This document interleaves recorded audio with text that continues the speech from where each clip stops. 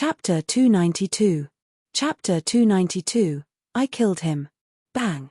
After a full 10 minutes of fighting, the ambulance doors opened again, and Liu Bingbing exited the vehicle with a cold expression. When Qin Feng got out of the vehicle, a procession of bodyguards in black and 3 beauties rushed over.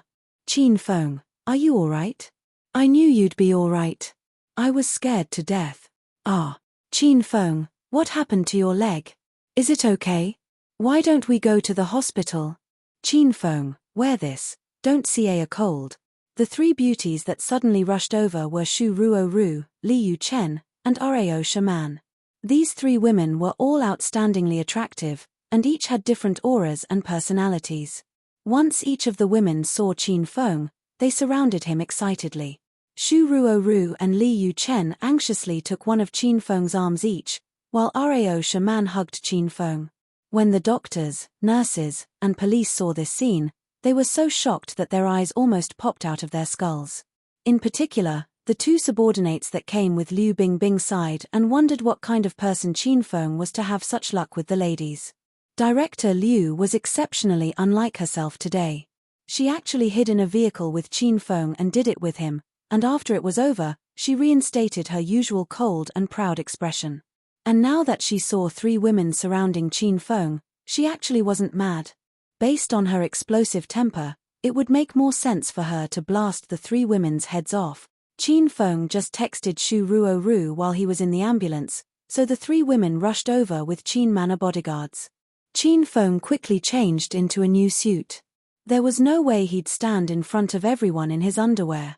Alright, let's go back to the lounge. Is Chairman Qin alright?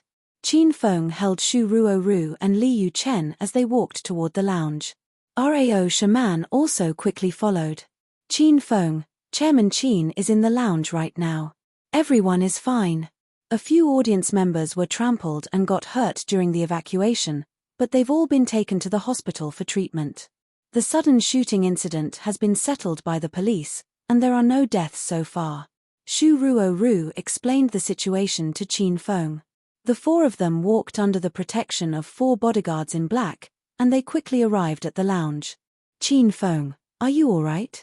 You've scared your DA. Qin Huang immediately rushed up to Qin Feng and grabbed him when he saw that his son was alright. Qin Feng cut his father off, yelling, Chairman Qin, I've worried you. I'm alright. I just so happened to be close to Rao Shaman, so I had the opportunity to rush on stage and save her. Rao Shaman is such a beautiful, kind, and famous celebrity that anyone in my position would have done the same thing and did all they could to save her. Chairman Qin, there's no need to praise me in particular. And don't give me a reward, that would dishonor my actions. How could Qin Huang not know what his son was thinking? Qin Feng was afraid of revealing his identity to the 3 beauties. Qin Huang had been too worried about Qin Feng's safety, so he almost slipped up. At this time, he regained his usual imposing expression and looked indifferently at Qin Feng. Since you were injured on the job, I was originally going to give you a week off to recover. I've also arranged for Miss Ruoru to have the week off with you as well, so she can take care of you. Seeing that you don't need these rewards, it seems that I've dishonored you. Haha, Chairman Qin is a man of his word. Since this is the case, then I, Qin Feng, will follow your arrangements, said Qin Feng with a chuckle. It's too late. Qin Huang glared at Qin Feng again. Qin Feng had changed into a new suit, and Qin Huang couldn't see the gunshot wound on his leg. Instead, he saw that Qin Feng was filled with life and energy, so he thought Qin Feng was completely fine. He huffed and led his bodyguards out of the lounge to deal with the aftermath of the situation. Once Qin Huang left, the atmosphere in the lounge became much more relaxed. Everyone had been a bit fearful with the chairman present. Qin Feng, where did you go at first? You scared me to death. Also, what happened to your leg? Did you scrape it when you were holding up the metal frame for little sister Shaman earlier? Do you need to get it checked out at the hospital? The 3 women were really worried about Qin Feng, but only Shu Ruoru expressed her worry completely. She knew Qin Feng was really perverted, so she intentionally tucked her body into Qin Feng's embrace to make him happy. She also lightly caressed the wound on Qin Feng's thigh. Her lovely clear eyes were teary. Qin Feng comfortingly patted Shu Ruoru's head. He smiled and said, "I'm fine, it was just a scrar. All that matters is that you three beauties are all right." Qin Feng comforted Shu Ruoru, then looked at Aryosha Man with seriousness and said, "That's right, the assassins weren't after you. I think it has something to do with Royal Group. On behalf of Chairman Qin and Royal Group, I sincerely apologize for getting you mixed up in this conflict because of our company. And you don't need to be afraid in the future. Just forget everything that happened today." Aryosha Man looked at Qin Feng and said nothing. She felt bad knowing that Qin Feng injured his leg to save her. She didn't blame any specific person or the entire royal group for what happened. Though she was very famous and had a very strong power backing her, she was still kind and understood the idea of repaying kindness. Out of gratitude, and not out of enmity, she would never forget what happened today. That's because Aryosha Man would never forget that Qin Feng stood out during her time of need, nor could she forget how he used his strong and healthy body to hold up that safe and warm sky. She gave her first kiss to Qin Feng today, and she also gave him her hug. In the past 8 years, she had never felt this touched or agitated. And she felt agitated again because of Qin Feng. How could she forget what happened today? Not only would she not forget it, she would remember it for the rest of her life. It would be a lovely, unforgettable memory like that with the youth by Lotus Lake. Qin Feng and the 3 women stayed in the lounge and waited until the police were mostly done dealing with the situation, before going out. Once they exited, Qin Feng saw Liu Bingbing standing by the doorway. "Qin Feng, walk with me for a bit." Liu Bingbing regained her icy expression once more, as if the ambiguous situation in the ambulance earlier never happened. "Ruo, take Shaman and Yu Chen in Chairman Qin's car back to Qin Manor first. I'll speak with Director Liu, then head back on my own." Qin Feng patted Shu Ruoru's lovely hair. The 3 women looked at Qin Feng like they didn't want to leave him. In the end, under the protection of the bodyguards, they left first. "You really are loose. WA out, if you're too loose, your ass will break." Liu Bingbing crossed her arms in front of her chest and waved the 3 women leave. Then, she glared at Qin Feng. After yelling at Qin Feng, Liu Bingbing turned and boarded a police car.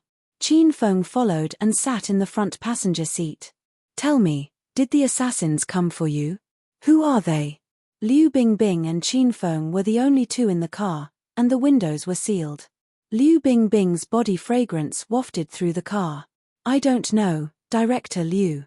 Maybe the assassins were targeting Royal Group. After all, Royal Group's business is becoming larger and larger. Someone must be secretly jealous and wanted to cause some trouble." Qin Feng shrugged with an expression that implied he knew nothing about the situation. "Qin Feng, you're still pretending? You think I'm an idiot?" Liu Bingbing suddenly turned her head. Her beautiful eyes gleamed with severity. "During this sudden incident, besides you who got shot in the leg, no one else was injured. Do you think I didn't notice? Then that could only mean that they did their research on Royal Group, knew that I was Chairman Qin's only son, and wanted to abduct me to threaten Royal Group. In the end, they only injured me and weren't able to capture me because Director Liu brought people over and scared them away." Qin Feng immediately laughed and said to Liu Bingbing, "Thank you, Director Liu. If not for you, I might have been abducted by those despicable criminals and put in some dark and damp underground room. You know that I lead the life of a rich young master, and I'm the most afraid of underground rooms devoid of light, stinking of mold, with rats scurrying about." "Qin Feng." Liu Bingbing angrily cut Qin Feng off. The pent-up anger in her chest caused it to rise up high, and Qin Feng wanted to look, but he didn't dare do so. "Director Liu, don't be angry. If women get angry a lot, they get older faster." "That's right, I heard that Lancôme recently put out a new whitening product that's really good. I happen to have a friend in France. I'll have him send some quality products over. If a natural beauty like Director Liu uses it." Liu Bingbing ignored Qin Feng's words and suddenly blurted out, "Qin Feng, one of the assassins was found in the garden behind Villa 5. He was split in half by someone. Do you know who did it?" Qin Feng immediately closed his mouth. His expression changed slightly, and he swayed to a comfortable posture as he leaned into the seat. He said casually, "I killed him. I used this blade and sliced him in two." A long sword that glowed orange suddenly appeared in Qin Feng's hand, scaring Liu Bingbing. What made her even more shocked was the fact that Qin Feng willingly confessed to murder. "You're a martial artist?" Liu Bingbing furrowed her shapely eyebrows as she looked at the treasured sword in Qin Feng's hand. "You know about martial artists?" Qin Feng asked back and furrowed his eyebrows as well. Liu Bingbing's expression shifted several times before it reverted back to her usually cold one. "That's not important. You killed someone, and you even confessed in front of me. I won't let you off." Liu Bingbing's expression was staunch. Disappointment flashed through her eyes as she said, "Qin Feng, right now, you have to either kill me to hide that you murdered someone, or let me arrest you for murder. Either way, I can't beat you in a fight. If you're going to do it, hurry up." Liu Bingbing found a comfortable position, slouched into her seat, shut her eyes, and waited for Qin Feng to act. She didn't understand why Qin Feng confessed so easily to killing someone this time. In the past, he killed Hao Yun and Yu Wenxiong, but he refused to admit it. Did he want to kill her as well? So she was nothing in his heart. This was Liu Bingbing's first time feeling so conflicted and helpless. She was righteous and upstanding. In her world, what was right, and what was wrong. The world only had two kinds of people, good and bad. She would never let a bad person off even if they were her friend or relative. Since she knew Qin Feng killed someone, she knew she wouldn't let Qin Feng off. However, she didn't want to arrest Qin Feng. She even wished that he would end her with a slice, and resolve all her worries. This change in mentality was very subtle. Even Liu Bingbing wasn't able to react. "Director Liu, I won't kill you. You're so beautiful and righteous, how could I?" Qin Feng laughed. Liu Bingbing had shut her eyes and sat in the seat. Qin Feng admired her lovely body. Her profile was gorgeous and filled with moral integrity, her nose was tall and alluring, her chest was very perky, and she had a bewhying and perky behind. She was such a sexy and proud beauty. Though Qin Feng knew Liu Bingbing and had a quest regarding her, even if it was his first time seeing her, he couldn't kill such a beauty. "Then cut the crap and come with me to the police station and wait to die." Liu Bingbing sighed internally. This was Qin Feng's decision. She already gave him an opportunity to escape. She opened her alluring eyes and found that the treasured sword in Qin Feng's hand was gone. Liu Bingbing gritted her teeth and started the car. She sped toward the North District Sub-Bureau. Chapter 293. Chapter 293. If there is a first time, there is a second time. Qin Feng closed his eyes and rested in the passenger seat along the way. Liu Bingbing, on the other hand, focused on driving. Neither of them spoke. The atmosphere was below zero, as if the air inside the car would freeze at any moment.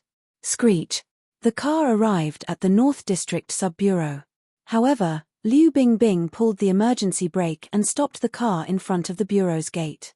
"Qin Feng, who are those assassins?" asked Liu Bingbing as she looked at Qin Feng. Her face was frosty as a flame of fury was rising in her heart. She admitted she couldn't send Qin Feng to the jail because she knew Qin Feng would never come out again.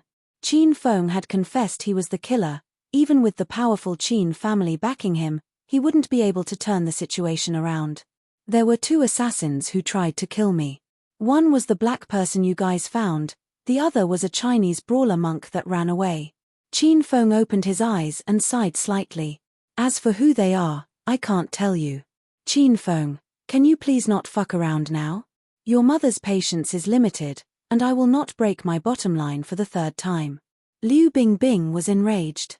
She was very mad at Qin Feng's attitude. She hadn't even been this angry the first time she met this rascal. She couldn't fathom why she was so mad. Qin Feng followed her obediently. He didn't speak along the way or act like a vulgar person or talk glibly. He admitted his guilt proactively and accompanied her to the bureau. Before, Liu Bingbing had dreamed she could beat Qin Feng into becoming like this. But when Qin Feng really became like this, Liu Bingbing wished he would act shamelessly in front of her again and tell her everything was just a joke. "Director Liu, I've come with you back to the bureau. Can you stop scolding me? You aren't young anymore, you know? You're too hot-tempered and always shout at people once you open your mouth. Who'd still dare to be your boyfriend? Qin Feng looked at Liu Bingbing, smiling. Your mother wants to scold people and I like to scold people very much. You better tell me the truth. I'm asking you for one last time. Did you kill the man? Liu Bingbing stomped her feet in fury. Stop asking anymore. I'm the one who killed the man. I won't tell you their identity. This is because they are too powerful, so powerful that I could only run away from them with my current power. Qin Feng suddenly became serious and gazed gently at Liu Bingbing. I don't want to involve you in this. This is my own problem. If you meddle in it, I'm afraid I might bring you down. Liu Bingbing was stunned. Her pair of clear eyes gazed fixedly at Qin Feng. The reason she was so angry and gave Qin Feng chances to justify himself again and again was because, in her heart, she didn't wish Qin Feng to be arrested. She didn't want him to confess that he was the killer. Liu Bingbing had deliberately stopped the car at the gate of the North District Sub-Bureau because she was waiting for Qin Feng. She was waiting for a pretext that could convince her to release him. Now, the pretext had come. It was a very simple sentence. Because I don't want to get you into the trouble. Qin Feng, just tell me, who are they? I promise I won't let a third party know their true identity, on my honor, asked Liu Bingbing in a soft tone, shedding her glacial aura. Director Liu, it's not that I don't trust you, it's just that you might be in great danger if I tell you who they are. This is the reason why I refused to tell you their identity. Director Liu, please send me to the jail. I know you're an upright and uncorrupted person. You've never shielded or connived with a criminal before, and you're actually struggling in your heart now. After all, we've known each other for just a mere 2 months. Maybe you've been guarding against me, treating me like an enemy, but in my eyes, you're already one of my friends. Qin Feng spoke sincerely and earnestly. Tears might even fall from his own eyes. Qin Feng realized his acting skill had evolved to the point that even he himself couldn't distinguish between truth and fiction. When he learned from Liu Bingbing that the police had found Silver Number 26 corpse, he knew he didn't need to play the fool or resist anymore. This was because Cloud City Hua Manor Phase 2 villas were very well monitored with highly advanced surveillance equipment that had no dead angle. Qin Feng's fight in the back garden must have been recorded, and the police would know the truth once they viewed the video. So this time Qin Feng didn't act shamelessly and play the fool like he usually did. He just admitted his guilt openly. He was betting on Liu Bingbing's feelings for him. And now, it looked like he'd bet right. Qin Feng, are those assassins still lurking around? Liu Bingbing cautiously looked around. I'm not sure, either. That's why I can't tell Director Liu who they are. I'm afraid they might have put a bug or tracker on me. If they knew you're digging out their identity, you'd be in trouble, Qin Feng said with a serious demeanor. Liu Bingbing's countenance chilled slightly. She then pushed a button in her car. She waited for 10 seconds, then said, I've activated a jamming device in the car. We're now isolated from outside. No signal can come in or go out. So you may speak now. I promise I'll keep our conversation in the car a secret in my heart and I won't tell anybody when we get down from the car. Qin Feng sighed heavily. With a difficult look, he hesitated for a long time and then began to talk slowly. Director Liu, have you ever heard of the Golden Assassin Crew? Golden Assassin Crew? Wide-eyed, Liu Bingbing stared fixedly at Qin Feng. She was really frightened. She hadn't imagined that Qin Feng offended that group of people. You know about the Golden Assassin Crew? Can you tell me more about them? Qin Feng was agitated and grabbed Liu Bingbing's hands tightly. Liu Bingbing's hands were clear as ice and elegant as jade, tender and slender. They felt boneless to Qin Feng when he held them in his own. Stinking brat, get your hands off me. Liu Bingbing glared at Qin Feng. When Qin Feng released her hands, her countenance became grave and she said, the Golden Assassin Crew is based in the provincial capital, but no one knows the exact location. However, according to the underworld, there are no jobs that the Golden Assassin Crew can't complete once they make their move. They were formed more than 20 years ago, and completed more than 10,000 jobs without fail. They charged in a very particular way gold. They don't accept any other form of payment. They're divided into 4 levels: Golden Group, Silver Group, Bronze Group, and Winter Iron Group. The higher the level, the stronger the assassin. Their superior is said to be a highly skilled hermit. They call him the Golden Hermit. Nobody has ever seen him before. The men who have seen him are either dead or serve under him loyally. Liu Bingbing revealed a lot of information about the Golden Assassin crew. With a suspicious look, Qin Feng then asked, "How come you know so much about them?" Liu Bingbing sighed lightly and replied, "Before I came to Acropolis City, I was a police officer in the provincial capital. During that time, I plunged myself entirely into demolishing this wicked killer organization. However, they are too powerful. Their killers are widely distributed all over China. They even extended their power overseas. After I investigated the group for a short period, my family scolded me harshly. And because of that incident, I was dispatched to Acropolis City by my family and became the director of the North District Sub-Bureau."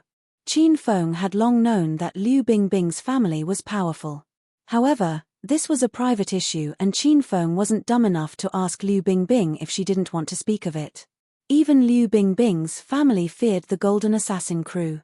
They'd detached her from the family base, sending her to Acropolis City once they learned that Liu Bingbing was investigating that group. Qin Feng was very clear of the relationships involved in this incident. "It's so much trouble messing with a group like this," Qin Feng lamented. "By the way, why are they targeting you?" Liu Bingbing was worried as well. According to the underworld, a man targeted by the Golden Assassin crew was as good as dead. The elder of the Hao family used all his family properties and hired an assassin from the Golden Assassin crew to kill me. I killed the first 2 assassins. This was the second time. Since Qin Feng had said this much to Liu Bingbing, he thought that it wouldn't be a problem to tell her the whole story.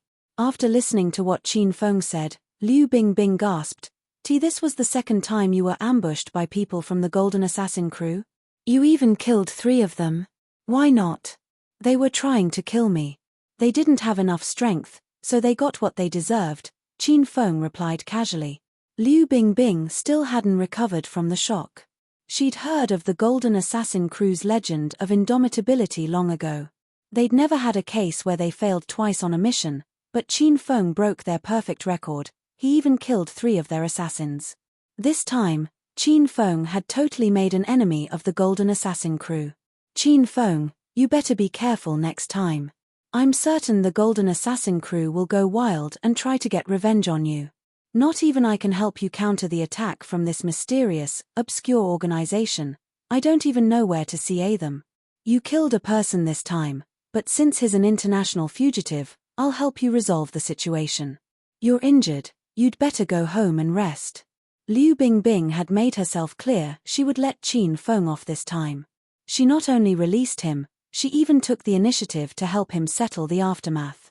"Well, thank you, Director Liu." Qin Feng had a stern face, but actually he was as happy as a lark inside his heart. His acting successfully hoodwinked Liu Bingbing into helping him square things with the police. "Hold on." Liu Bingbing stopped Qin Feng as he was getting off the car. "The 4 human traffickers that we caught at the slum still haven't given up their backer. However, according to my experience, I'm certain that they're indeed part of the criminal gang. You've performed exceptionally well in this case. For now, I'll hold them for a couple of days first to sniff out the force behind them and their base's location, and then we'll sneak into their base together and capture them all in one go. I'll give you the credit afterward." "Forget about the credit. It's my pleasure to help Director Liu in demolishing this human trafficking group," replied Qin Feng as he smiled at her. "Okay, I'll contact you afterward. Anyway, you better behave yourself, you little brat. If you dare to kill or burn again, I'll never go easy on you." Liu Bingbing closed the door furiously and drove her car into the bureau. Qin Feng stood in his original place and looked after Liu Bingbing.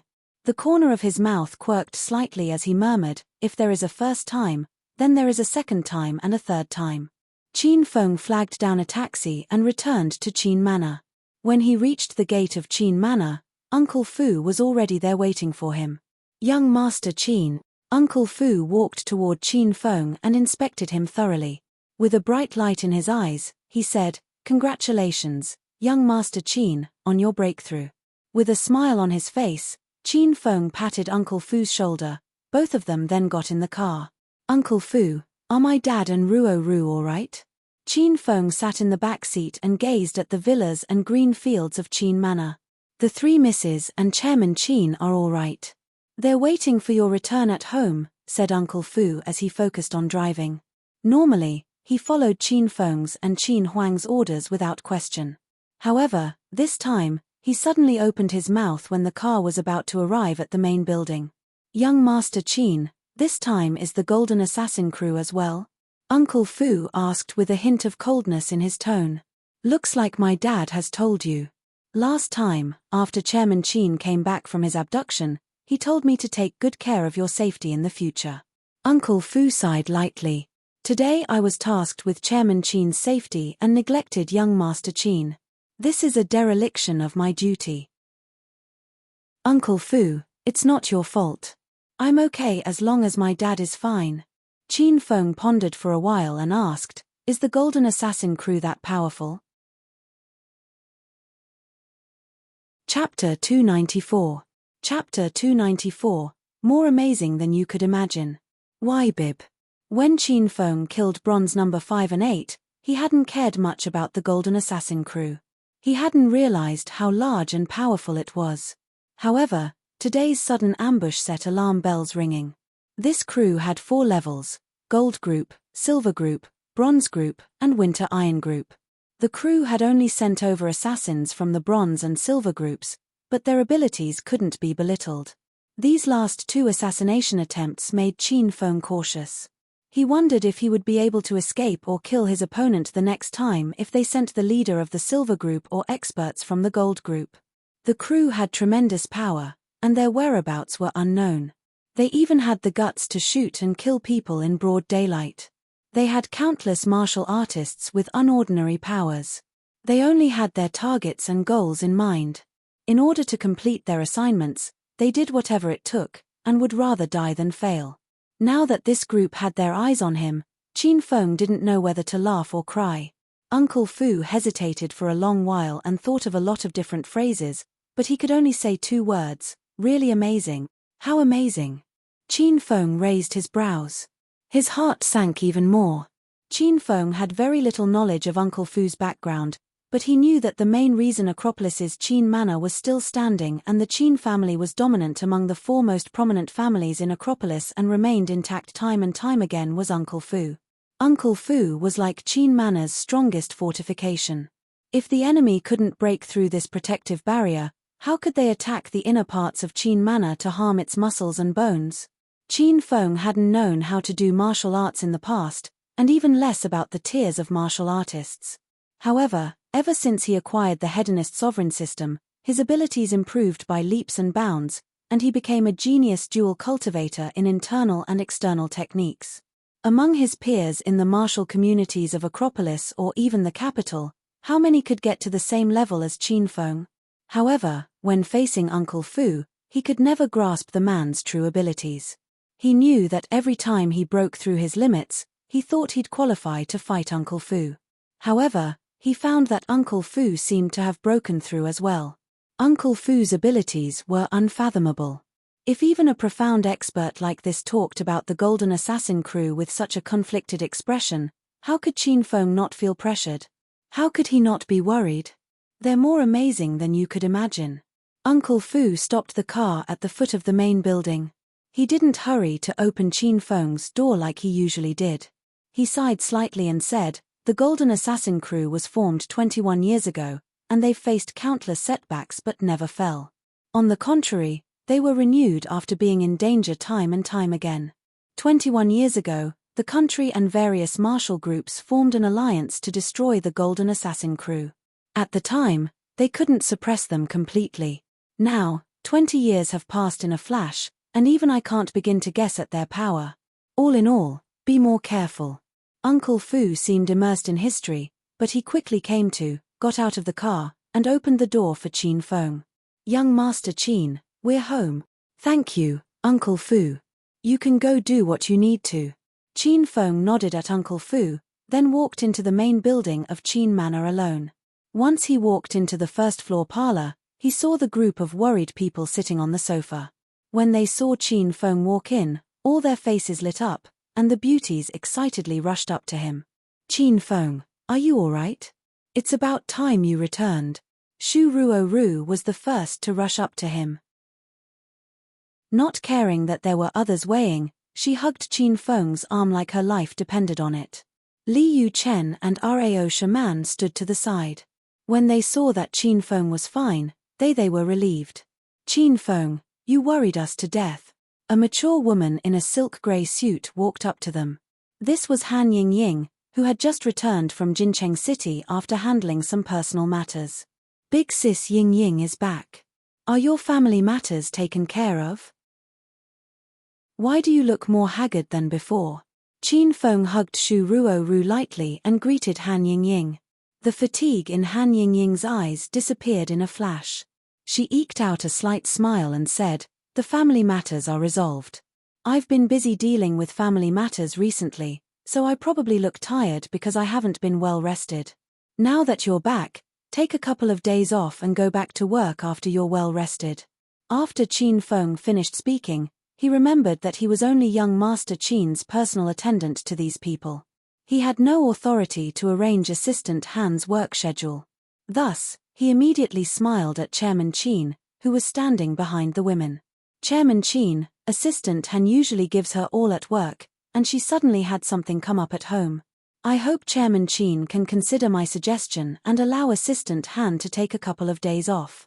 Though Qin Huang stood emotionlessly behind the women, he was extremely worried about Qin Feng. "You've done well and saved Miss Rao Shaman during her time of need. The company was going to give you a couple of days off to get better, but you gave up the reward. Then let's use it on Assistant Han." Qin Feng spoke indifferently and turned to go upstairs after he was done speaking.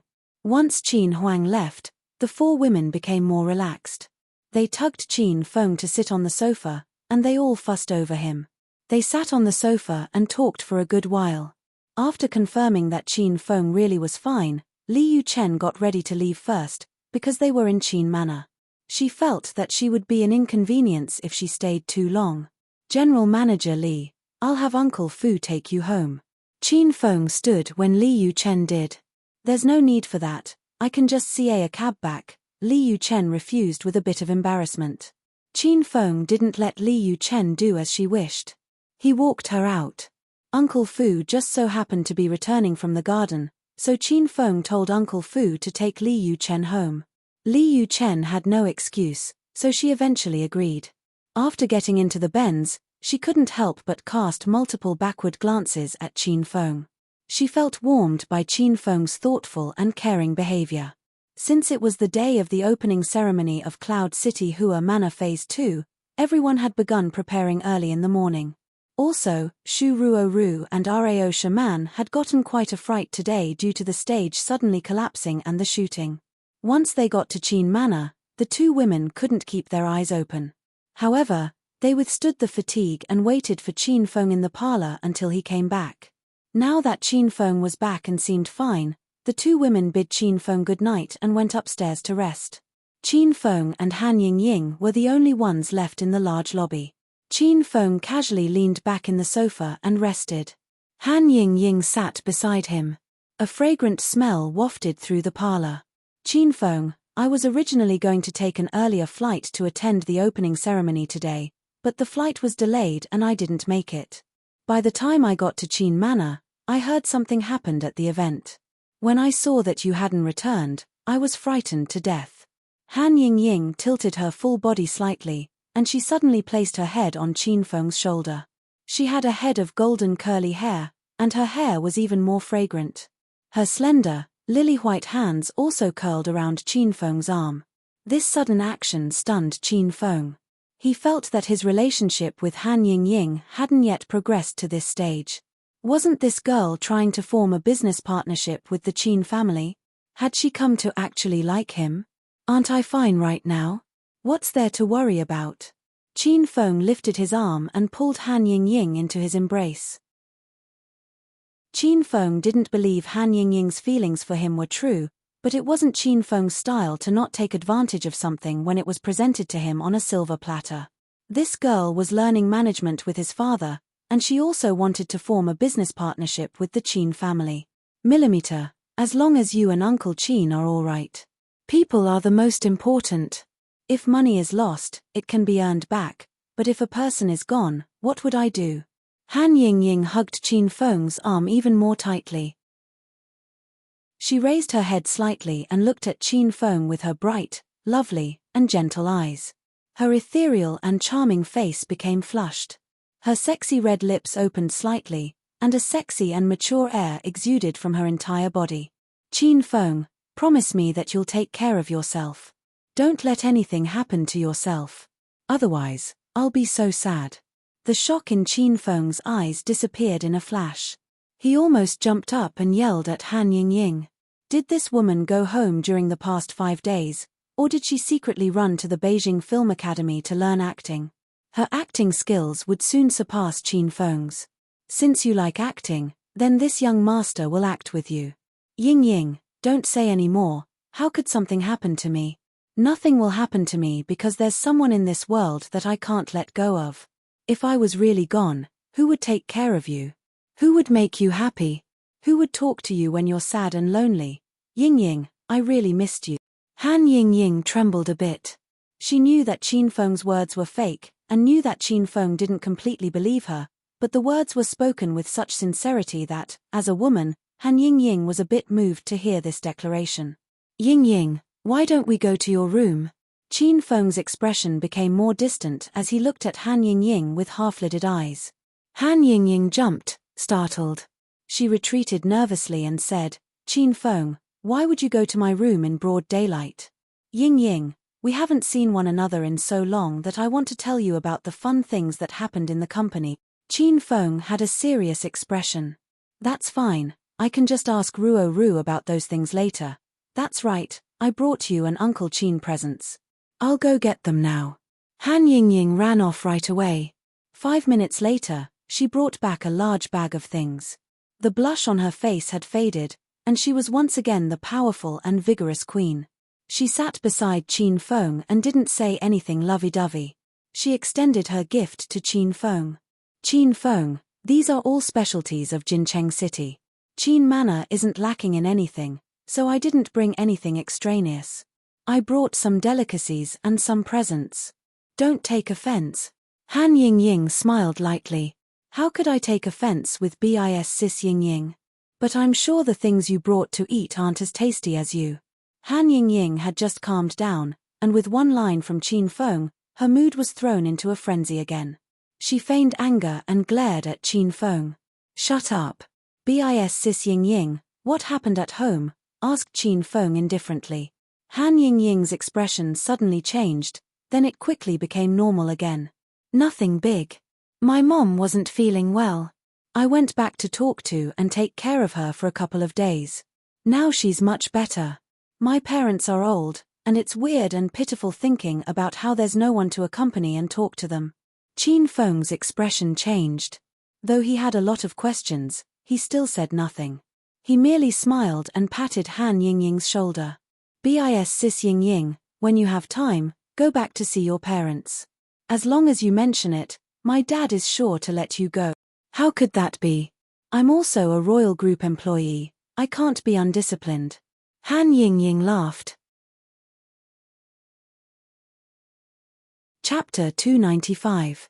Chapter 295, Alliance of Prince Wen and Sima Tu. Han Yingying was frightened. She was now shrouded with nervousness and fear. She'd thought her mind would be more resolute after returning from her hometown. She'd thought she could seduce Qin Feng with her beauty and wrap him around her finger. However, Han Yingying had retreated before she took off her clothes. She wasn't ready yet. She refused to give her body to a man she didn't like. Both of them ended the conversation and leaned shoulder to shoulder on the couch, sunk in deep thought. After Han Yingying regained her energy and her mind cleared, she suddenly looked at Qin Feng. Qin Feng, what happened in this event? Were they targeting the Qin family or that superstar? Who knows? The police failed to arrest the assassin anyway. Maybe they're targeting Rao Shaman. This was because the stage suddenly collapsed and she was almost crushed under it, Qin Feng said indifferently. A chill flashed across Han Yingying's eyes. She asked about this incident to sound out Qin Feng. However, she could tell from Qin Feng's answer he didn't believe her at all. Now, with the intervention of the police, I believe the assassin will be caught in no time. The main thing is everybody is safe. Once again, Han Yingying placed her head on Qin Feng's shoulder and proactively held his arm and comforted him. Oh yeah, Qin Feng, since you started to work at Royal Group, Uncle Qin has transferred most of his shares to you. You must work harder to improve yourself and not let Uncle Qin down. You're his only son and he cares a lot about you. Qin Feng's countenance changed slightly after Han Yingying abruptly brought up this topic. Wasn't my performance good enough? I was the top seller last month and I was promoted from an ordinary employee to a sales group leader within 1 month, said Qin Feng, pasting a triumphant grin on his face. Yes, your performance is indeed outstanding. I was shocked during the performance conference last time. Han Yingying followed up with a smile. As she smiled, she continued to talk. Not sure how many shares Uncle Qin transferred to you. Haha, you're so lucky. You're now an invisible tycoon with more than 100 million in assets. You're handsome, promising, and rich, just like a legendary man who reigned over the trifecta of tall, rich, and handsome. Even I'm tempted to marry you. Who knows? After all, it's my dad who's in charge of this kind of thing. I never cared, Qin Feng replied, shrugging his shoulders indifferently. Han Yingying's expression sank slightly before returning to normal. She wanted to ask more questions, but Qin Huang had come downstairs.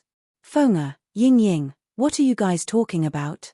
Uncle Qin, we didn't speak much, we're just resting on the couch. You probably have something important to discuss with Qin Feng, so I'll excuse myself first. Saying so, Han Yingying stood up and prepared to leave. It's okay, Yingying. I'll ask Qin Feng come to my study. You can rest here. Qin Huang cast a warm smile at Han Yingying. After that, he looked at Qin Feng and said, Feng'er, follow me to my study now. In a luxurious villa somewhere. A young man wearing a white robe rested on a couch. In front of him stood a black-cloaked elder. The white-robed youngster had an impressive and ethereal appearance. He was playing with a wooden fan. Uncle Ghost, what did you learn? White Robe asked softly. Second young master, it was the people from the Golden Assassin crew. Since the white-robed guy didn't like the name Prince Wen, Uncle Ghost then addressed him as second young master. Is Qin Feng dead? Second young master's voice was flat. He seemingly had the answer already. Not yet. What a lucky guy. Even the Golden Assassin crew has failed twice by his hands, sneered second young master with a disdainful look. Second young master, that little brat broke through again. Second young master's eyes glittered. After that, his expression became cold and he asked, what's his level of strength now? How would he fare if compared to my big brother? I can't judge his strength now since I've never fought him. However, in my opinion, Qin Feng must be weaker than first young master. Haha. What can he achieve if he can't defeat my big brother? He's gonna die sooner or later. Second young master guffawed uproariously. He just managed a half laugh when his cell phone suddenly rang. Ding dong. It was a text notification. Second young master picked up his cell phone to read the message. The number of shares Qin Huang transferred to Qin Feng still hasn't been confirmed. It's not clear whether the shares are really with Qin Feng at this time. Second young master gave a Bronx cheer and texted back, the shares aren't with Qin Feng anymore. That sly old fox Qin Huang became suspicious long ago and has already shifted the shares elsewhere. Continue to trace the whereabouts of the shares, we must find them. Second young master, someone is looking for you. A servant walked in from outside as soon as the white-robed guy replied to the message. Who is it? He said he is from the Sima family of Acropolis City. He'd like to have a cup of tea with second young master. Let him in, then. After 30 seconds, a heavenly-looking young man in a suit came inside and greeted second young master with a smile. Prince Wen, it's been a while. How's everything going? Prince Sima, I'm really surprised you would come to my humble home. No, Buddhism emphasizes the concept fate. Our paths will eventually cross if it's fated. With a faint smile on his face, he then sat opposite Prince Wen. "Prince Sima, please enlighten me, where does the fate come from?" asked Prince Wen with a mirth. "Long has the great name of the wise and wily Prince Wen resounded in my ear. You're a rare and brilliant genius in our generation. I expect Prince Wen would be clearer than me where the fate comes from, right? Haha, it's them who give me face." Prince Wen didn't pursue the origin of this fate. Instead, he waited for Sima Tu to speak. Sima Tu had come prepared. Without any hesitation, he got straight to the point.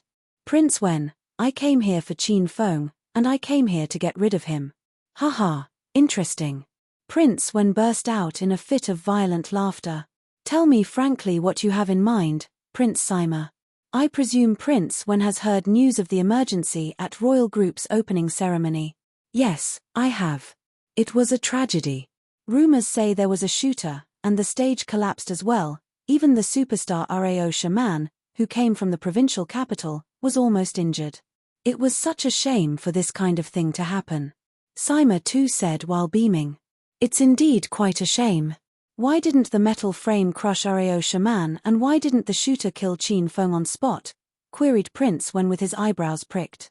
This time it was Sima Tu who burst into boisterous laughter. "Haha. Seems like I've found my partner. I've got a plan. Does Prince Wen want to analyze the pros and cons with me?" "Of course I do." The opening ceremony of Royal Group has caused a big commotion in society. They invited Rao Shaman, a first-tier celebrity, as a VIP to their opening ceremony and even publicized their event schedule on major social media networks. In the end, this kind of tragedy happened, and now, people were scared. Do you think the people still dare to purchase a villa from Phase 2 of Cloud City Hua Manor? If we make use of this opportunity and cause the same accident at other estates of Royal Group, the people of Acropolis City will eventually lose their faith in Royal Group. The once great real estate giant crashes and falls overnight. It happens all the time. This kind of news is indeed very common. However, it's still a bit lackluster if we want to crush a real estate giant like Royal Group, said Prince Wen while nodding his head. "This is the reason I came to Prince Wen. Since it lacks some firepower, then we shall give it a push. You know what a tiring life Qin Huang has lived as the wealthiest man in Acropolis City. He might thank us in the future for showing him a new and easier way of life after we've dragged him down from the top." Apparently Prince Sima has it all planned. Firstly, we'll aggravate the tragedy that happened on Royal Group's opening ceremony and stir up some trouble for the other real estate projects of Royal Group. Secondly, the superstar Rao Shaman has a strong background. The lady genius of the Dongfang family in the provincial capital, Dongfang Qing treats Rao Shaman like her own sister.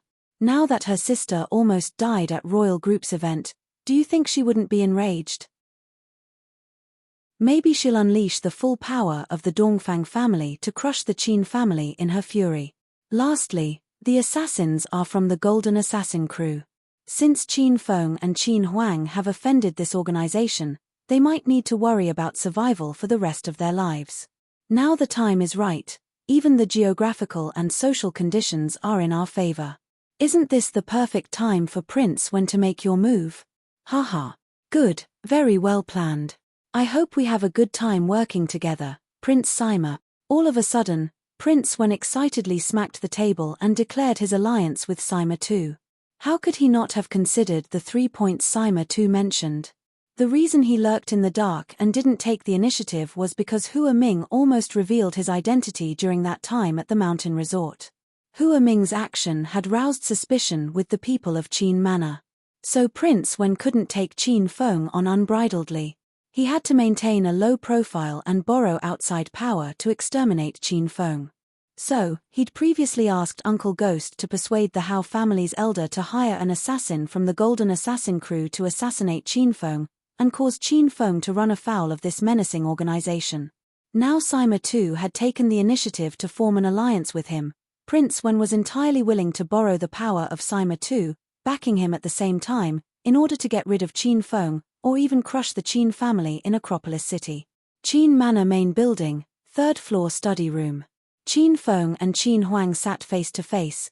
Qin Huang was making tea with his tea set, and very soon, a pot of high-grade Longjing tea was prepared. Qin Feng sat quietly on the wooden floor, weighing his dad's tea-making performance. The room was filled with the fragrance of books and tea. "Feng, were you injured?" After Qin Huang served a cup of tea to Qin Feng, his expression became grave suddenly. He was the wealthiest man in Acropolis City, shrewd and deep, and had an eagle-like gaze. So when this tragedy happened, when he heard the 2 gunshots, he'd already known. The people from the Golden Assassin crew had come. Once the Golden Assassin crew made their move, there would be casualties. Granted that Qin Huang hadn't seen the gunshot wound on Qin Feng's thigh, he also knew it couldn't have been easy for his son to escape their ambush. "I was shot in the thigh. The bullet's been extracted, and I'm fine now." Qin Feng took a sip from the tea, his eyes shone brightly, and he exclaimed, "Dad, it's such a nice tea." On the other hand, Qin Huang had a worried face. He wanted to check Qin Feng's wound. However, Qin Feng waved his hand and refused. "Dad, I was shot in the thigh, very close to my precious one. If you want to see, I'll still need to take my pants off, and I'm afraid you may see something else. I think you might as well forget about it."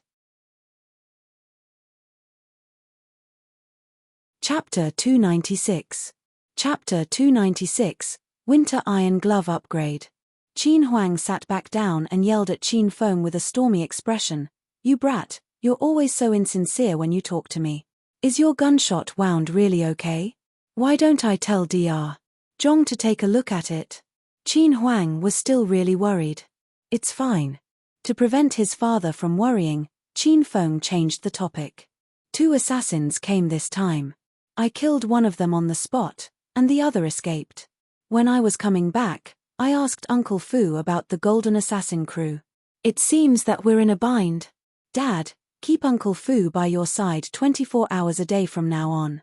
I don't need his protection, I have the ability to protect myself." Qin Huang was moved. He took a small sip of tea and said, "The Golden Assassin crew is indeed hard to deal with. But they've failed twice now, so they'll probably stop for a while and attack with a fury the next time they make a move. What's thornier is the opening ceremony problem. A shooting occurred at Cloud City Hua Manor Phase 2's opening ceremony, and the stage collapsed. I'm sure the properties won't sell well after that," sighed Qin Huang. Qin Feng furrowed his eyebrows slightly. Cloud City Hua Manor Phase 2 is just one of Royal Group's large properties. Even if the sales for the properties were obstructed, it won't affect the entire company's profit. "Dad, are you afraid that someone will use this problem to suppress us?"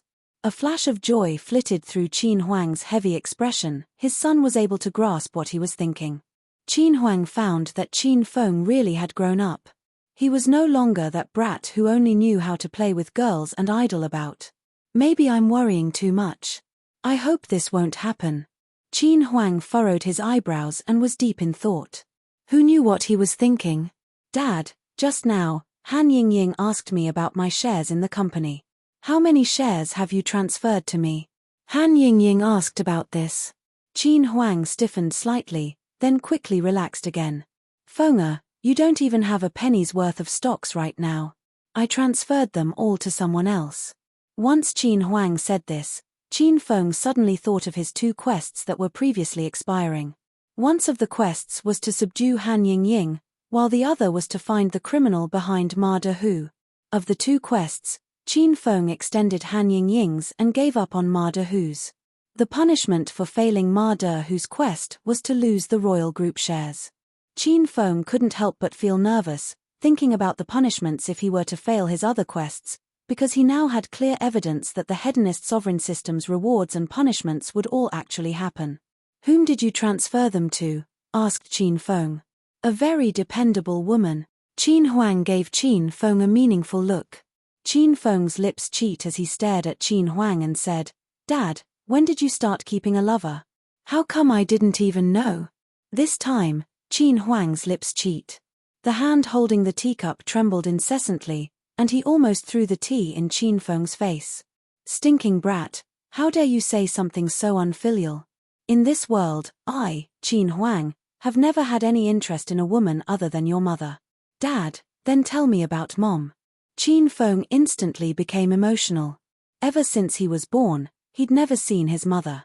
He'd lived for 22 years, but he never heard his father or members of the capital's Qin family mention his mother. It's useless talking about her now. If I say too much, it'll only bring you more headaches. It wouldn't be too late to tell you when you have the ability to win the Qin clan's martial arts competition and you attain the junior patriarch position of the capital's Qin family. Okay, go rest. I also have to begin dealing with the aftermath of what happened recently. Qin Feng was dismissed from the study. When Qin Feng arrived at the parlor, Han Ying was already gone. He returned to his room on the 3rd floor, lay in bed, and opened the Hedonist sovereign system. Master, I'm so glad I can see you're still alive. Once the Hedonist sovereign system was opened, Little Pig bounced out. Qin Feng looked at Little Pig, who looked like a little mouse scurrying all over the room. He suddenly had the urge to stomp him to death. During the afternoon's events, Qin Feng broke through both internal and external stages and was awarded 3,000 Hedonist points. Additionally, when Yun Xiao left, he was awarded 1,000 Hedonist points by curing her social anxiety. Now, Qin Feng had a total of 4,000 Hedonist points. When Qin Feng saw all the Hedonist points, he was so moved he wanted to shout thrice. Master, you just need to spend 1,500 Hedonist points and your total spendings would be 10,000 Hedonist points. Then, you can become a rank 5 Hedonist mortal and receive 3 free lottery chances. At the same time, you'll activate the system's wuxia interface and step onto the road of becoming a sovereign immortal. Little Pig left for a bit, then came back with Pikachu. Pikachu had been with Shu Ruo Ru this whole time. When he saw Qin Feng, he emotionally hopped into Qin Feng's embrace. Qin Feng also missed Pikachu a lot. Once he hugged Pikachu, his expression fell.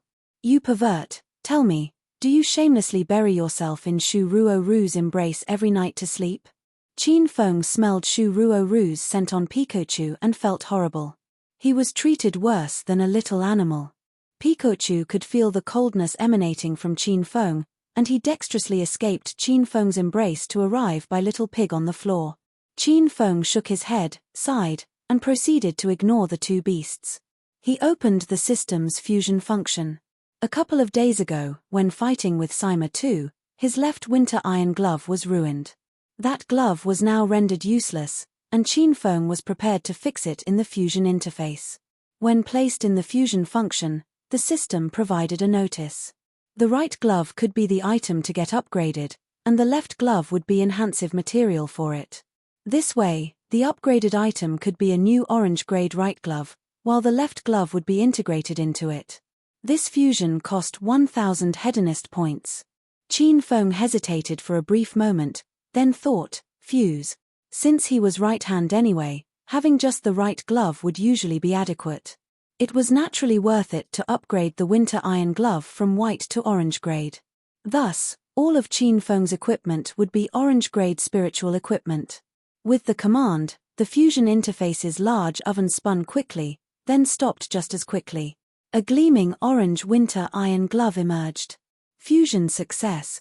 Upgraded winter iron glove, right glove.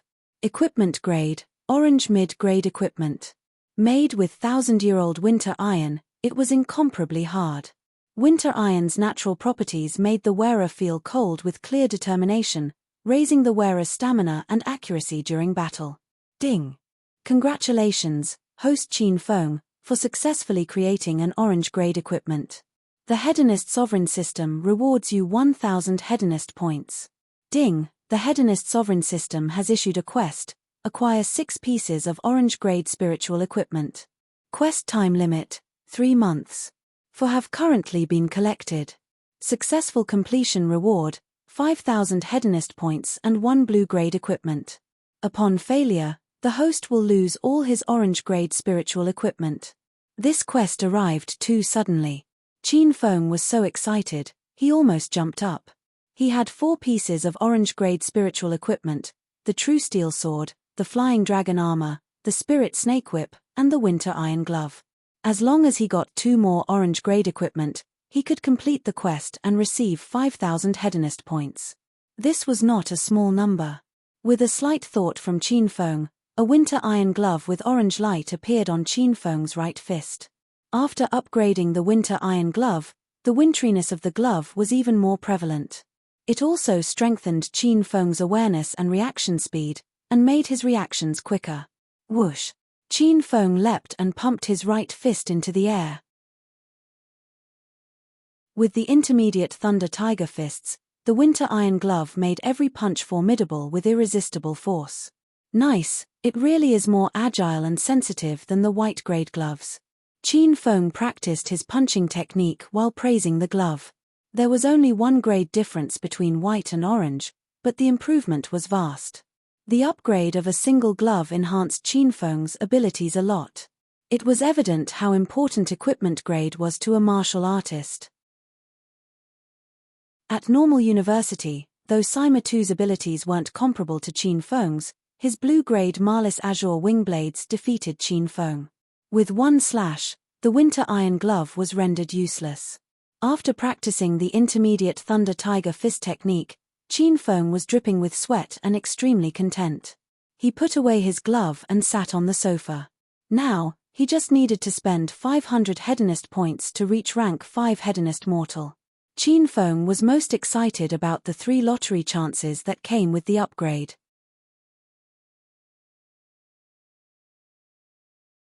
Chapter 297. Chapter 297, Sovereign Level Skill.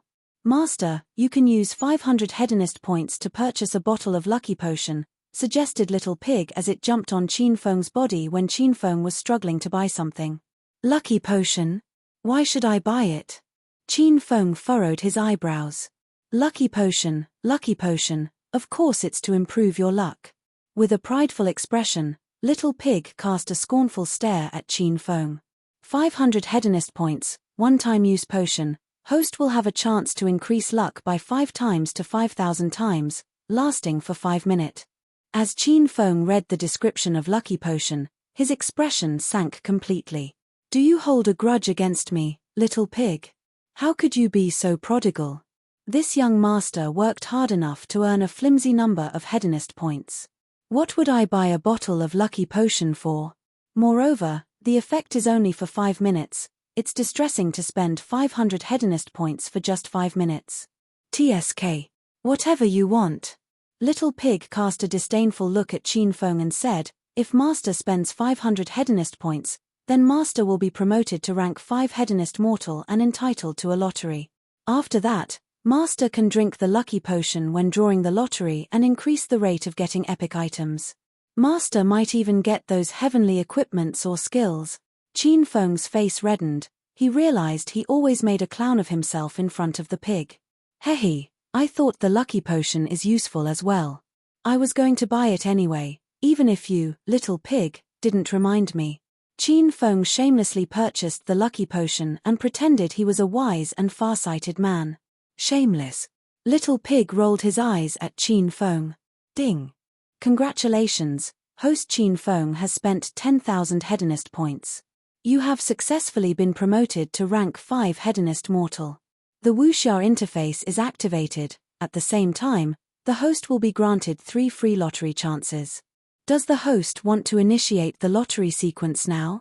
Qin Feng hastily opened the Lucky Potion and drank all the blue liquid. Initiate now. A big, round wheel then appeared in Qin Feng's mind. The wheel spun fast and stopped after 30 seconds. Host didn't get any prize. Please try again. Fuck, cursed Qin Feng.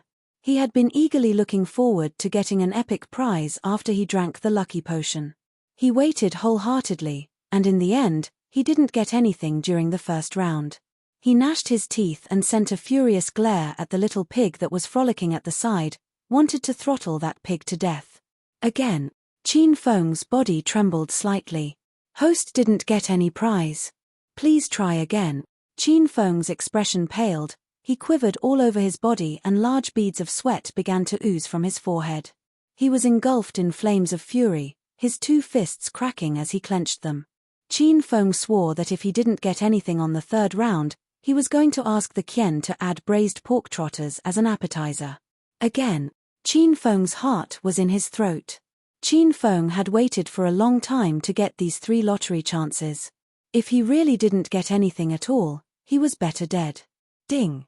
Congratulations, host Qin Feng, you've acquired a sovereign-level skill, the Vajra Esotery. The system's robotic voice sounded in Qin Feng's mind.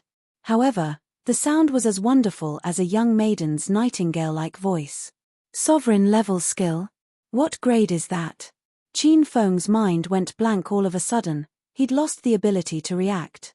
He knew the grades for spiritual weapons in the system: sovereign, gold, purple, blue, orange, and white.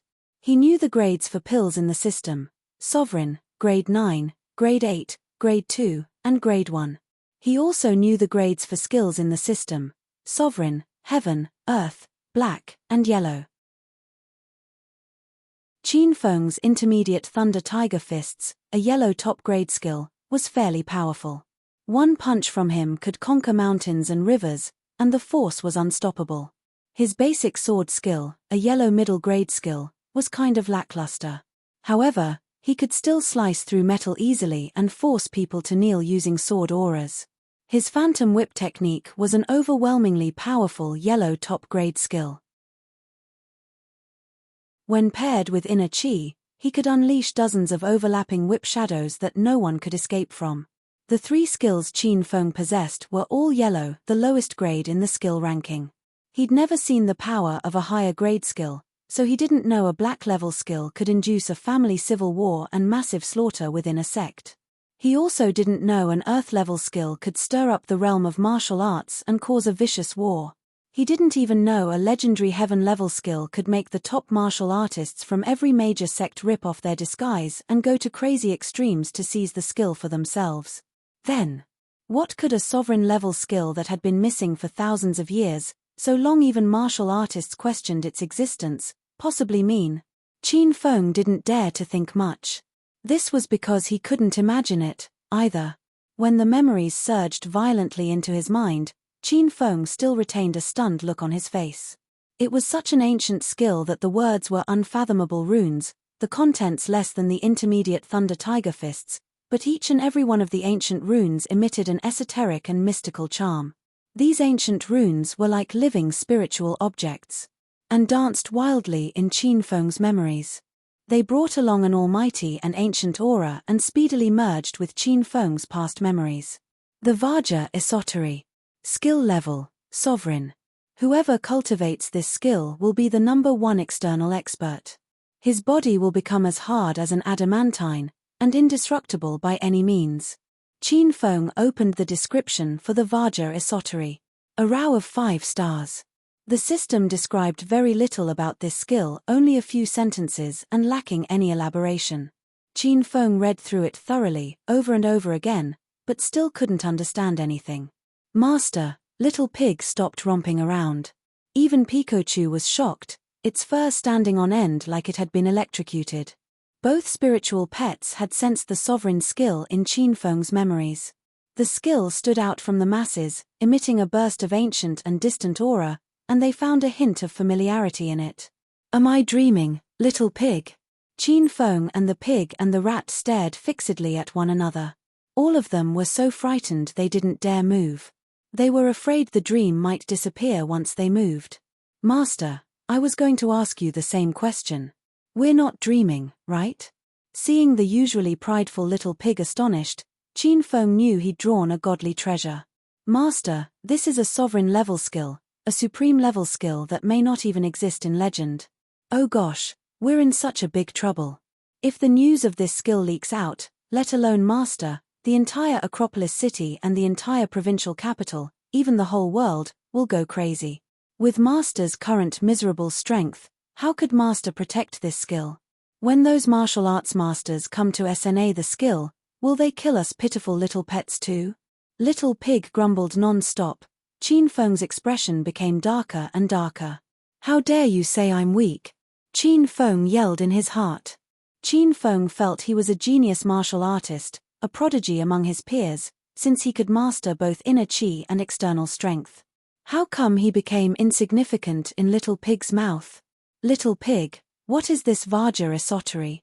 The system doesn't have a detailed description about it, so I don't have any idea how to use this technique right now. intermediate thunder tiger fists, basic sword skill, and phantom whip technique, all of them became Qin Feng's memories when he acquired them. With these memories, Qin Feng could use them directly. However, the Vajrasattri was different. Even though he had the memories, Qin Feng realized this technique wasn't an offensive skill but more likely a defensive skill. Master, the Vajrasattri is a supreme defensive skill. After you successfully cultivate it, your body would become as tough as an iron wall. Nothing will be able to penetrate your body or injure you. Just like Master's face. The corner of Qin Feng's mouth crooked. He was fuming with so much anger he almost blacked out. He realized Little Pig knew him too well. Since this pig knows so many of my secrets, should I kill it? Unlike other skills, the Vajrasattri can't be used instantly, even with the possession of this skill. This skill requires Master to cultivate it step by step before you can bring out its full potential. Regarding the way of cultivation, well, not even the system has a record, so how could you expect a cute little pig like me to know? Qin Feng was enraged. Every time he saw a person or an animal who was more shameless than he'd become angry. As he prepared to pounce on Little Pig and Pikachu, wanting to give them 50 strokes each, somebody knocked on his room door. Qin Feng, come out fast, please come out now. I can't hold it anymore, can't breathe. Shu Ruo's orgasm-like voice drifted in from outside the door. Qin Feng reacted instantly. A second before he'd still been on the bed and the next second, he'd already opened the door. Shu Ruo stood at the door in pink pajamas. She was so excited her face was flushed. Qin Feng grabbed Shu Ruo's little waist without demur and threw her onto his bed. When he was about to pounce on her, Shu Ruo climbed up angrily, glared at Qin Feng, and yelled, "Qin Feng, what are you doing? You pervert!" Qin Feng missed his target. The imaginary scene of tossing Shu Ruo's soft and flimsy body restlessly from side to side was shattered. All he got in his arms was his own quilt. Greatly enraged, he also sent a furious glare at Shu Ruo and yelled, "Ruo, aren't you the one who wanted to do it, so you came to seduce me? How could you scold me when we're doing something important?" Shu Ruo finally understood. She'd been too agitated just now and Qin Feng had taken it wrongly. "Big bad wolf, your mind is filled with dirty thoughts only. This person is going to ignore you. I'm going to play with young Master Qin downstairs." After Shu Ruo finished talking, she ran out of Qin Feng's room like a cheerful butterfly. Qin Feng was left dazed on his own bed. He was thinking about what Shu Ruo had said just now. "Play with young Master Qin? Aren't I young Master Qin? Fuck. Could it be Xiao Bai has come back?" Qin Feng shouted and hastily dashed downstairs. He felt awful when he reached the parlor on the first floor. Xiao Bai was now sitting on the couch in the parlor with Shu Ruo and Rao Shaman on his left and right, respectively. The girls were excited at Xiao Bai's return. Shu Ruo was joyfully talking with Xiao Bai while Rao Shaman proactively peeled oranges and served Xiao Bai tea with a charming smile on her face. Seeing this scene, tears streamed down Qin Feng's face all of a sudden. Not even he had the privilege of enjoying this type of treatment from the girls. He was thinking in his heart, should I reveal my true identity as young Master Qin in front of these two fairies? Maybe I can have a threesome tonight.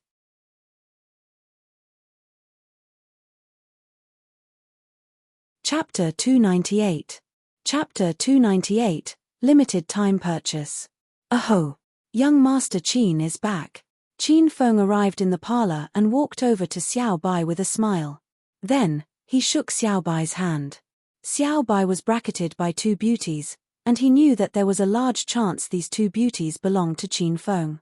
He was on pins and needles. When he suddenly saw Qin Feng walk over, he was so frightened that he immediately stood up and almost spilled the tea in his hand. Young Master Qin's personal attendant. Haha, I'm back. Xiao Bai's hand trembled in Qin Feng's. He was regretting going to Qin Manor as a bodyguard. When he was initially hired, his job description was just to protect Qin Feng. Nothing was mentioned about acting with him. Xiao Bai didn't know how to act. He preferred to battle bandits or even take bullets or blades for Qin Feng. He was worried that if someone saw through his acting, he would be done for. This was over 10 times more dangerous than being a bodyguard. Young Master Qin is so personable and lacking in pretentiousness. He really is someone worth learning from. Qin Feng pinched the brat lightly for getting waited on by the 2 women earlier. The pinch made Xiao Bai feel as though his bones were about to break, but he didn't dare make a peep. Instead, he smiled and said to Qin Feng, "Little Feng, don't praise me, I get prideful easily." Xiao Bai was really back. Qin Feng had called him that afternoon to let him return. In order to affirm the pretense that Xiao Bai had gone to a remote mountain region to teach, Qin Feng sent Xiao Bai to a beach in Africa 3 days ago and had him stay in the scorching sun for 3 days. Now, he was dark and thin, and he looked like someone who had gone to a remote mountain region and suffered. "Young Master Qin, you shouldn't go to teach in remote mountain regions in the future. Every time you go, you leave for a couple of months, and once you return, you're unrecognizable. You look like you haven't eaten properly for 3 years. Look, you're sunburnt to a crisp. You must not have had any meat dishes while you were there." Qin Feng took Xiao Bai's hand and looked so moved that tears were about to fall from his eyes. 2 tears actually fell from Xiao Bai's eyes. The tears formed from feeling endlessly wronged. Oh no, it wasn't hard. As long as those impoverished children can learn, acquire knowledge, and understand the development of the outside world, it doesn't feel hard. Young Master Qin, Shu Ruo's eyes turned red. She was so moved that she was about to cry. In her emotional state, she made a grab toward Xiao Bai's arm. Qin Feng reacted quickly and intercepted the move. He took Shu Ruo's soft hand and looked at her unhappily. "Ruo, go up and get dressed, then come back down. Running around in your pajamas is quite indecent." "Mpich, who cares? You got injured today, hurry and go up to rest. I'll take care of young Master Qin." "You forget that I'm young Master Qin's personal housekeeper." Shu Ruo stared back at Qin Feng and pouted her lips at him cutely. Qin Feng's fair face became stormy, while Xiao Bai's tanned face blanched. "Young Master Qin, I'm Rao Shaman. It's an honor to meet you at last. I told Qin Feng to call you back here. I didn't know you'd really gone to a remote mountain region to teach. My deepest apologies for interrupting such a meaningful task." Rao Shaman extended her hand to initiate a handshake with Xiao Bai. Xiao Bai didn't extend his hand. He peeked at Qin Feng. Qin Feng immediately walked up and grabbed Rao Shaman's hand and asked with deep concern, "Shaman, you suffered quite the shock today. Are you better now?" Ever since the stage collapse that afternoon, Rao Shaman had a much better attitude toward Qin Feng. Though Qin Feng took her hand, she didn't angrily resist. She smiled at Qin Feng. "I slept, and after waking up, I don't remember anything." Qin Feng smiled and nodded. That's good, that's good." In the middle of his sentence, his expression became anxious. "Shaman, you can forget about the shooting and the stage collapsing, but I braved death and used my small, thin body to hold up the stage and save your life. I also kiss." "Qin Feng, stop. Some things I won't forget for the rest of my life." Rao Shaman shyly interrupted Qin Feng. Little Pig looked at Qin Feng with a blank expression for a good while, then suddenly laughed. "Master, I was talking about swords and you interpreted it as base. It seems that you love being base, Master." Qin Feng felt like crying. He had just been ignored by the 2 beauties Rao Shaman and Shu Ruo, and now he was getting played by a pig. "Little Pig, keep talking." "Master, you are good with swords, so buy a high-level sword technique to cultivate and vastly improve your skills. This book of basic sword techniques is the most basic sword manual. As a stage 3 in a Qi expert, it isn't that useful," said Little Pig earnestly. Ever since Qin Feng broke through stage 2 in a Qi, he had felt that basic sword techniques weren't too useful to him. He would rather use Thunder Tiger Fists with the Winter Iron Glove or the Spirit Snake Whip with the Phantom Whip technique when fighting, because these 2 techniques were much more powerful than the True Steel Sword paired with the basic sword technique. He searched the wuxia interface for sword techniques, and his gaze fell upon a rare manual with the 9 swords of Dugu technique. This technique was extremely well known. It was the rare sword manual used by Linghu Chong in his favorite novel, The Smiling, Proud Wanderer. With the 9 swords of Dugu, a normal, iron longsword could beat Dongfang Bubai, the number 1 in the martial community, into a dog.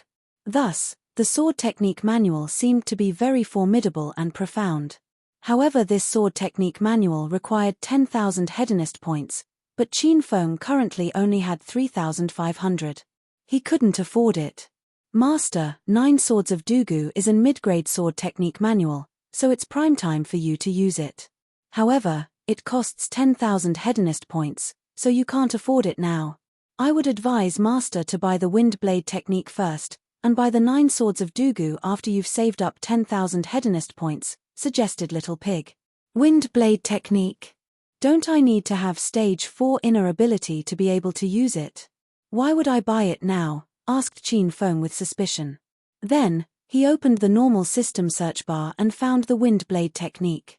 There was a time limit next to the purchase button, indicating that the remaining time to purchase the item was 3:2:09. What is this? Master, the Wind Blade technique is an earth-level skill. How could you buy it for 3,000 hedonist points? Its original price is 30,000 hedonist points. However, the system is extremely humane.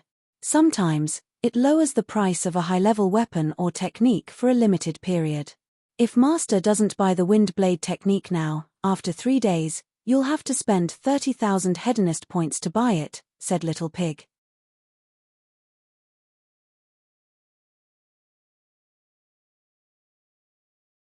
As Sima too glanced at Ju Kai, a flash of light suddenly crossed his eyes. Prince Ju, I specially hired this foreign lass abroad. She's fine, right?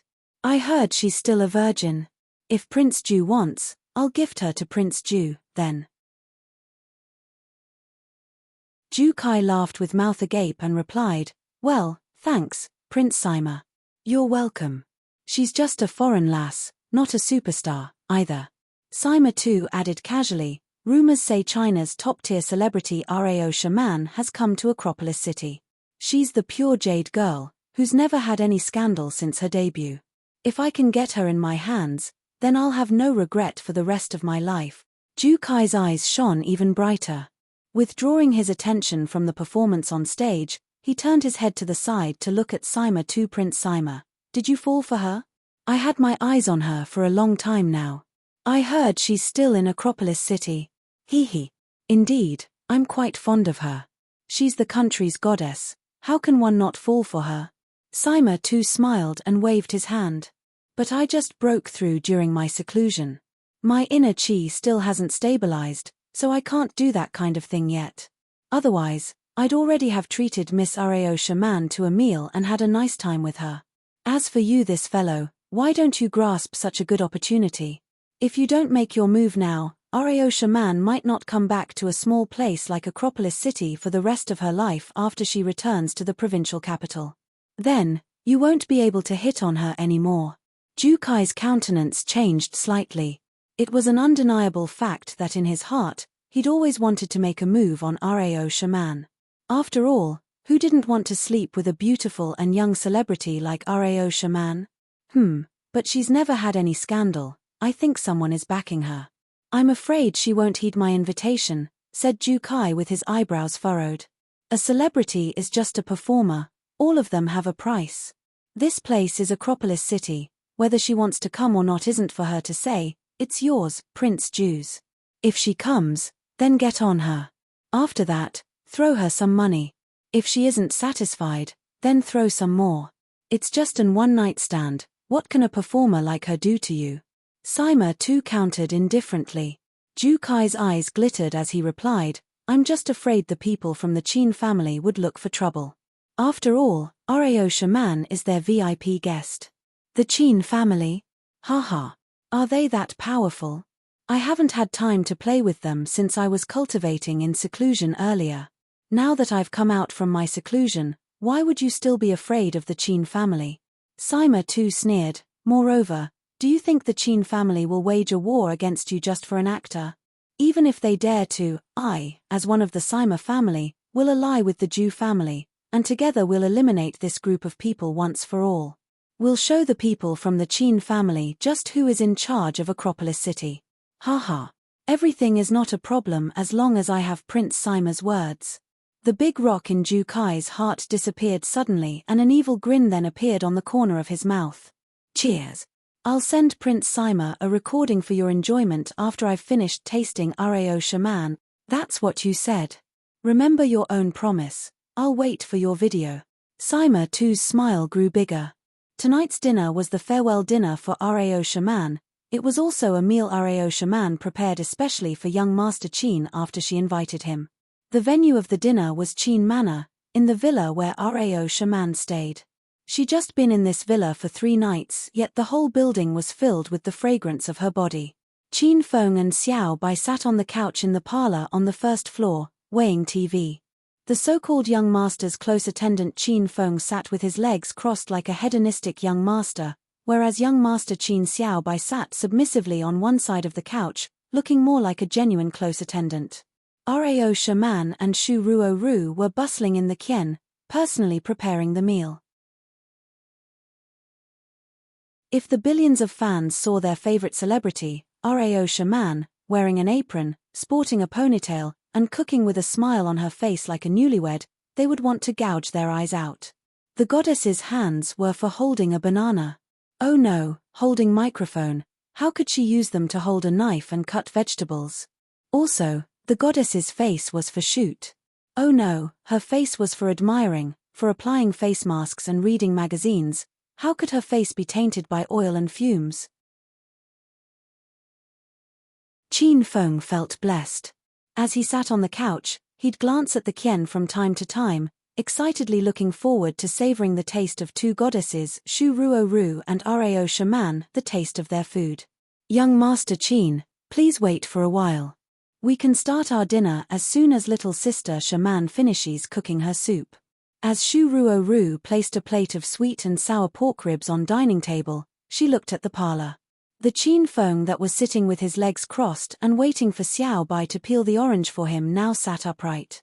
Peeling a banana for Xiao Bai, he said, "It's okay. Young Master Qin is not in a hurry. No need to rush. You guys make it tastier.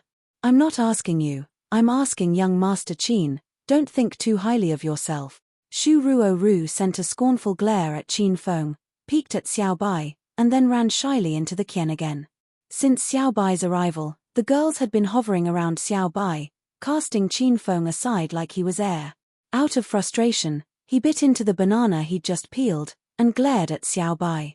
Xiao Bai, on the other hand, had an innocent and helpless look, like a mouse that saw a cat, unable to do anything. The scrumptious dinner was ready, 8 dishes and 1 soup. Qin Feng was standing by the dining table, drooling as he saw these delicious dishes. Qin Feng, stand up. Qin Feng had sat down and aimed at the beef with dipping sauce. However, before his chopsticks could reach the beef, it washed been pulled away up by Shu Ruo Ru. How can you sit ahead of young Master Qin? Please have some manners. I think young Master Qin has been teaching outside and not coming back so often that you, little brat, consider yourself young Master Qin. Seeing Shu Ruo Ru pouting her small mouth in a highly displeased look, Qin Feng had the urge to push her against the wall, rip off all her clothes, and lash her booty with his belt, while yelling at her, "Your elder is the real young Master Qin. Please have a seat, young Master Qin, and enjoy the meal big sister Ruo Ru and I prepared." Rao Shaman stepped forward, trying to ease the situation. However, the object of her attention was Xiao Bai as well. Qin Feng was destined to be ignored tonight.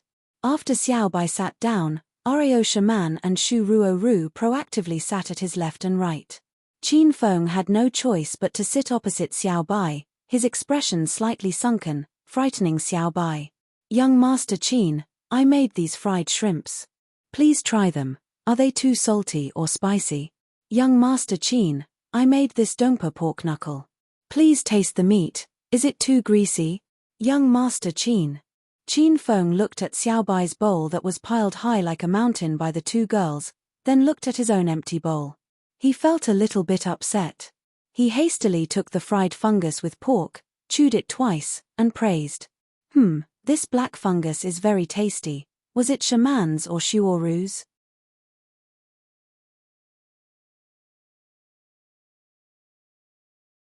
Chapter 300. Chapter 300. To beat someone at their own game. Everyone ate with great joy and harmony. Of course, everyone in this case only meant Shu Ruo, Rao Shaman, and Xiao Bai. Qin Feng had been long forgotten by the two women. There was only a fungus and pork dish in front of him. The two women had taken the other dishes away. Qin Feng had just said a double entendre, so the two women were really merciful just by not sending Qin Feng away. Shaman, since your flight tomorrow is early, this is my parting present for you. I hope every day will be happy after you get back. Qin Feng suddenly pulled out a soul-cleansing necklace from his pocket. This necklace was exactly the same as the one Qin Feng gave Zhao Lingxian. It had the ability to refresh the wearer. After spending 3,000 Hedonist points on the wind blade technique, Qin Feng spent the remaining 500 Hedonist points on this soul-cleansing necklace. He felt that a famous celebrity like Rao Shaman must be always tired and have a wounded spirit, so this soul-cleansing necklace would be very suitable for her. Rao Shaman really liked the light green necklace made up of translucent beads strung together. Girls usually liked these little trinkets, and since this was a gift Qin Feng gave to her especially, Rao Shaman accepted it with gratitude. Qin Feng, thank you. Can you help me put it on? Rao Shaman looked tenderly at Qin Feng. Ever since the stage collapsed and Qin Feng braved death to save her, Rao Shaman felt endless gratitude toward Qin Feng. She also had a bit of a strange feeling toward him. It had a light sweetness and warmth to it that would occasionally bubble up in her heart. She couldn't suppress it even if she wanted to. Of course Qin Feng was happy to put the soul-cleansing necklace on Rao Shaman. He arrived behind her and, bent over slightly, his face almost pressing against Rao Shaman's neck. Rao Shaman's entire body exuded a light fragrance. Her neck was tender, fair, and exquisite like jade. When Qin Feng put on the necklace, his fingers inadvertently brushed the skin of her neck. It was soft and silken, possessing a gentle warmth, making Qin Feng want to kiss it. Are you done? Rao Shaman's beautiful face was flushed, and her voice was as weak as a mosquito. When Qin Feng's hand brushed her neck, she felt numb. Her heartbeat increased and she blushed. All her strength seemed to have been whisked away. If this continued, Rao Shaman was afraid that she'd slip off her chair and fall to the floor. Done. Qin Feng had finished putting on the necklace a long time ago. He'd put it on thrice, then removed it thrice intentionally to touch Rao Shaman's neck a couple more times and to smell the scent of her body. Since Rao Shaman was a famous celebrity, her current farewell was very likely an eternal farewell. Qin Feng felt reluctant to part with her. Shaman, the necklace looks really good on you. If you really like it, wear it all the time. Don't even take it off when you shower. I purposely requested this necklace from a Buddhist pilgrimage site. It has protective capabilities and can cleanse the soul and focus your attention.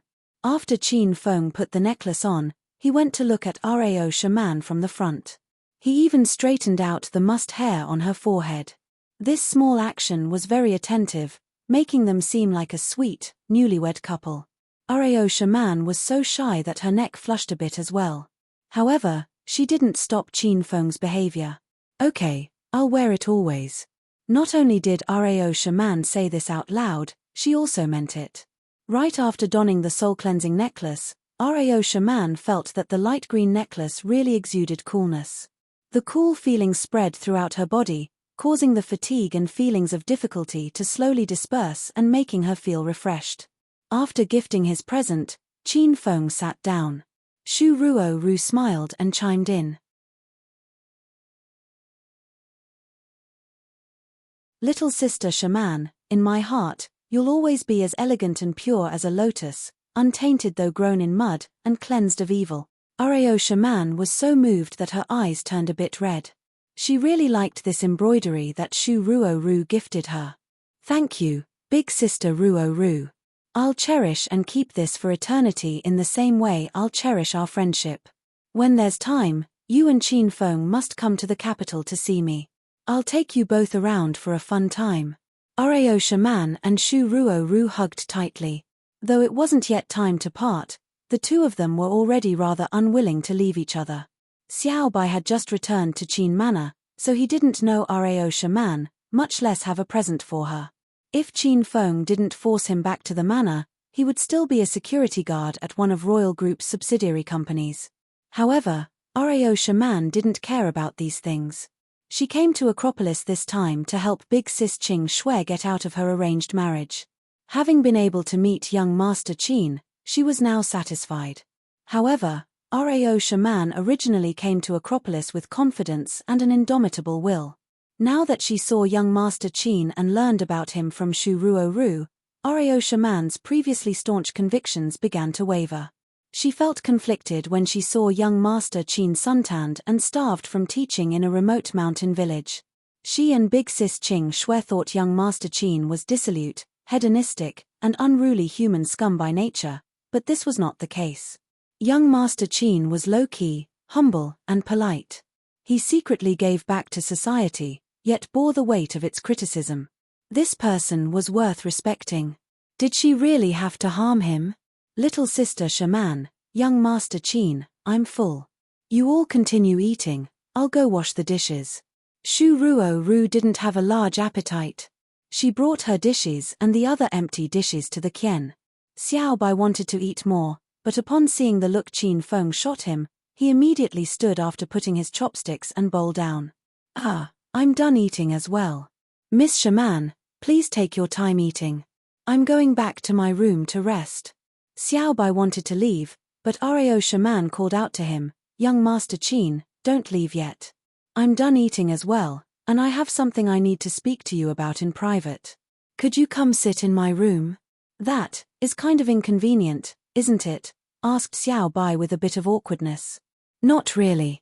I greatly admire young Master Qin for teaching in a remote mountain village, so I wanted you to tell me about your experiences. I want to use your experiences to write a song, to give myself some inspiration, said Rao Shaman with a smile. Won't you give me that little bit of face? All right, then I won't be overly polite with Miss Shaman as well. Xiao Bai gave Qin Feng a look, then followed Rao Shaman up the stairs. Qin Feng waved the two of them go up. Then, he sat on the sofa in the parlor, pulled out his phone, plugged in a wire, and donned earphones. The sound of an opening door passed through the earphones. Young Master Qin, this is my room.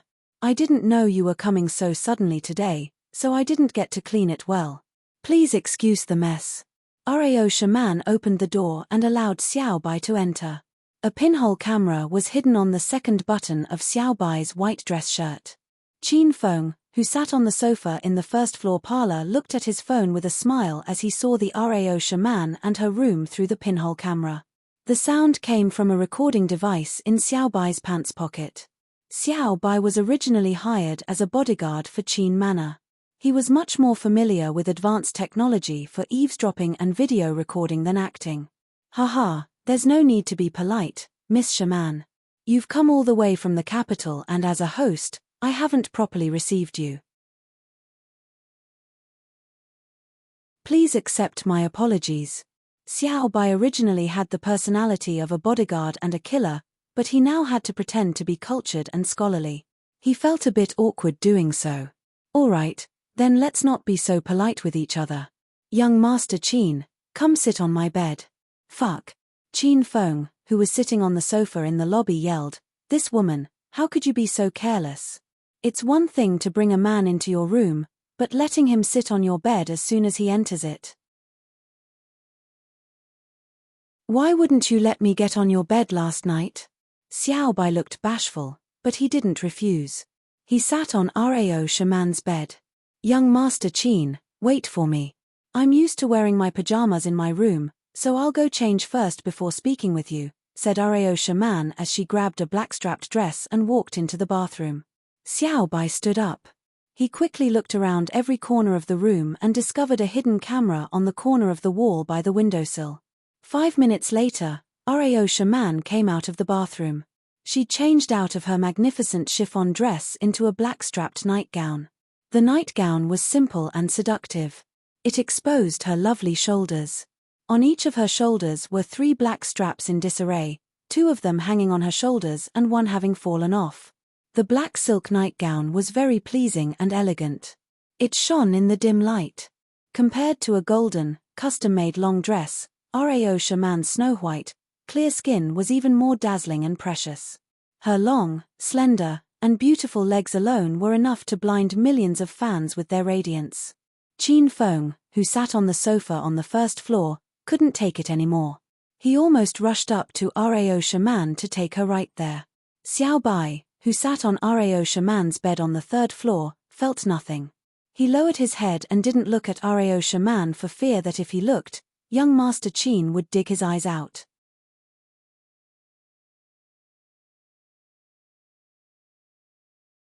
Chapter 301. Chapter 301, Rao Shaman's Confession. Rao Shaman wore a sexy, long, black silk nightgown. She leaned her graceful body on the door frame and gazed all dewy-eyed with affection at young Master Qin sitting at the side of the bed. While changing in the bathroom, Rao Shaman had struggled very hard in her heart. She knew young Master Qin was a good person. She admired and respected his utterly fearless action from the bottom of her heart. Nevertheless, Rao Shaman decided to frame young Master Qin. The reason was simple. The relationship between Rao Shaman and Dongfang Qing Shui was deeper than that with young Master Qin. She was willing to sacrifice herself once for the sake of big sister Qing Shui's felicity. Young Master Qin, why aren't you looking at me? Is Shaman not pretty enough? Rao Shaman leaned on the doorframe because the camera couldn't capture her from this position. Rao Shaman planned to entice young Master Qin's desire first and wait until he threw himself at her to do something bad. Then she would lure him into camera range and record his shameless actions. Rao Shaman planned it well, but her plan had long ago aroused Qin Feng's suspicions. He'd noticed the camera when he went to Rao Shaman's room last night. It was just that he didn't understand. He was unfamiliar with Rao Shaman, so why would she frame him all of a sudden? Or was this woman an undercover spy sent by his enemy? Qin Feng couldn't get it through his head, so he didn't want to guess anymore. He then summoned Xiao Bai back, and used Xiao Bai as bait to expose Rao Shaman's true colors. Since Rao Shaman kicked off the scene, Qin Feng and Xiao Bai just needed to play along with her. Miss Shaman is China's most famous celebrity with the nickname of Pure Jade Girl. You're the perfect goddess in the heart of every Chinese man from toddlers to 99-year-oldsters. How could you be not pretty? Xiao Bai listened through an earbud and repeated what Qin Feng had said. Hee. Young Master Qin is good at making a girl happy. In that case, why won't you look at this person? This person has changed into this nightgown just for you, said Rao Shaman in a sweet voice. Qin Feng felt weak just from hearing her coquettish voice. Ahem. Didn't Miss Shaman invite me to discuss my teaching experience? Then let's get to the point. Xiao Bai had kept his head lowered. He didn't dare raise his head even if he was beaten to death. Okay then. Let me help young Master Qin undress, and we'll discuss it slowly on my bed. As she spoke, Rao Shaman walked to Xiao Bai. He was so frightened that he jumped up from the bed and went to hide by the couch. Miss Shaman, please behave yourself. Rao Shaman's delicate body trembled. She'd never thought she would be rejected by a man one day. She was China's most famous female celebrity. Countless men dreamed of duping her into sleeping with them. And now, she'd taken the initiative to seduce young Master Qin, but in the end, this person declined her offer. Rao Shaman's heart was pounding fast. It wasn't from shyness, it was her heart starting to struggle again.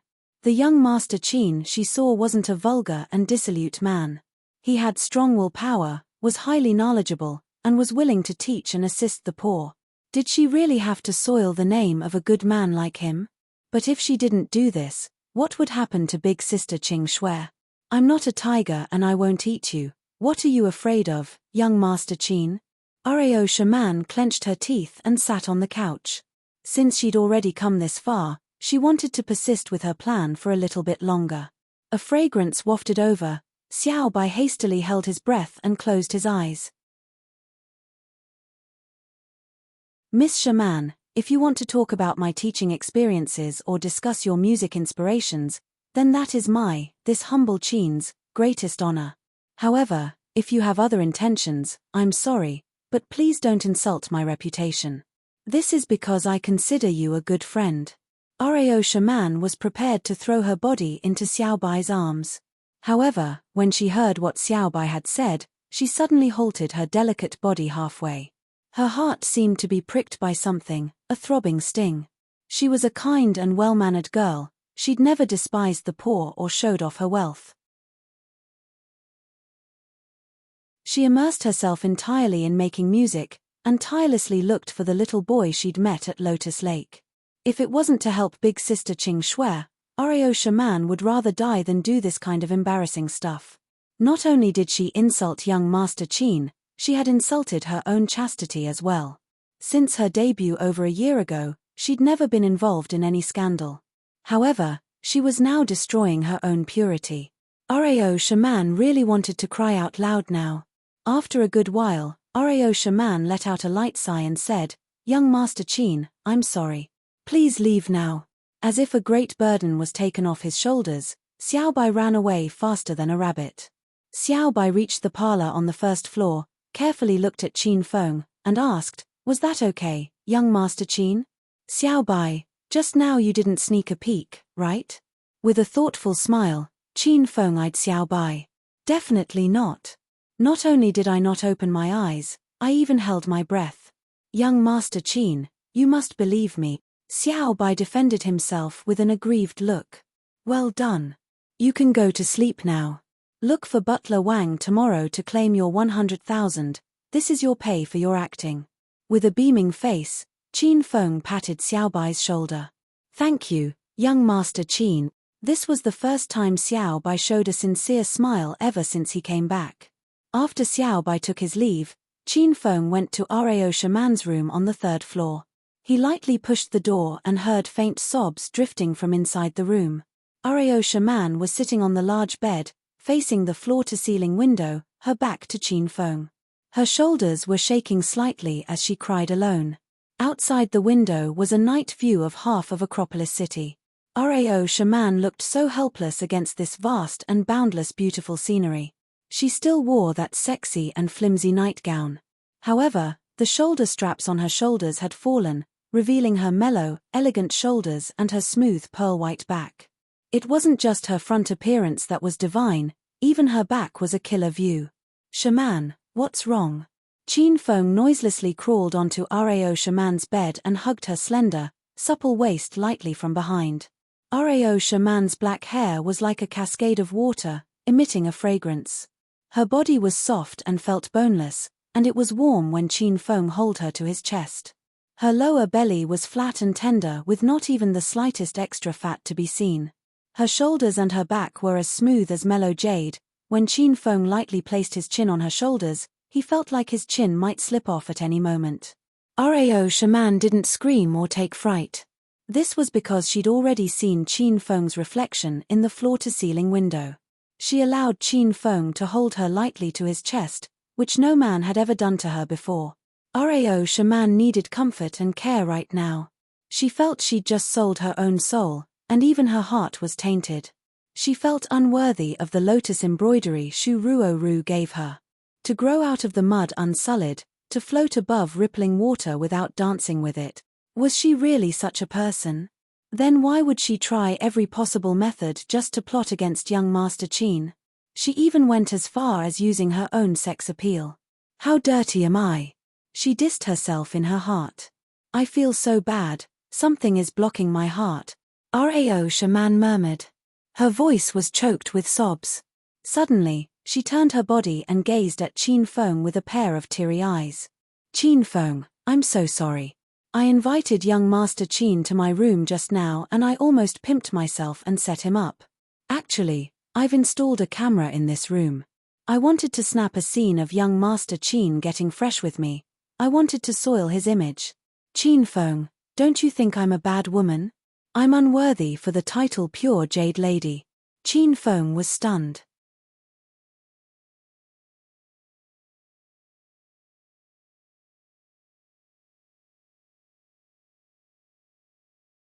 Chapter 302. Chapter 302, Perverted Doctor. Qin Feng thought he was too quick-witted. Not only was he hugging a woman all the men in China deemed their goddess, he'd also taken care of his troublesome engagement. This was truly a stroke of genius. No one knew his real identity. They all thought he was young Master Qin's personal attendant. Rao Shaman was in the dark, Shu Ruo Ru didn't know what was going on, and he laid out a whole story and tricked these two girls, casually hugging and kissing them. That's right, there was also Li Yu Chen, that driven career woman who was trapped in his plot. She already liked him. He got 3 top-quality women with one cast of his net. Qin Feng was too proud of his intelligence. Qin Feng, will young Master Qin really forgive me? Is there really no hope between him and big sister Qing Shui? Rao Shaman's lovely dimmed eyes brightened again. Of course. Young Master Qin is kind and magnanimous. How would he concern himself over something as small as this? Don't blame yourself and don't worry, I'll take care of everything. Shaman's concerns are my concerns, affirmed Qin Feng with a pat of his chest. Okay. Rao Shaman nodded lightly. Qin Feng pulled Rao Shaman tightly into his embrace. Ah. Qin Feng, what are you doing? Rao Shaman regained her senses. She felt herself wrapped in Qin Feng's embrace and jumped in shock. Though Qin Feng had saved her and she'd given him her first kiss, the situation was different. Rao Shaman had only done something so gutsy because she thought she and Qin Feng would die. Currently, though Rao Shaman had some positive feelings for Qin Feng, she hadn't reached the stage where she'd let Qin Feng casually hug her. Plus, the clothes she was currently wearing were a bit thin. Shaman, I was afraid that you'd see a cold because you weren't wearing enough layers. Don't misunderstand. Qin Feng said earnestly and didn't loosen his grip. Qin Feng, I'm not cold. Rao Shaman glared at Qin Feng with a bit of shyness. Since this man saved her before, Rao Shaman didn't want to be too harsh. Plus, Rao Shaman wasn't certain if Qin Feng was pretending to be stupid, or if he was actually stupid.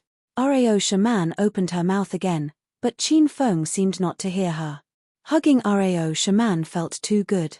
How nice it would be if they were to admire the night sky this way, hug each other, then sleep. Qin Feng, let go. I don't want to lose you as my friend. Do you understand? Rao Shaman's charming face flushed, and she was extremely shy. Qin Feng suddenly stopped and looked at Rao Shaman with the gentleness of water. Shaman, you're not cold anymore? Then I'll let go. Qin Feng sat on the sofa in Rao Shaman's room. Rao Shaman changed into a lovely white t-shirt and shorts. She lost the celebrity aura and seemed like a youthful and bright college student. She had to leave the next morning, and she was a bit reluctant to do so. Thus, she took the initiative to request a nighttime stroll. Qin Feng naturally happily agreed. Anything Shaman wears is pretty. Qin Feng looked at Rao Shaman with a smile. Rao Shaman's hands were behind her back. She smiled as she walked up to Qin Feng, extended her slender, lily-white hands, and said, let's go. Take me for a nighttime snack and to see the nighttime scenery. Acropolis City's first hospital. It was currently 8 o'clock at night, long past the time for the doctors to get off work. On this night, Zhong Tianhua didn't have a shift, but he still hadn't gone home. Instead, he walked into Lin Beibei's special care room with a gentlemanly smile. Auntie, have you eaten dinner yet?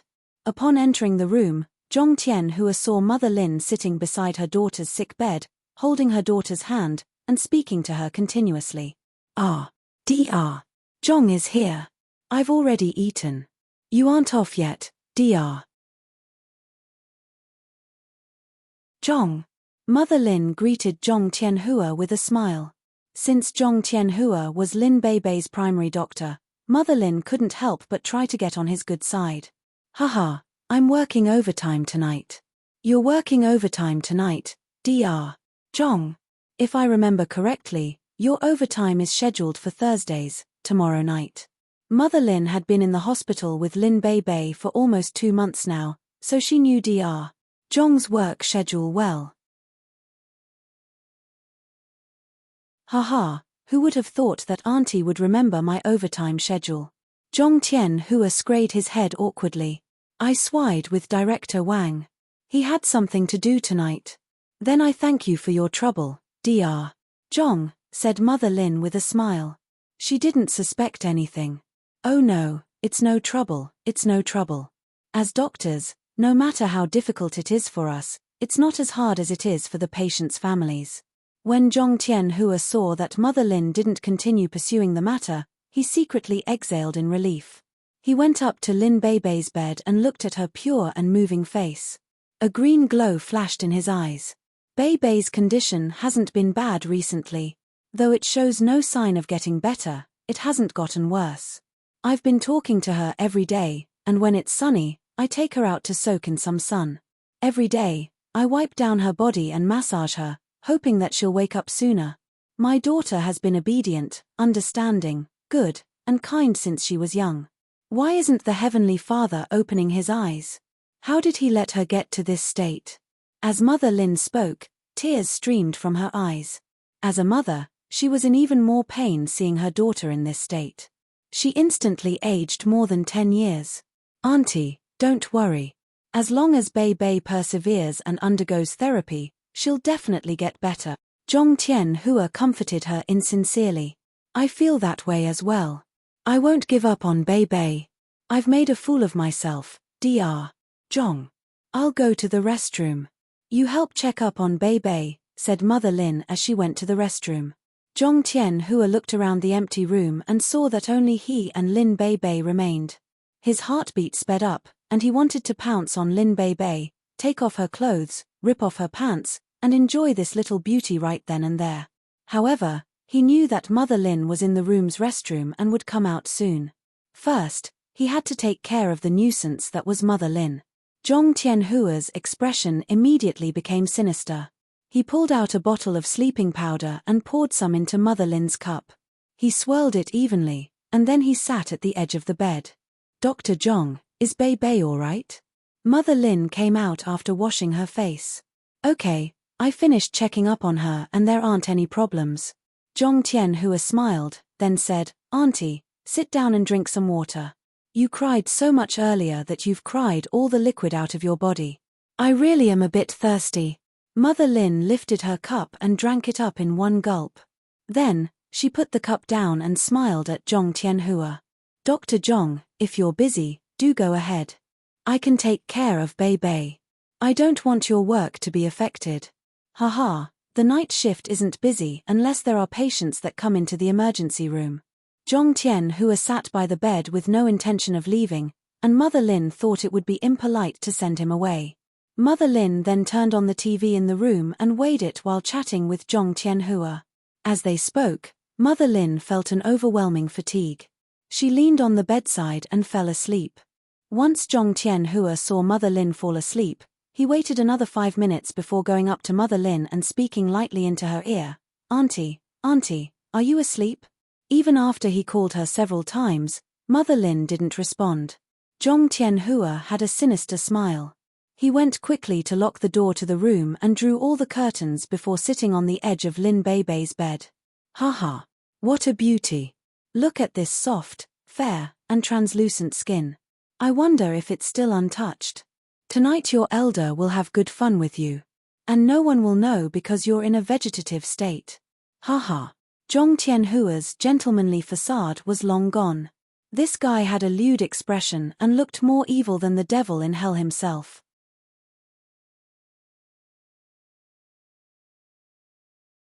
She couldn't tell on him even if she wanted to. Swish. Zhong Tianhua tugged and pulled the blanket off Lin Beibei's body. Lin Beibei's long and slender body was exposed to the air. She wore a hospital gown and lay there soundlessly and motionlessly, extremely alluring. Little beauty, let Big Brother see your chest, okay? Big Brother's had his eye on you for a long time. For a young maiden like you, it's probably soft and pink. Then, I'll see your thighs and smell the scent on your entire body. Big Brother is very lively, I can assure that you'll be very satisfied. If little sister is satisfied, Big Brother will play with you once a week. How does that sound? Zhong Tianhua's smile widened. He extended his hand and reached for Lin Beibei. Little sister, since you aren't saying anything, then this Big Brother will take it as you being shy and admitting it silently. Haha. Big brother is going to play with you now.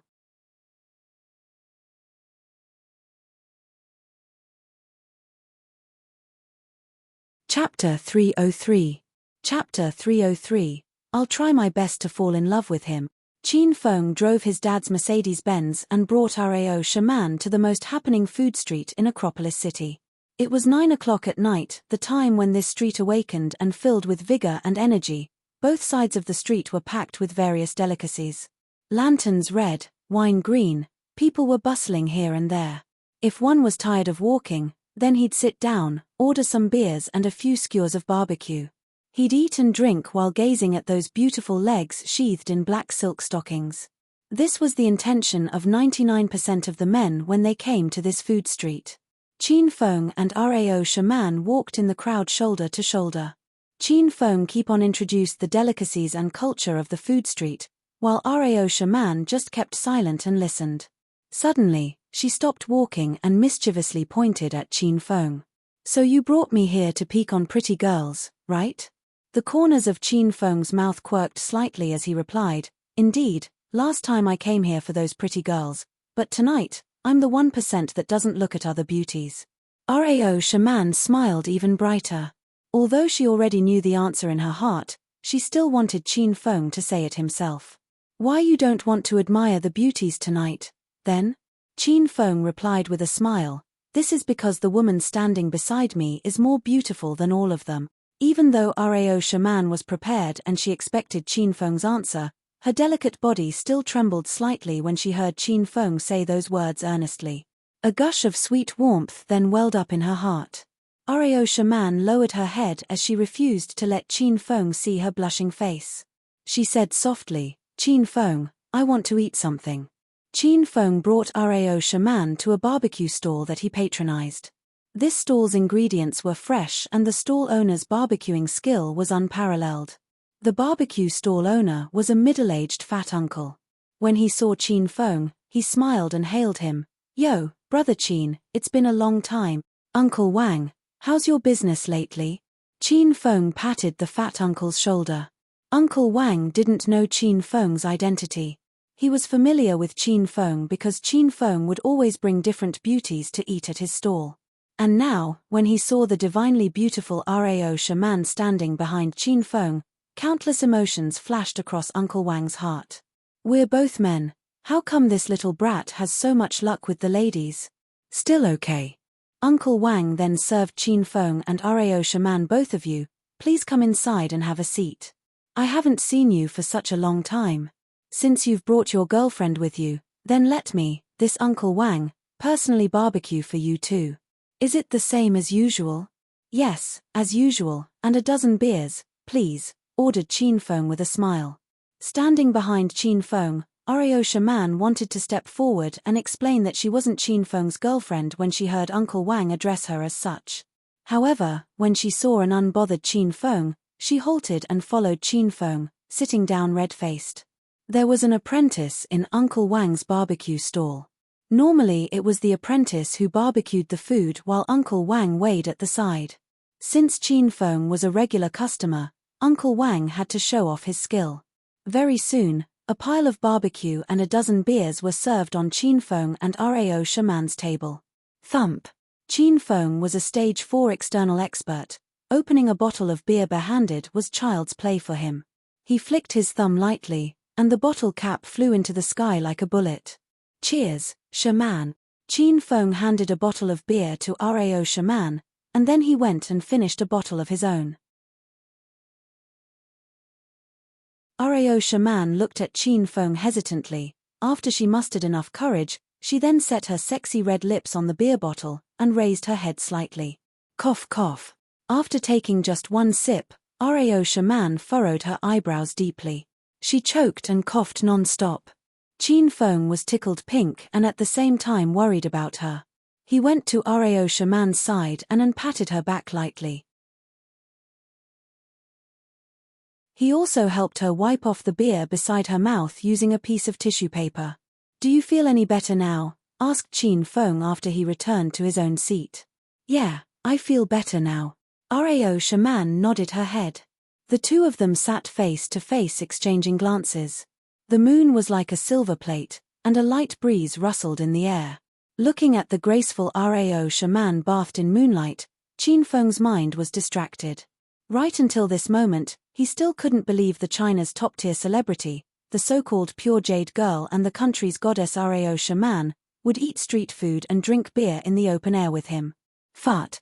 Rao shaman couldn't restrain herself anymore and burst into laughter. Her laugh was a flash in the pan, mesmerizing and charming. Qin Feng, don't you think it's funny? Not even I can fathom why I'm here. Before I struck up an acquaintance with you, I never imagined I'd date and drink with a man out here, at a food stall. Haha. It's too crazy for me. Seeing Rao shaman laugh heartily, Qin Feng then replied with a smile, Shaman, the reason I brought you here is for you to know that you aren't different from us, you're a normal person. You can also eat at a food stall, drink fresh beer, and laugh to your heart's content. Rao shaman was stunned. She'd never imagined Qin Feng would say something like this. She'd seen too many men who would only praise and fawn over her. They'd call her a goddess that descended from heaven, a unique existence. They'd say she was an irreplaceable and extraordinary superstar. But why? Asked Rao shaman with a puzzled expression as she was astonished. Because you're worn down, and have almost become a totally different person. I just wish you can put down the heavy burden on your shoulders, and follow your own desires. This is because you're who you are, you're Rao shaman. When everybody is concerned about how high you've flown, only the people who really love you will care how tired you are. Rao shaman was only 20 years old, she was already a famous person. She'd already flown high enough. However, everybody just demanded she fly higher, ever higher. None of them had told her, don't exhaust yourself, you need to live life your own way. Rao shaman cried. However, she turned her head aside and wiped the tear off before it could fall down. And she showed Qin Feng an incomparably cheerful smile by the time she looked at him. Qin Feng, do you know the reason why I'm known as the pure jade girl? Because you're untouched by scandal since your debut and you preserved your chastity. Making no special effort to maintain his gentlemanly image in front of Rao shaman, Qin Feng gulped a mouthful of beer. What do you get for preserving your own chastity? If the power backing you isn't strong enough, those evil men could still devour you whole. Rao shaman explained nonchalantly, this was because the one backing me is the Dongfang family. Big sister Dongfang Qing Shui cares for me a lot. Once, a prince from one of the 5 small family clans in the provincial capital had a crush on me. He drugged me when he treated me to a meal, and when I noticed something strange was happening to my body, I hastily called Big Sister Qing Shui before I blacked out, which I really did. After that, when I regained consciousness, I was already in Big Sister Qing Shui's room and my body was fine. I tried to look for that prince after this incident, but he'd already vanished from the provincial capital. And there was another time, I was at a press conference. A tyrant suddenly rushed on stage and publicly announced he wanted to be my sugar daddy and asked me to state my price. When I ignored him, he got enraged and pounced on me, tried to rip my shirt off in front of everybody. Big sister Qing Shui was very angry when she learned about this incident. And afterward, that tyrant vanished as well. As Rao shaman continued to talk, beads of cold sweat started to ooze from Qin Feng's forehead. He was unsure why this lass suddenly brought these things up. However, he knew he himself had hugged and kissed Rao shaman, while that prince and that tyrant had already been goners before they could touch her body, so was he going to die a very tragic death? Haha. Are you scared, Qin Feng? Rao shaman was intelligent, she'd already divined Qin Feng's thoughts. How is that impossible? Haha, there's nothing going on between us, our relationship is just pure friendship. Isn't that right? Qin Feng replied with a beaming smile. No, it's not. Rao shaman suddenly became grave and added without the slightest hesitation, first of all, a lot of things have happened between us. You're the first man to hug me, kiss me, see me in a nightgown, have a dinner with me, and shop with me. Secondly, the moment you hugged and kissed me, your intentions were bad, you really wanted to dominate me at that time. Qin Feng was speechless. This woman was too smart and serious. If the kiss during that tragedy was offered by me, Then how about when you hugged and got fresh with me just now in my room at Qin Manor? I didn't allow you to do such things, and I asked you to release me, but you paid no heed to my request. You defiled my chastity, but I didn't hate you or ask Big Sister Qing Shui to send someone and get rid of you. Qin Feng, didn't you feel weird? Yes, I did. That's the reason why I brought you out for a stroll and have some snacks. I knew you'd blurt it out all by yourself. Qin Feng drank another bottle of beer and gazed fondly at Rao Shaman sitting opposite him. He was liking this woman more and more. Do you still remember the story I told you at Lotus Lake? That really happened on me. I couldn't find that young boy after so many years. I thought he was gone forever and I thought I couldn't find that feeling again. However, when you rushed forward, held me in your arms, and protected me from the falling metal frame, that ambiguous warmth and trust once again welled up in my heart. Your aura and spirit are similar to his, that's the reason why I can't bear to harm you.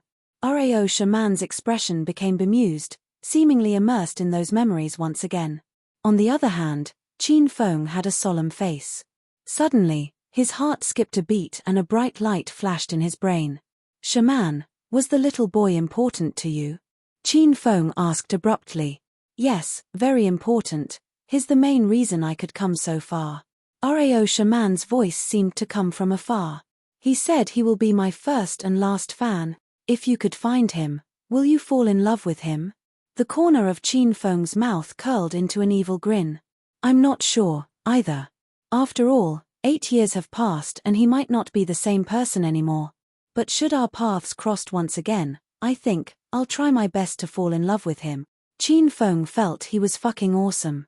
He'd self-directed yet another movie and made Rao Shaman fall into his crafty plot. Qin Feng had already known Rao Shaman was the little girl from Lotus Lake. He deliberately forced Rao Shaman to speak those spoony words so he could tell her that he was the little boy, and then he could legitimately hold Rao Shaman's hand, hug her slim waist, and kiss her cherry lips. Qin Feng suddenly grabbed Rao Shaman's slender jade hand and gazed affectionately into her dazzling, starry eyes. Shaman, actually Yo. What great luck to meet a godly beauty here. Come, drink some beer with us brothers, haha. Qin Feng hadn't finished his words and was interrupted by others.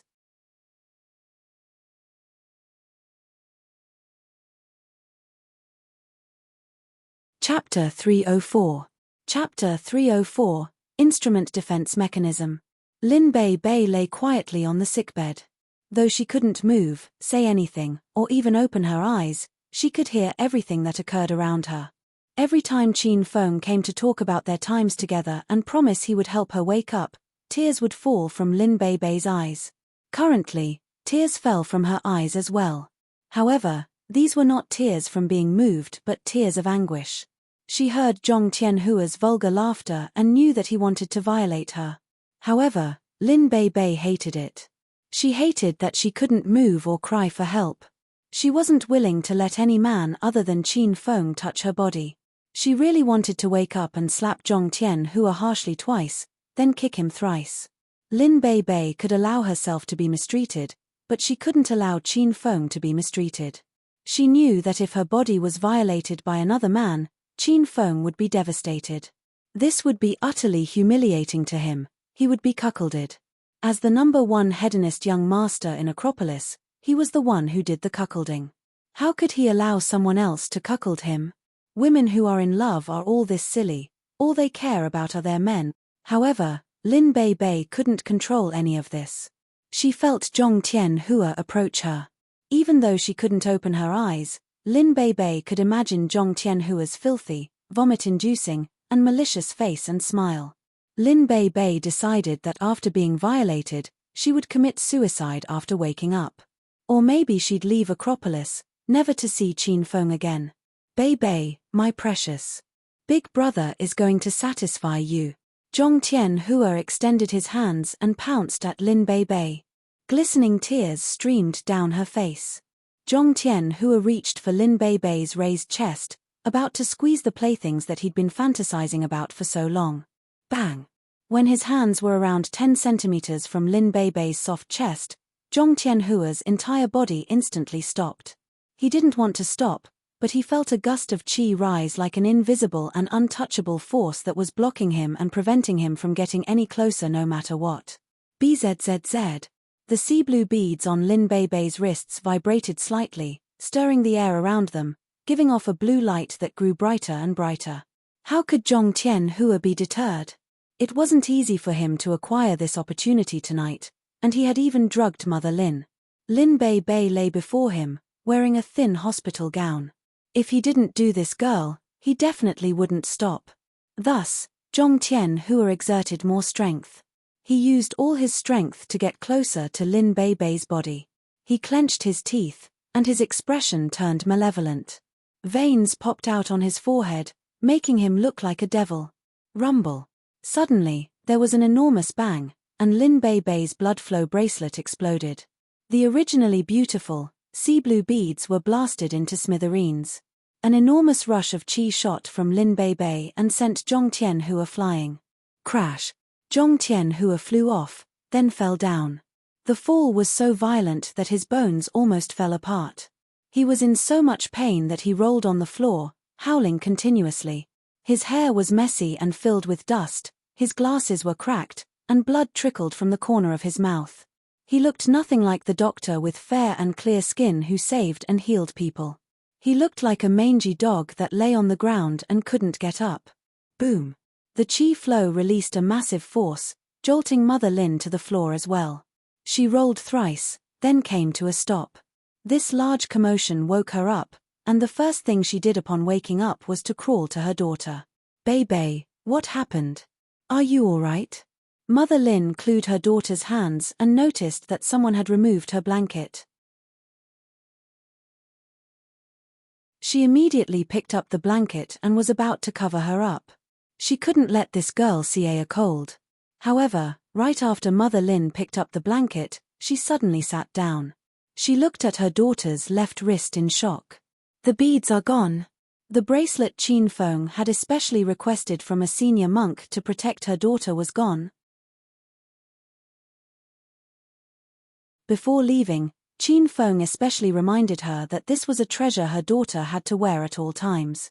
How could it suddenly disappear? Also, what just happened? Wasn't I talking to Dr. Zhong? How did I suddenly fall asleep? Mother Lin had just awoken, so she was still in a daze and didn't understand a lot of things. She looked around and saw Dr. Zhong lying by the doorway covered in dirt like he had just gotten into a fight. Dr. Zhong, what's wrong with you? What happened? Mother Lin was shocked by Zhong Tianhua's appearance and ran to him to help him up. Fierceness flitted through Zhong Tianhua's eyes but quickly disappeared. He knew that he had completely failed in his plans tonight. However, Mother Lin seemed not to realize his plans. And since no one else had seen his actions, Zhong Tianhua slowly calmed down. He couldn't understand where that gust of qi had come from, but he didn't care too much about it. Since he failed this time, he would just find another opportunity. Zhong Tianhua was set on taking this little beauty Lin Beibei. Ah! Auntie, I'm fine. I was talking to you at first, and you fell asleep. You must have had a hard time taking care of Beibei. I didn't want to disturb you but wanted to see how my other patients were doing when I slipped and fell. Oh no, be careful, Dr. Zhong. I clean the floor every day in this room, so it might be a bit slippery. A flash of suspicion flickered in Mother Lin's eyes, but she didn't say too much. Millimeter, I have to be more careful next time.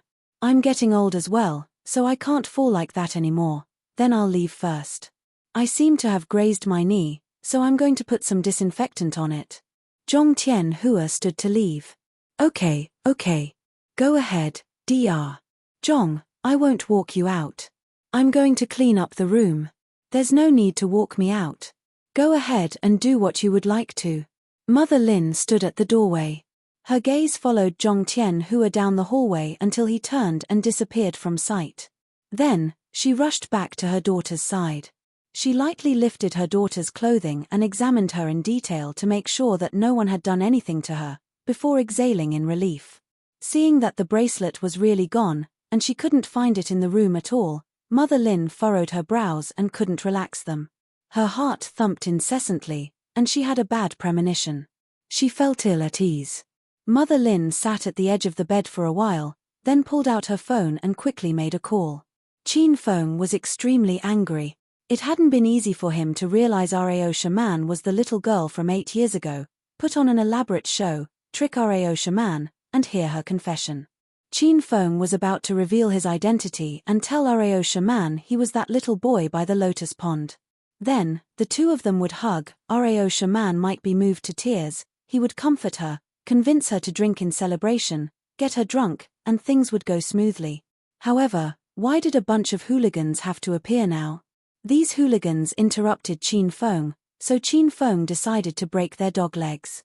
Since it was October, it was still kind of hot at night. 5 youths with bare arms walked up with smiles on their faces. The one leading the pack was a man with dyed brown hair, a clear, fair, and handsome face, and a tall and slender figure. He looked a bit like a Korean idol. Beautiful, it's so boring drinking alone. Let Big Brother drink with you. The man walked up to the table without sparing Qin Feng a glance. He sat casually beside Rao Shaman, stuck his face up to her, and sniffed fiercely twice. Millimeter, how fragrant. Look at us, a handsome man and beautiful woman, we're truly a ma made in heaven. Haha, Big Brother Shu, it's not often that we find such a high-quality beauty in Acropolis. Will we younger brothers have a share tonight? The 4 lackeys behind Big Brother Shu came and surrounded them. Their lascivious gazes fell on Rao Shaman, and they looked like they wanted to pull out their eyeballs and place them on Rao Shaman's chest. Are you guys looking to get hit? You want to play with a woman Big Brother Shu has taken a liking to? Big Brother Shu, I'll help you beat them up. Big Brother Shu, I suddenly realized that this lass looks a lot like a celebrity. That's right, Rao Shaman. The country's goddess Rao Shaman. Baldy, now that you mention it, it really does look a bit like her. Big Brother Shu's 4 lackeys chatted among themselves as though Rao Shaman was going to be taken by Big Brother Shu tonight. Leave. Rao Shaman's expression turned cold. She didn't look at them as she spoke through gritted teeth. She trembled, and the cup of beer in her slender, lily-white hand shook as well. She was very angry. Fuck, stinking woman, you don't know how to appreciate favors. It's your fortune for Big Brother Shu to have taken a liking to you. Stinking whore, aren't you eating so late at night to get laid after? Why are you acting pure? I think our Big Brother Shu is much more handsome than this stinking brat. In Acropolis, Big Brother Shu's friends are everywhere. You should be happy that you get to attend to Big Brother Shu tonight. The stinking brat Big Brother Shu's lackey referred to was Qin Feng. The 5 hooligans hadn't looked at Qin Feng the whole time. Now that they did, they still looked down on him. Leave. Rao Shaman's expression became even colder. A wintry air shot out of her, and she only said that one simple word once again. You really are unappreciative. Your elder wants to see how unyielding you are. This time, Big Brother Shu was angry.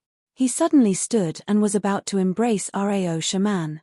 This food street was phone group territory. Big Brother Shu was extremely familiar with the area and wasn't afraid to cause a scene. Even if he took Rao Shaman right there, he could settle the situation. Splash. Rao Shaman lifted her hand and threw her cup of iced beer into Big Brother Shu's face. Big Brother Shu froze, instinctively closing his eyes. His hair was styled with pomade, but now it was ruined by the beer.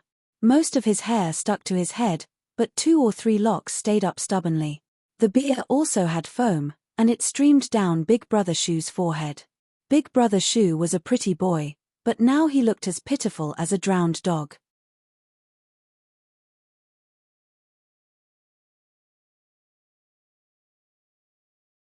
Chapter 305. Chapter 305, I don't know him. Fudge. You how dare you splash beer on your elder? I'm so going to fuck you up. You all, what are you useless wimps waiting for? Go get her now. Big Brother Shu was furious. He roared and his 4 underlings finally regained their senses. With a hideous expression, each of them grabbed a beer bottle on the table and hurled it at Rao Shaman. They were a group of unlawful people who didn't know how to respect the old and cherish the young. They'd forgotten the Chinese traditional moral values that had been passed down from their ancestors for more than 5,000 years. They didn't care whether Areo shaman was a girl or a boy. Once they started to fight, they just hit her until they drew blood. Bang!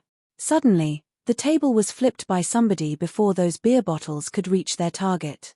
The beers on table fell to the ground. The wooden table was flung at Big Brother Shu and his companions, and sent them flying directly. Shaman, come over here.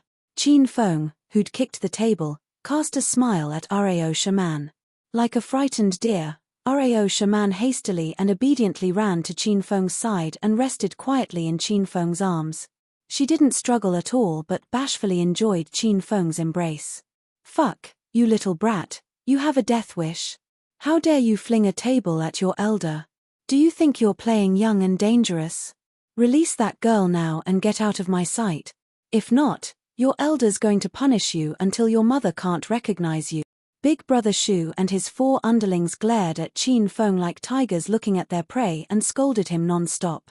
However, none of them dared to step forward to attack Qin Feng.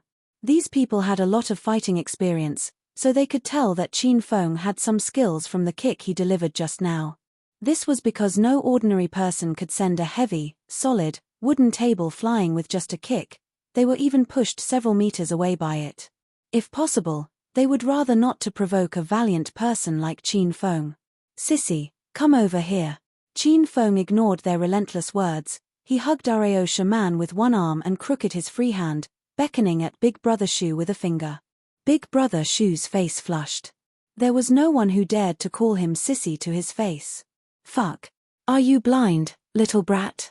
Your elder is a man, a fierce, vigorous man. Do you believe your elder will fuck that lass later and have her to tell you how vigorous I am? Bang.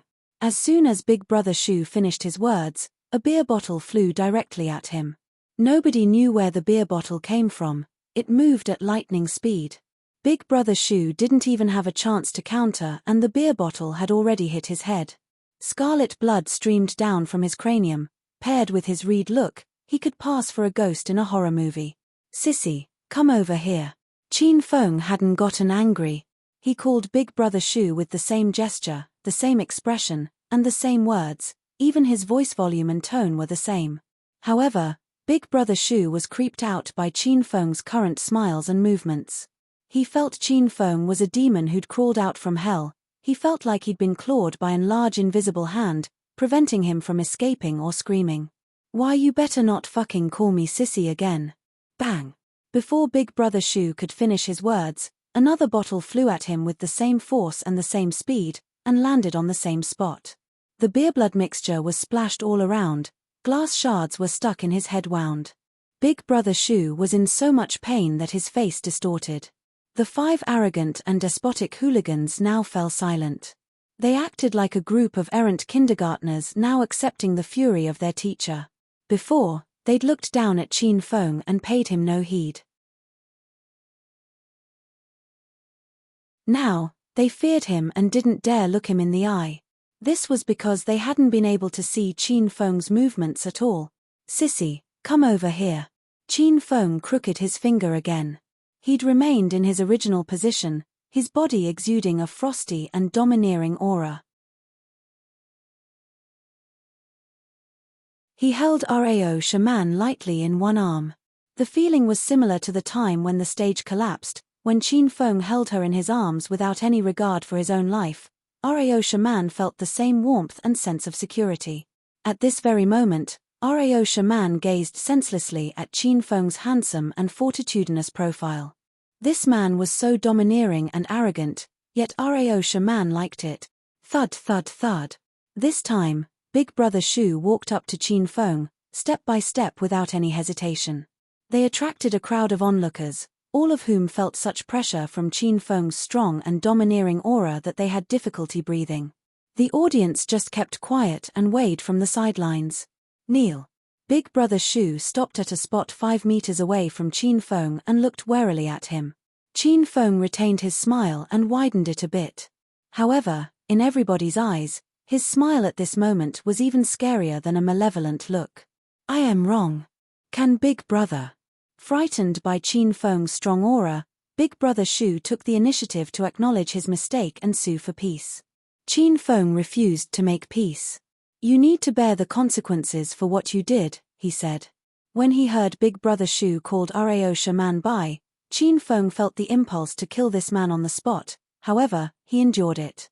I can't kill him, but he has to pay dearly for what he has committed. Bang! A beer bottle was again picked up and precisely smashed on Big Brother Shu's wound. Qin Feng was too fast, not even Rao shaman, who was in his arms, could see it clearly. Kneel. Plop. Big Brother Shu could no longer defy him, he was now kicking himself. He realized he'd gotten off on the wrong foot today. He'd just arrived at the food street, wanting to hit on some girls, and then met a crazy Qin Feng. Apologize to this beautiful and kind maiden beside me until she's satisfied. Qin Feng ordered him with a beaming face. His voice was soft, as if he was whispering to his lover. This voice was sweet talk in Rao shaman's perspective, however, this voice creeped Big Brother Shu out and made his scalp prickle with pins and needles. Slap. Big Brother Shu started to slap himself. Slap slap slap. He couldn't stop himself and slapped even harder and faster. Lady, you're a great-hearted person, please forgive me. I shouldn't have spied on your beauty. I deserve to die. I should be punished. Slap slap slap slap. The surroundings were as silent as the grave, only the sound of Big Brother Shu slapping his own face could be heard. The people who had been drinking and talking stopped. Even those barbecue stand owners stopped working, dazed at this scene. Most of them knew Big Brother Shu. Always brought his underlings to eat and hit on some girls on this food street. Everyone knew Big Brother Shu was a little infamous in this area. Normally it was he who'd get wildly drunk and punish people. Today was the first time they saw him getting beaten so badly by someone. Beautiful, I sincerely apologize to you. Please forget what I said earlier and please don't take it to heart. I have a bad mouth, I'm a bad person. Trash like me doesn't even have the finesse to hold your shoe. Yes, you're right, you don't even have the finesse to hold my shoe, so, get lost.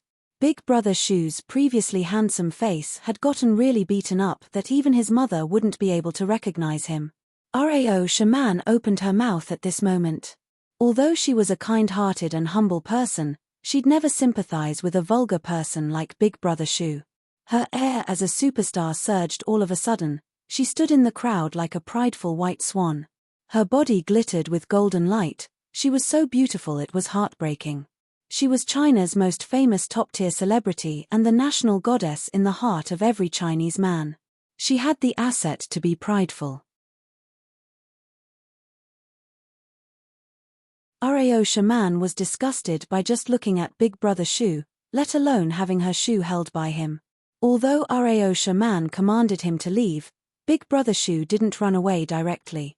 Instead, he looked at Qin Feng and asked earnestly, Big Brother? Get lost now. Qin Feng waved his hand. Big Brother Shu was relieved.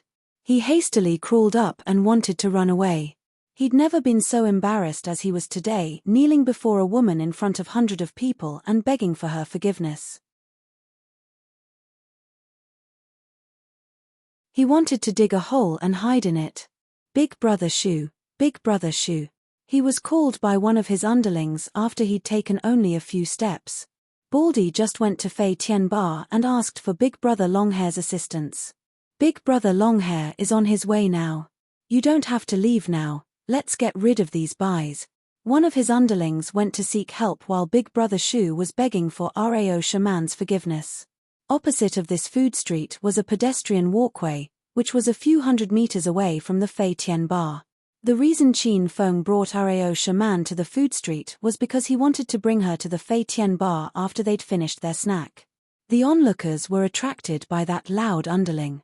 They saw a group of black-suited men suddenly surge forward at the entrance of the food street. One could tell from a glance that there were at least 30 people. The battalion was huge and posed an extraordinary grandeur. They were like the mafia from the Bund. They'd stolen the show once they made their entrance and a golden road appeared before them wherever they went. Those people who came for food had hidden away, afraid they might draw unnecessary trouble to themselves, while those food stand owners who had put their tables and chairs on the road also hurriedly cleared the road with their assistants. Thud, thud, thud. The grandeur of 30 people was overwhelming, even their steps sounded like a marching army. Big Brother Shu and his 4 underlings had already gotten to their feet.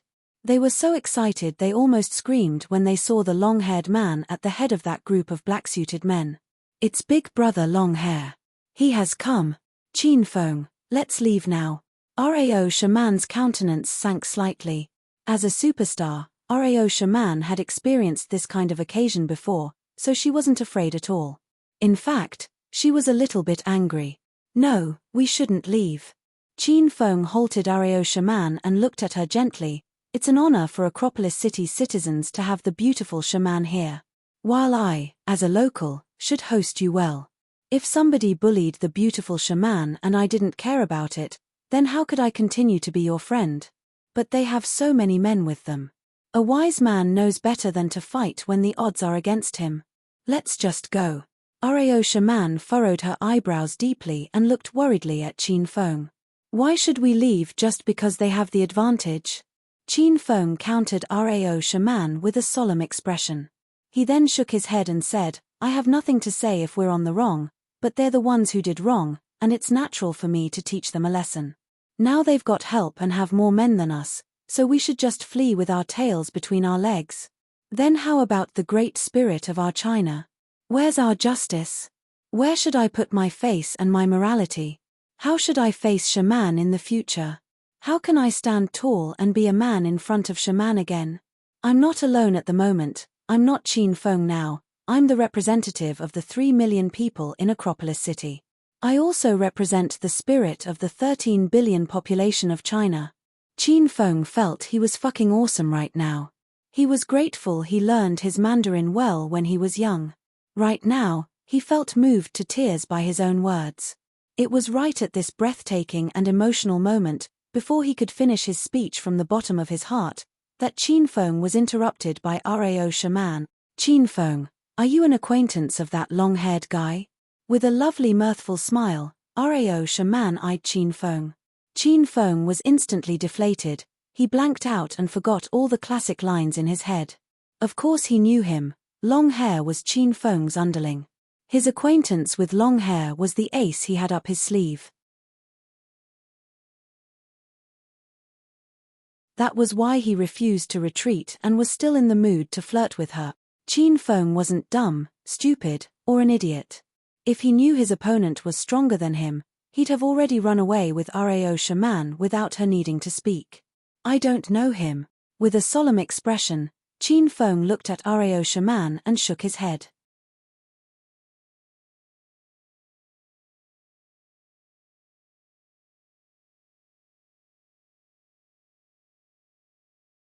However, he completely believed the rumors.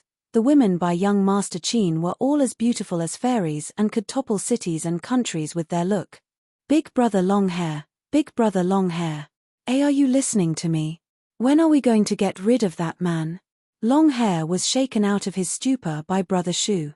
Once he came to his senses, Long Hair's expression sank and he threw a large slap, sending Brother Shu to the ground. Brother Shu rolled a fair number of times and saw stars. Big Brother Long Hair, did you hit the wrong person? That brat is across the street. This wasn't only Brother Shu's thought, it was the same question going through Brother Shu's 4 lackeys and the hundreds of spectators around them. If you keep fucking yelling, your elder will find someone to cut your tongue off. Slap. Long Hair was so angry that his solid muscles began to tremble. He wasn't there to help Brother Shu, but this guy kept jabbering non-stop. Now the guy wants me to deal with young Master Qin. If the guy wants to die, he shouldn't drag me along. You idiot, if you're looking to fucking die, then die farther away. Don't pretend you're close to this elder. Have I ever spoken to you? Do I know you? Who the fuck are you? Long Hair was really angry. Long Hair swung his arm that was as strong and thick as a leg and slapped Brother Shu back and forth continuously. Brother Shu was like a little chick, and his neck jerked so much that it almost broke. Brother Shu's 4 lackeys were so shocked that they wanted to eat their fists. The audience was even more confused. Wasn't this man with the long hair who looks like the golden-haired Lion King called over by Brother Shu to provide reinforcement? Why is he hitting his own man? Big brother Longhair, don't dirty your hands. Let me take care of this small fry for you. The lackeys Longhair stepped forward and surrounded them, prepared to hit Brother Shu. Longhair kicked Brother Shu and yelled, "All of you fuck off. None of you have the right to make a move today, and your elder will personally teach anyone who acts recklessly." The fight was intense, and Qin Feng and Rao Shaman looked on calmly, as though Brother Shu had nothing to do with them. "And you still insist that you don't know the long-haired guy?" Rao Shaman escaped Qin Feng's embrace and stood shoulder to shoulder with him. "He was standing too far away earlier, so I couldn't see clearly. Now that we're closer, I can see him clearly. Nope, I don't know him." Qin Feng couldn't admit that he knew long hair. If he did, the emotional confession, that unyielding drive he just established would come crashing down. "Young Master Qin, I didn't know you were here. My apologies for this sorry sight." Qin Feng had just spoken, and long hair already came running to greet him. Qin Feng gritted his teeth and suppressed the urge to send long hair flying with a kick. Rao Shaman, on the other hand, laughed like a little girl whose plan succeeded. "Ahem. Who are you, you long-haired guy? You've made yourself look like the golden-haired Lion King. I don't even know you. Are you a wild man who ran out of the depths of the mountains?" As Qin Feng spoke, he gave Longhair a meaningful look. Longhair was initially puzzled, but then he later understood Qin Feng's looks. Though he didn't know why young Master Qin had to pretend not to know him, as his inferior, he just had to do what he was instructed to. It seems that I'm mistaken. You're taller and handsomer than the person I know, and your girlfriend is more beautiful and remarkable. My apologies for disturbing you too."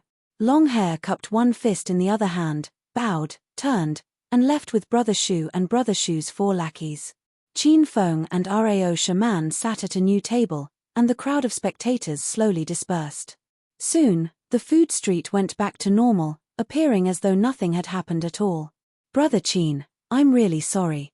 Those were the hooligans in this area, and they're not to be messed with. I'll take care of your expenses for today. I hope it didn't ruin you and your girlfriend's mood." Uncle Wang was a kind person. He made a fresh portion of barbecue and brought a beer over. Qin Feng smiled and waved his hand. "There's no need for that, I'll pay for today, and put the broken tables and chairs on my bill as well. Since I'm taking my girlfriend out tonight, let me show off a bit in front of her since I don't have many opportunities to do so." Qin Feng, Rao Shaman, and Uncle Wang were all grown-ups. They all understood Qin Feng's words. Uncle Wang didn't continue to argue with Qin Feng. He smiled and went back to barbecuing. "Qin Feng, you still maintain that you don't know that long-haired guy?" Rao Shaman squinted at Qin Feng. Under Qin Feng's tutelage, this lass occasionally lifted her bottle of beer and took 2 swigs of it. If her fans saw this unaffected air of hers, who knew how many eyes would be clawed out and blinded? "Didn't that long-haired man say he mistook me for someone else?" "How would I know him?" asked Qin Feng with a smile. "I don't like people who lie to me. It seems that I'll be heading back first." Rao Shaman stood and looked like she was about to leave. "Shaman, that person is my lackey." Qin Feng suddenly said, to be precise, his young master Qin's lackey. Rao Shaman sat back down and stared quietly at Qin Feng with eyes as bright as stars. She wasn't a gossipy woman, and she really wasn't a woman that insisted on getting to the bottom of things. She only cared so much about this because she heard the way long hair greeted Qin Feng, that person called Qin Feng young master Qin. "He also knows my identity in Qin manner is merely that of young master Qin's body double. Chairman Qin's business is too large, so he's gained a lot of enemies. These people all have their eyes on young Master Qin. Young Master Qin was also kidnapped a good number of times. In the end, Chairman Qin used me as young Master Qin's decoy. This fooled a lot of people, and that strong, long-haired man is one of them. He's always thought I was young Master Qin, so I was a little tongue-tied. I didn't lie to you. He knows me, but I'm really not all that familiar with him." Qin Feng looked at Rao Shaman with seriousness. You should have just told me earlier. Rao Shaman was quiet for a while, and then a radiant smile graced her lovely features. That's right, before those hooligans showed up, you seemed to have something important to say to me. Qin Feng immediately took Rao Shaman's slender, lily-white hands, thought for a bit, and looked deep into her eyes. He didn't get the chance to open his mouth before his phone rang in his pocket. Qin Feng pulled out his phone with a huff and was about to smash it. However, once he saw the caller ID, his expression changed drastically and he looked like a whole different person. It was a call from Mother Lin.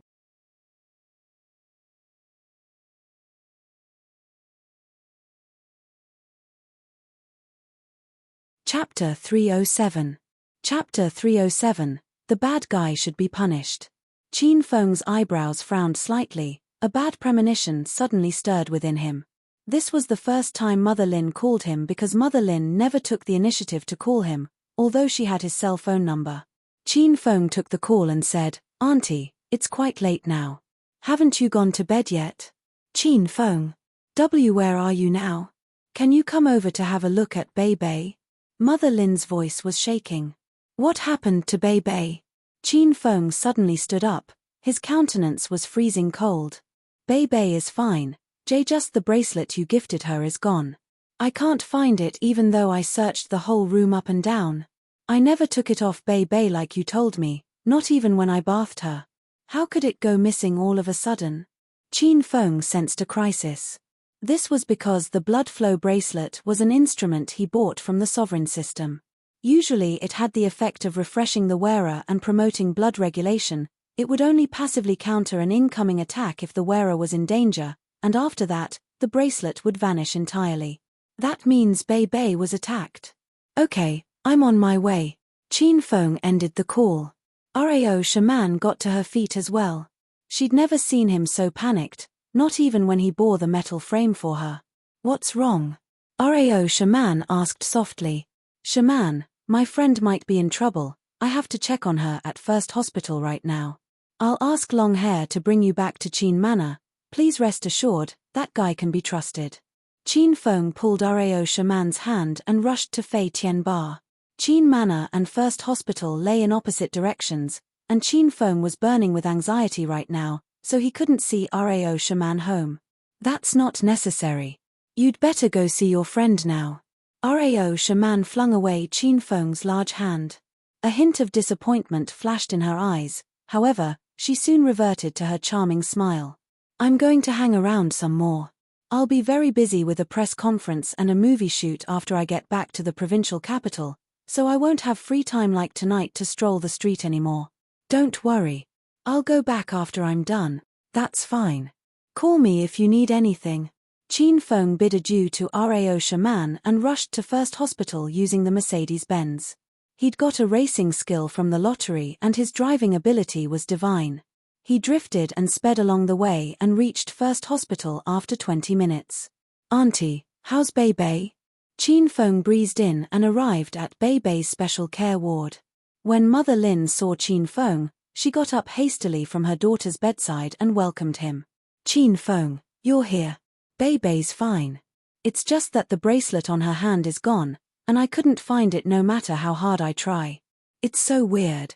Mother Lin explained, her eyebrows furrowed. Qin Feng trotted to Lin Bei Bei's bedside and saw her left wrist was bare. The blood flow bracelet really had disappeared. Auntie, did anyone come into this ward earlier? Yes, that Dr. Zhong, Bei Bei's attending physician, was here just now. Do you still remember him? You've met him before, replied Mother Lin after she thought for a while. Qin Feng's countenance became chilly. When he met Zhong Tianhua last time, he had already noticed that the other man's gaze at Lin Bei Bei was amiss. However, Qin Feng hadn't thought too much since they were at the hospital and Mother Lin was always by Lin Bei Bei's side. But now it seemed that fellow was the most obvious suspect. Auntie, tell me what happened after Zhong Tianhua came in tonight. The more details the better. It was rare to see a solemn and cold Qin Feng. Mother Lin seemed to realize this was a serious matter. She hastily pulled Qin Feng to sit at the bedside and told him everything that had happened tonight. What time do you usually go to bed, Auntie? Queried Qin Feng, frowning deeply after he heard Mother Lin's recount. Actually, my daily task is just taking care of Bei Bei. It's not that tough, and I go to bed every night around midnight. This was because normally I clean Bei Bei's body at 10 o'clock. I'm not sure why I suddenly fell asleep at 8 o'clock tonight. A flame of fury ignited in Qin Feng's heart. He already had a grasp of the situation. Zhong Tianhua harbored dirty thoughts of Bei Bei, so he deliberately drugged Mother Lin, making her fall unconscious, and then tried to do something bad to Bei Bei. Except that Zhong Tianhua didn't know Lin Bei Bei had an instrument, so he was blown away by the blood flow bracelet when he attempted to harm her. Zhong Tianhua, you're playing with fire. Qin Feng dissed Zhong Tianhua in his heart, gritting his teeth. Qin Feng, what happened? Mother Lin was frightened by Qin Feng's grim look. This was the first time she saw an extremely enraged Qin Feng. Mother Lin knew Qin Feng's identity. He was the first prince of Acropolis City. The consequence of angering him would be disastrous. Auntie, let me bathe Bei Bei tonight. Nothing has happened. Please don't think too much and have a good night's sleep. Qin Feng's countenance softened as he looked at Mother Lin. He lifted Lin Bei Bei lightly and went to the bathroom. Mother Lin hesitated for a minute when she saw Qin Feng's movement, however, she ultimately didn't stop him. Lin Bei Bei's special care ward was specially chosen by Qin Feng. The amenities were very good, just like a presidential suite, and the bathroom was big. It had a couch, a shower, and a bathtub. Qin Feng swiveled the faucet and let the water fill the bathtub.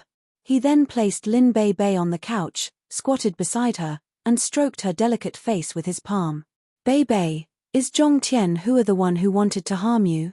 Qin Feng stroked Lin Bei Bei's face like he was touching a precious treasure.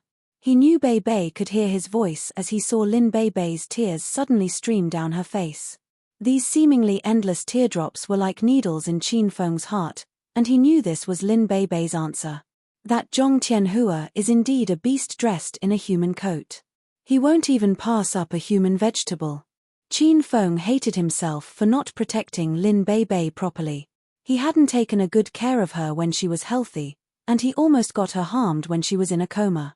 Qin Feng couldn't imagine what would have happened if he hadn't bought the blood flow bracelet for Bei Bei. He didn't dare to think. His heart would shatter by just thinking of it. Please don't cry, Bei Bei. I'll help you bathe now and I'll settle accounts with Zhong Tianhua afterward. The blood flow bracelet protected you from his harm, and I know he didn't even lay a finger on you. But I'm still very sorry for what has happened, and I know you don't feel good, either. Let me take your clothes off and help you bathe. After this, we'll just forget about this matter, okay? Qin Feng wiped off her tears. Lin Bei Bei, who had sobbed with her tears falling like rain, stopped crying and lay quietly and obediently on the couch. Qin Feng placed his hand on Lin Bei Bei's top and unbuttoned it. His movement was light. He kept looking at Lin Bei Bei's eyes. Should this lass shed a tear, Qin Feng would stop and give up on the idea of giving her a bath tonight. However, Lin Bei Bei didn't shed a single tear even with her top removed, and Qin Feng had an illusion that Lin Bei Bei was actually smiling at him. She'd widen her attractive large eyes and curl the corners of her mouth high. She was so graceful that people would care and love her unceasingly. Qin Feng carried a naked Lin Bei Bei to the bathtub's side. Lin Bei Bei's skin was warm and delicate. She was soft when Qin Feng held her in his arms, and he felt she might slip out of his embrace at any moment. The lukewarm water nourished Lin Bei Bei's body. This bathtub was a jacuzzi, so Qin Feng had to put Lin Bei Bei against the bathtub and clean her body thoroughly with a white towel. This was a simple yet challenging task for Qin Feng. He had to close his eyes and breathe with his mouth opened wide several times. Lin Bei Bei was a beauty. She was gorgeous and had a slender body figure. Qin Feng admired himself for being undisturbed when a beauty lay quietly in front of him, naked. No one knew how much time had passed when Mother Lin's voice drifted in from outside the door. Qin Feng, are you guys done? Please don't get me wrong. Take more time bathing Bei Bei if you aren't done yet. Auntie believes in you. Because I washed the bathrobe this morning and dried it outside, please call me once you're done. I'll send you the bathrobe. Then bring the bathrobe inside now, auntie. I'm done bathing Bei already. Chin Feng went to the door and took the bathrobe Mother Lin brought over. Mother Lin was a little bit shy. Chin Feng smiled and returned to Lin Bei's side. He held her in his arms and carefully wiped the water droplets off her body. Chin Feng, thanks for your hard work. Chin Feng walked outside with Lin Bei in his arms. Chin Feng's shirt was damp and stuck to his body while Lin Bei was sheathed in a snow-white bathrobe and lay quietly in Chin Feng's embrace. She was glamorous, beautiful, and delicate. Ah, didn't you bathe with Bei? How did you get your shirt all wet? Mother Lin just realized Chin Feng was wet. She'd expected Chin Feng to get into the bathtub with her daughter. It wasn't that Mother Lin had a perverted mind. It was because Lin Bei was in coma now, so she couldn't move or speak and it was troublesome to bathe her. The task was smoother only if both of the people got into the bathtub together. Auntie, I'm fine. Bei just had a bath. Please dry her hair, or else she'll see a cold. I've something to do now, so I'll excuse myself first. I'll come visit Bei after a while. Chin Feng placed Lin Bei on her bed and prepared to find Zhong Tianhua. Chin Feng, will you be fine alone? Mother Lin suddenly grabbed Chin Feng's arm. She knew something beyond her imagination had happened, and she knew Chin Feng was now going to resolve the problem. Auntie, don't forget that I'm young Master Chin of Acropolis City. What can he do to me? Chin Feng smiled gently at Mother Lin as he didn't want her to worry about him. Okay, Bei, and I will wait for your return here. You must come back. Bei can't live without you, Mother Lin said with tears in her eyes. Chin Feng's countenance sank. He turned around and left the room. Bad guys should be punished. He wanted Zhong Tianhua to suffer a fate worse than death.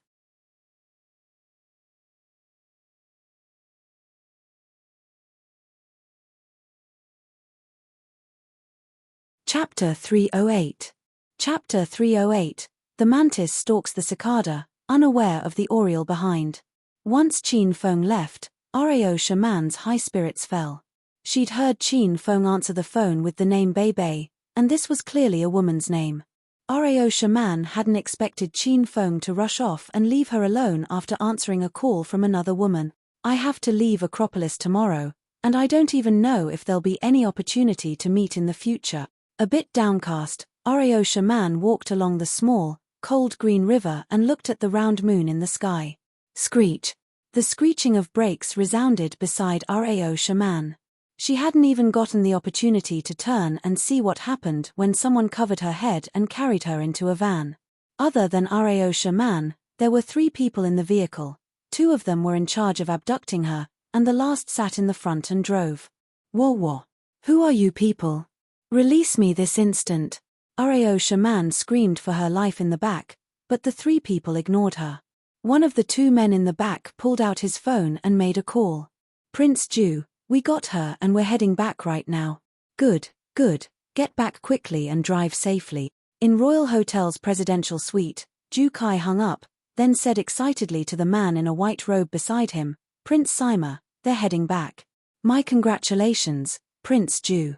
You'll enjoy tonight. Sima too smiled as he looked at Ju Kai. Prince Sima, why don't you stay? I'll get an inexperienced model and we'll go at it together tonight. No. I've just come out of seclusion and my inner chi is unstable. It's not that I don't want to, but I'm afraid that if I play around, I won't be able to control my chi, and I might get blown to pieces. Sima too smiled and waved his hand. Since Sima too made it sound so severe, Ju Kai didn't continue to try convincing him. Also, if Ju Kai was completely honest, he didn't want to play with Sima too. After all, this woman tonight was the goddess of tens of millions of Chinese men's hearts. He thought it wouldn't be enough even if he played with her for a whole night. Alright, then I'll head back. I hope Prince Ju will be freely drenched in sweat tonight. Sima too stood to leave. Ju Kai smiled and walked Sima too to the door. When Ju Kai returned to the room, Sima too stood at a corner of the stairs, pulled out a new SIM card, and replaced the one in his phone with it. Then, he sent a text message. Rao Shaman is in trouble in Royal Hotel's presidential suite, room 1888. After completing the text, Sima too pulled out the SM card and with a bit of force from his palm, the SM card spontaneously combusted. Then, he swiped his original SIM card back in and made a call. Prince Sima, is it done? A man's clear laugh came from the phone. As expected, Prince Wen is truly intelligent. It's done. Sima, you laughed as well. Happy cooperating. The call ended, and Sima too's eerie smile widened. He'd allied with Prince Wen, and now he initiated their attack on the Qin family. A couple of days ago, he'd purposely looked for Ju Kai and enticed him into abducting Rao Shaman. Then, he texted Qin Feng to tell him Rao Shaman was in trouble. That way, he'd successfully caused strife between the Qin and Ju families. Sima too knew Qin Feng too well. Hadn't he already annihilated entire family clans over a woman? Sima too didn't care whether the Qin or the Ju family won the feud because no matter who won or lost, the Sima family would be the biggest beneficiary. Of Acropolis's 4 prominent family clans, only 3 currently remained. After the Qin and Ju families were eradicated, the entire Acropolis would belong to his Sima family clan. While Sima too was immensely pleased with himself, Prince Wen sat on a sofa with a smile in a lavish villa. He was also a participant in the plan. In fact, he was the mastermind.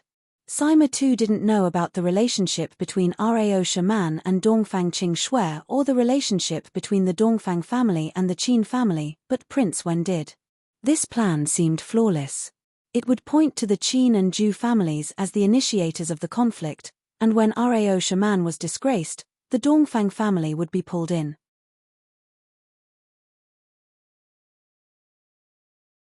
However, if Rao Shaman and the Qin family were acquainted, and the Dongfang and Qin families were also connected by an engagement, this situation then became immensely different. If Ju Kai forced himself on Rao Shaman, and Qin Feng ran over and beat Ju Kai up, initiating a feud between the 2 families, then Rao Shaman wouldn't get the Dongfang family to deal with the Qin family but the Ju family. If they found out that the Sima family was also related, then the Qin family and the Sima family would be at war. Previously, Prince Wen's identity was almost revealed, so he now didn't deal with Qin Feng personally. He began to help Qin Feng continuously provoke enemies and caused trouble for the Qin family. When the opposing powers were large enough in scale and size, it would be hard for the Qin family not to fall. The mantis stalks the cicada, unaware of the oriole behind. Only time would tell who was the unfortunate cicada, who was the short-sighted mantis, and who was the strategic oriole. Acropolis City First Hospital, 3rd floor on-call room. 2 people stood in the room. Zhong Tianhua had a large square of gauze on his head, and his injuries had been treated. Beside him stood an old man. This was First Hospital's director Fang Wentian. Little Zhong, are you all right? Be more careful when you walk. Fang Wentian had coincidentally bumped into Zhong Tianhua and seen that he looked like he had just gotten into a fight. Thus, Fang Wentian went into the on-call room with him. Thank you for your concern, Director Fang.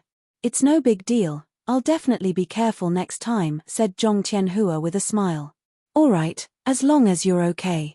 Fang Wentian waved his hand and prepared to leave. Then I'm going home. Okay. I'll walk you out, Director Fang. Zhong Tianhua got to the door first to open it for Fang Wentian. Once he'd done so, his entire body froze. A large, tall, and straight body stood at the door. That person had a frigid expression, and icy air emanated from him. Also, Zhong Tianhua had seen this person before. It was Lin Beibei's boyfriend. What are you doing standing by the door at night like a ghost? You scared me. Zhong Tianhua was almost scared to death by Qin Feng. He had just escaped from Lin Beibei's room, and now he saw Lin Beibei's boyfriend. Since he had a guilty conscience, there was no way Zhong Tianhua couldn't be afraid. However, he thought back, no one discovered his attempt to make a move on Lin Beibei, so he suppressed his fear and glared at Qin Feng with feigned anger. If a body is straight, there's no need to fear that its shadow would be crooked or that a ghost would come knocking at their door. Qin Feng gave Zhong Tianhua a cold look. Dr. Zhong, Don't tell me you have a guilty conscience because you did something shameful. Me? A guilty conscience? You're crazy. Don't block the on-call room doorway. Move. A good dog doesn't block the road, do you get it? Zhong Tianhua's heart thumped. He was slightly frightened by Qin Feng. Are you calling me a dog? A demonic smile appeared on Qin Feng's face. Whoever blocks the door is the dog, think about whether or not that's you. Director Fang was still there, so Zhong Tianhua didn't get into an argument with Qin Feng in an open and fearless manner. Qin Feng's smile widened even more, and his gaze was pinned on Zhong Tianhua. Suddenly, he lifted his leg and kicked Zhong Tianhua in the chest. This kick was fierce, and Zhong Tianhua's body stopped on the floor for a second, flew toward the wall, and slammed into it. Clang! The plaques hanging on the wall all shook and fell down, and the table below them toppled over with a loud bang as well. Zhong Tianhua was pressed beneath the wooden table, coughing incessantly. He couldn't even utter a word. Director Fang was stunned, and Zhong Tianhua was almost frightened to death. He hadn't expected that just mocking Qin Feng and alluding that Qin Feng was a dog would cause this guy to attack him in front of the director and with so much strength. With one kick, Zhong Tianhua felt as though his insides had shifted. Qin Feng took 3 large strides, then arrived before Zhong Tianhua and stomped on the wooden table on Zhong Tianhua's back. The wooden table was already heavy, and now that Qin Feng stood on it, Zhong Tianhua felt as though a mountain was pressing down on him. His stomach boiled, and he spat out a mouthful of fresh blood. Pu. The fresh blood sprayed all over the floor in a striking red. Director Fang was frightened into regaining his senses. He ran up to Qin Feng and tugged on his arm. Don't beat him anymore. If you keep at it, he'll die. Director Fang was so scared that sweat covered his forehead. He had a death grip on Qin Feng's arm and refused to let go. He knew Qin Feng, and was even more clear of his title as Young Master Qin. Previously, Fang Wentian personally helped Qin Feng take care of the matter of Mother Lin staying in the hospital, and he also got Lin Bei Bei into the special care ward this time as well. Qin Feng retracted his leg. Director Fang was an old man who had a pretty good relationship with his father, so Qin Feng had to give him face. Once Zhong Tianhua felt Mount Five Finger come off his back, he used all his strength to move the wooden table off himself and crawl to his feet. Once he got up, he hid behind Director Fang. Director Fang, you saw. This person is out of control. I have nothing against him. Once he came in, he attacked me for no reason.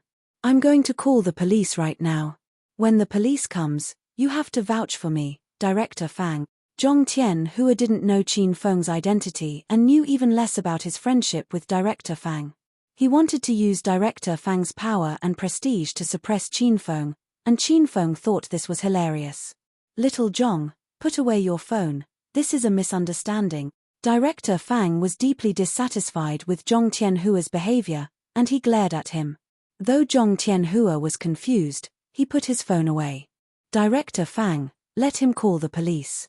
When the police come, let's see if they arrest me or this pervert. Attempted rape isn't a small matter.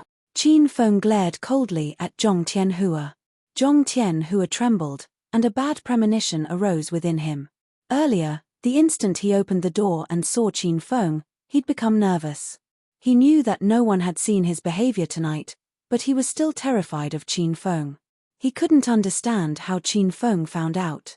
Why did Qin Feng call him a pervert and say he attempted rape? Director Fang, please move to the side.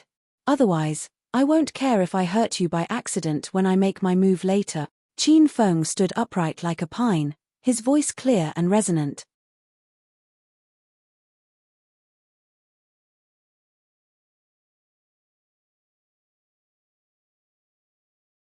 Chapter 309. Chapter 309. Beaten into a eunuch. Zhong Tianhua didn't know the relationship between Director Fang and Qin Feng. He was so happy that he laughed in his heart when he heard Qin Feng talk with attitude.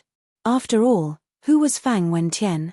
He was the director of First Hospital, a greatly renowned physician who healed the wounded and the dying. Even though he wasn't a magnate nor did he possess a solid family background, he'd saved the lives of so many people, tyrants, hedonistic young masters, even a gang leader had owed him a big favor. A person like him wouldn't look for trouble, and trouble would never dare to find him. Me. What an ignorant fool. How could a little brat like you talk that way to Director Fang? Zhong Tianhua quickly warded Director Fang and yelled with righteous indignation, "How dare you play tough in our first hospital? You're even threatening our beloved Director Fang. Do you think this place is a market, little brat? You're not going to get out of this on-call room unscathed today." Since Fang Wentian was behind Zhong Tianhua didn't realize his director's countenance had become chilly. He turned his head and smiled at Director Fang. "Please don't be afraid, Director Fang. Today, little Zhong is here. I won't allow this little brat to lay a finger on you.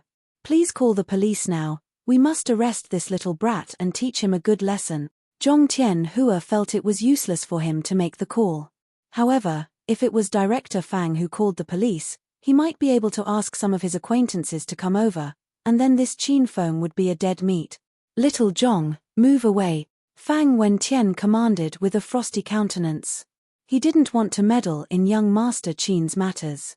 Director Fang was prepared to leave this battlefield in young Master Qin's hands. "Don't you worry about me, Director Fang. I won't move an inch even if I'll be beaten to death by this barbarian. I won't let him harm you." Zhong Tianhua talked with his chest puffed out, as he was taking pride in his ass-kissing skill. Before he could finish his sentence, he felt somebody smack the back of his head. "Move." Director Fang was an oldster. He was now choked with anger and gave a huge smack to Zhong Tianhua's head. Dazed, Zhong Tianhua turned his head to look at Director Fang. Is this geezer crazy? How could he casually hit someone? Zhong Tianhua wondered in his mind. Slap. Director Fang gave another slap on Zhong Tianhua's face and yelled coldly, "Move." Zhong Tianhua was totally flabbergasted. This was the first time he'd seen an angry expression on the face of that friendly and kind Director Fang. Zhong Tianhua didn't dare defy Director Fang anymore. He instinctively turned aside and gave way. Fang Wentian ignored him entirely. He walked up to Qin Feng and smiled. "Young Master Qin, give this old man face, just don't kill him." "Thank you, Director Fang. I'll personally pay you a visit for a cup of tea afterward." Qin Feng nodded. Director Fang left the on-call room directly. He even shut the door for them. He was wise enough to see through the situation. If young Master Qin accused Zhong Tianhua of attempted rape, then Zhong Tianhua must have really perpetrated such a filthy affair. Otherwise, why would young Master Qin proactively look for trouble with a nobody like Zhong Tianhua?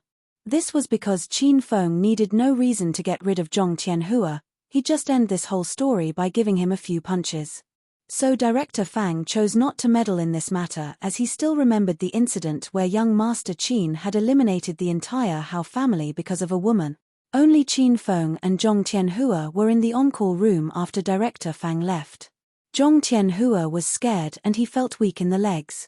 He seemed to have realized the seriousness of this matter. Apparently, this Qin Feng was a bigwig.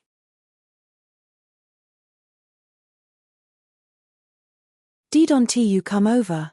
What are you trying to do, you little brat? We don't know each other and there's no enmity between us. You can't simply hit me for no reason." Seeing Qin Feng closing in on him, Zhong Tianhua was so frightened he couldn't speak fluently. Slap. Zhong Tianhua was slapped by Qin Feng and stars danced before his eyes. "What did you do in Bei Bei's ward tonight?"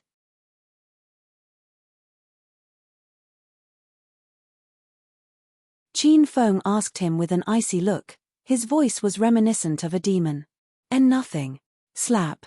Qin Feng slapped him again using the back of his hand and turned Zhong Tianhua into a pig head after 2 slaps.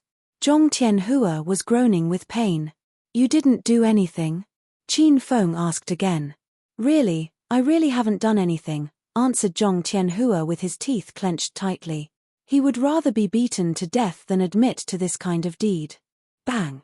Qin Feng had run out of patience, so he delivered a kick to Zhong Tianhua's belly out of frustration. Zhong Tianhua was sent flying directly and crashed on the wall. The impact even caused a layer of dust to fall from the wall. "What have you actually done?" Qin Feng rushed forward and single-handedly picked Zhong Tianhua up like a chick. Blood was gushing from Zhong Tianhua's mouth. He was in so much pain that everything before his eyes turned dark. He felt like a tempestuous storm was raging in his belly, making him want to spit out his organs. I really haven't. Shroom. Before Zhong Tianhua could finish his sentence, Qin Feng tossed him, and this person flew into the air again. He then fell hard on a glass fish tank, shattering it. Glass shards splashed all over his body, leaving numerous wounds on his body and a pool of blood on the floor. Still don't want to admit your sin? Qin Feng would never be lenient to a bad guy who defiled his woman. He refused to give Zhong Tianhua a chance to take a breather. He even ignored Zhong Tianhua's dying look. He single-handedly picked Zhong Tianhua up, ready to perform another trapeze act. Brother, big brother. I'll talk, I'll lay it out. I harbored dirty thoughts about Lin Bei and almost violated her tonight. But I really didn't touch her. A strange stream of air pushed me at the very last second. And then Auntie woke up, so I had to rush back here and tend my wounds. The last defense line within Zhong Tianhua had crumbled. He was really scared of Qin Feng. Qin Feng wasn't human. He was a demon who'd crawled out from hell, as all his attacks were aimed at taking Zhong Tianhua's life. Before, Zhong Tianhua hadn't wanted to admit it because he'd thought Qin Feng wouldn't dare make a big deal out of it and would only thrash him. Only now did he realize, Qin Feng was actually willing to kill him. Click. As soon as Zhong Tianhua finished speaking, Qin Feng tapped the sound recorder on his phone. Once again, he waved his large hand and Zhong Tianhua was sent into the air. Qin Feng quickly sent a kick between Zhong Tianhua's legs and a thump echoed, as if something had exploded. Zhong Tianhua was in so much pain that all his veins bulged, and he shrieked non-stop as if he was dying. When Zhong Tianhua landed on the floor again, he had already fainted. He'd been incapacitated by Qin Feng. He would be a eunuch if this was in ancient times. The commotion in the on-call room was too obvious, so a few nurses and doctors rushed over to check what had happened. When they saw the mess in the on-call room through the glass, all of them thought a war had taken place here. Qin Feng pulled out his handkerchief, wiped off the bloodstains on his hands, and walked out the on-call room to wash his hands in the restroom. His expression was bland and his steps were light, as if Zhong Tianhua inside the room hadn't been beaten by him. After he cleaned off all the bloodstains on his body, Qin Feng then returned to Lin Beibei's special care ward. He chit-chatted with Mother Lin for a moment, and a group of police officers arrived at the hospital. The leader of these cops was the fatty police officer that wanted to arrest Qin Feng at Lotus Lake last time. He already knew Qin Feng's identity, so he acted politely in front of Qin Feng.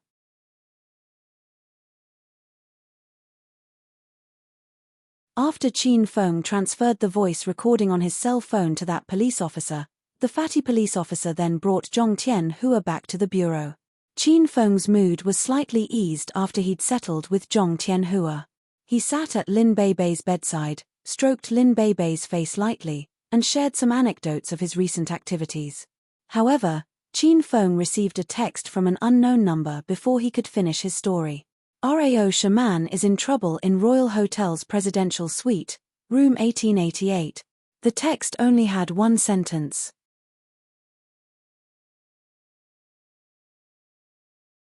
Qin Feng's eyebrows furrowed deeply after he read the text and he became nervous.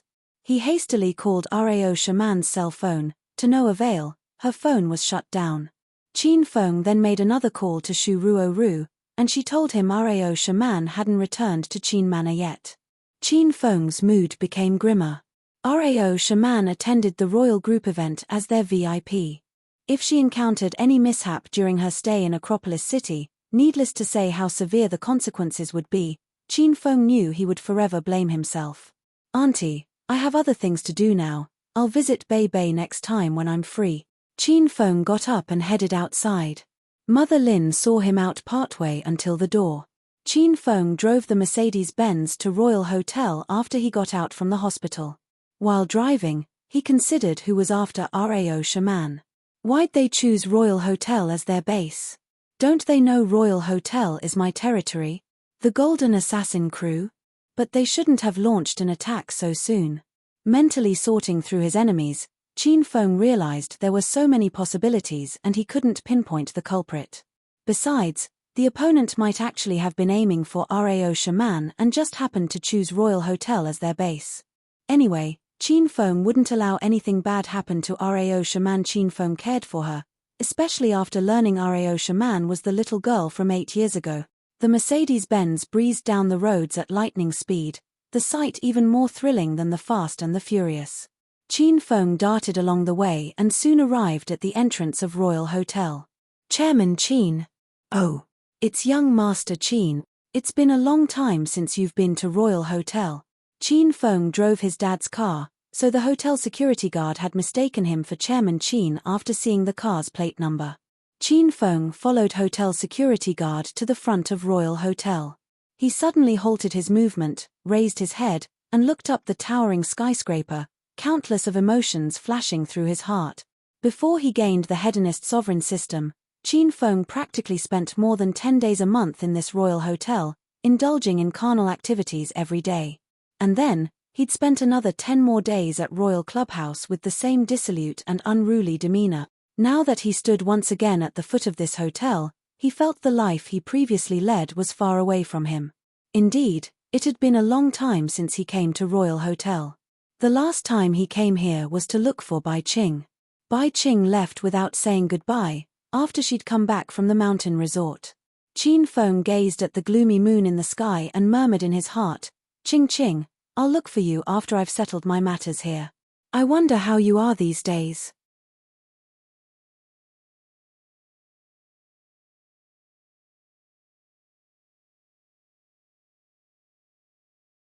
Chapter 310. Chapter 310, The Tragic Pawn. After Rao Shaman was kidnapped, she fought incessantly, but she couldn't struggle free even when they arrived at the hotel doors. In the end, the abductors knocked her unconscious and took her to Royal Hotel's presidential suite, room 1888. There were 2 people in the room. One was Rao Shaman, who was out cold on the floor. The other was a man who squatted before her, admiring her beautiful and charming face in detail. "China's #1 pure jade girl, you really live up to your title as the country's goddess. I like it. Haha." Ju Kai couldn't stop beaming as he looked at Rao Shaman's charming face and her perfect, curvy body. As one of Acropolis City's 4 princes, he usually spent a lot of money playing with celebrities and inexperienced models. Some celebrities were beautiful on screen but scared Ju Kai half to death when he met them in real life. Besides the ones that looked completely different without makeup, some had faces full of pimples and scars. Without makeup, they could be the female leads of horror movies. However, Rao Shaman clearly didn't let Ju Kai down. Not only was Ju Kai not disappointed, he was elated because Rao Shaman was even more beautiful in person than on TV. She was 20 this year, in the height of her youth. Even without makeup, she was radiant. Her skin was fair and clear like snow, like water would drip off it. Pu. Ju Kai stared at Rao Shaman for a good while. Then, he couldn't take it anymore and splashed the red wine from the glass in his hand on Rao Shaman's face. This humiliating action alone delighted Ju Kai. This woman was the perfect goddess of numerous Chinese men's hearts, and she was now being treated like a servant. The mere thought of it thrilled him. Cough cough. Rao Shaman was awakened by the red wine, and some of it got into her nose, causing her to cough. She quickly opened her eyes and gauged her surroundings. She remembered that she'd been abducted, so she was certain that she was currently in trouble. "Who are you?" Rao Shaman saw Ju Kai squatting before her once she opened her eyes. "Haha. I'm the man who is going to do you tonight, of course.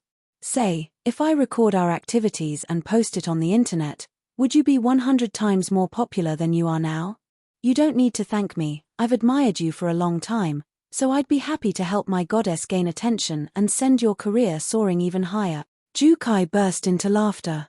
He looked at Rao Shaman's collar as the wine slowly spread through it, and was so excited that he wanted to shout out loud several times. "You pervert." Rao Shaman yelled angrily at Ju Kai, "You'd better release me now. Otherwise, you'll regret being born. Haha. You have personality, you really have personality. But this big brother likes women with a temper and class like you. If you're smart, You'll cooperate and have fun with this big brother tonight. That way, I guarantee that the footage won't be leaked. The ball's in your court, you decide. This is a very important decision, so I hope you'll consider it thoroughly, Miss Shaman. Rao Shaman's hands and legs were tied, and she struggled for her life. She didn't know Jukai, so she quickly guessed that this person must have had his eye on her for a long time. Otherwise, he wouldn't have chosen to make a move the night before she was about to leave. Rao Shaman was in despair. She was unfamiliar with the people, life, and land in Acropolis. She knew Qin Feng, but he'd gone to do his own thing. She predicted that she'd be unable to escape tonight. Did she really have to get dominated by this disgusting man? Just thinking about it disgusted Rao Shaman extremely. A strange thought suddenly came to mind. She would rather be taken by Qin Feng tonight than give her first time to a stinking man like Jukai. Swish.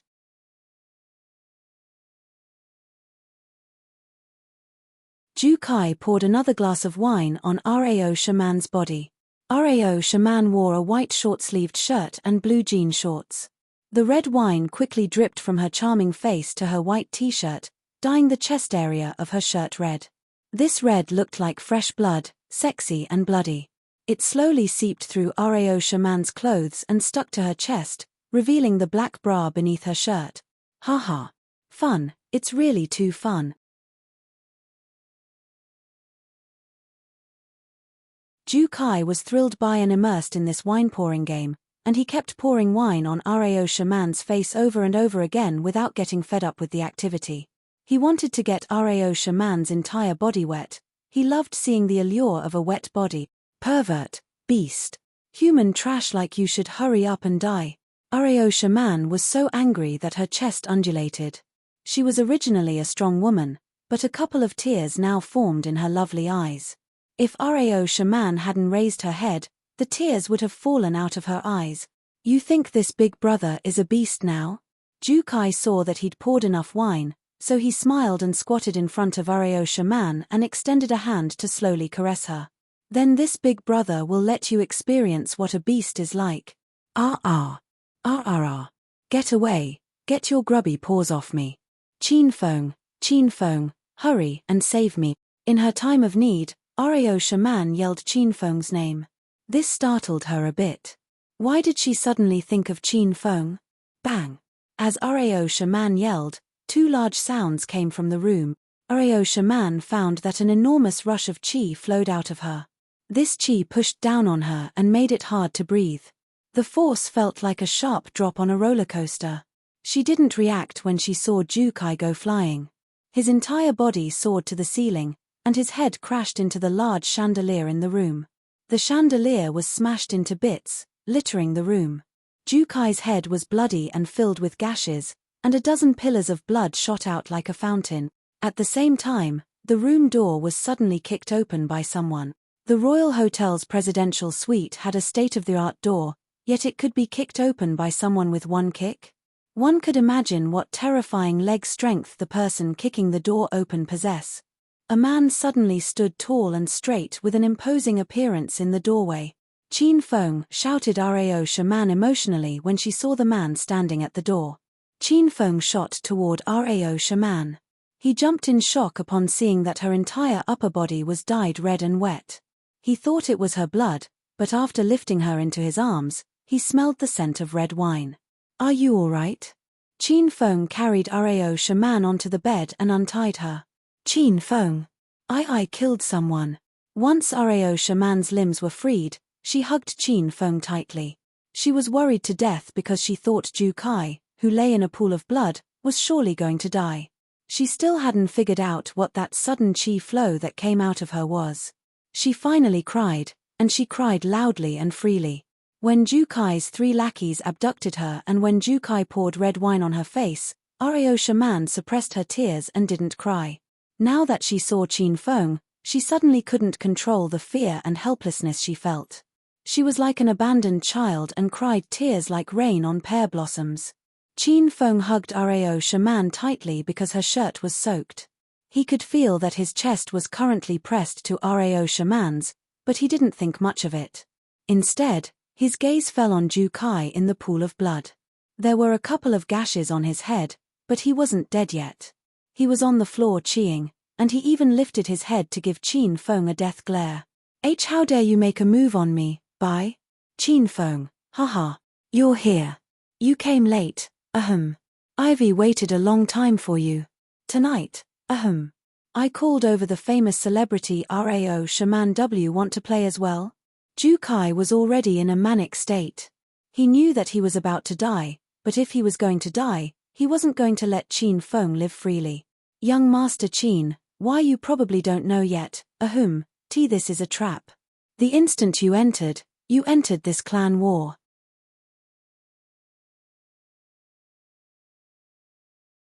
Ahem, you can force yourself on Rao Shaman with me, Ju Kai, tonight, but if I die, how do you think the Ju family members will deal with you?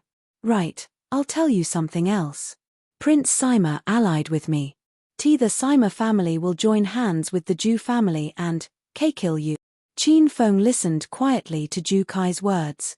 Who would have thought that this guy was already scheming to deal with the Qin family? Seems that what his father told him wasn't wrong, and his worries were well-founded as well. The criminal behind the scenes was beginning to become threatening.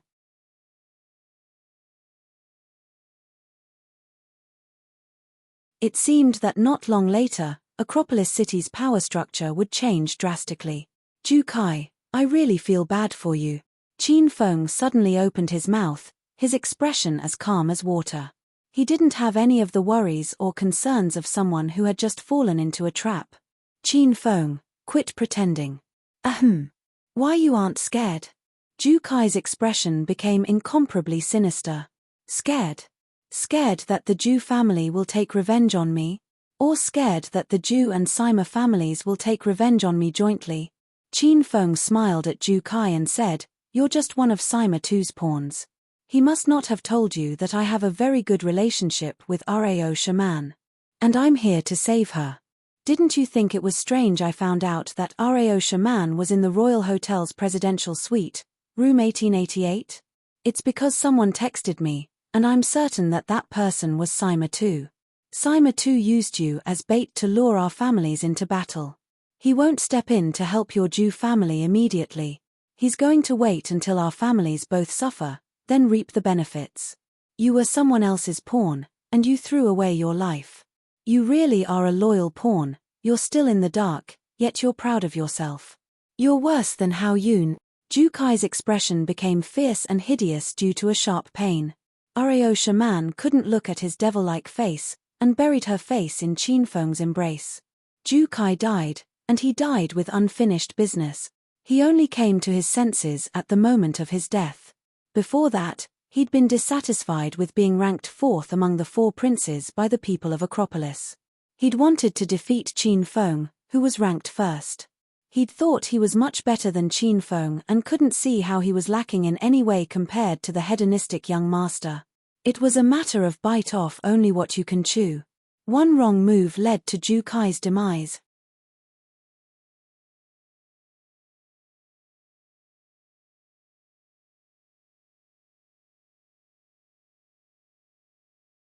Chapter 311.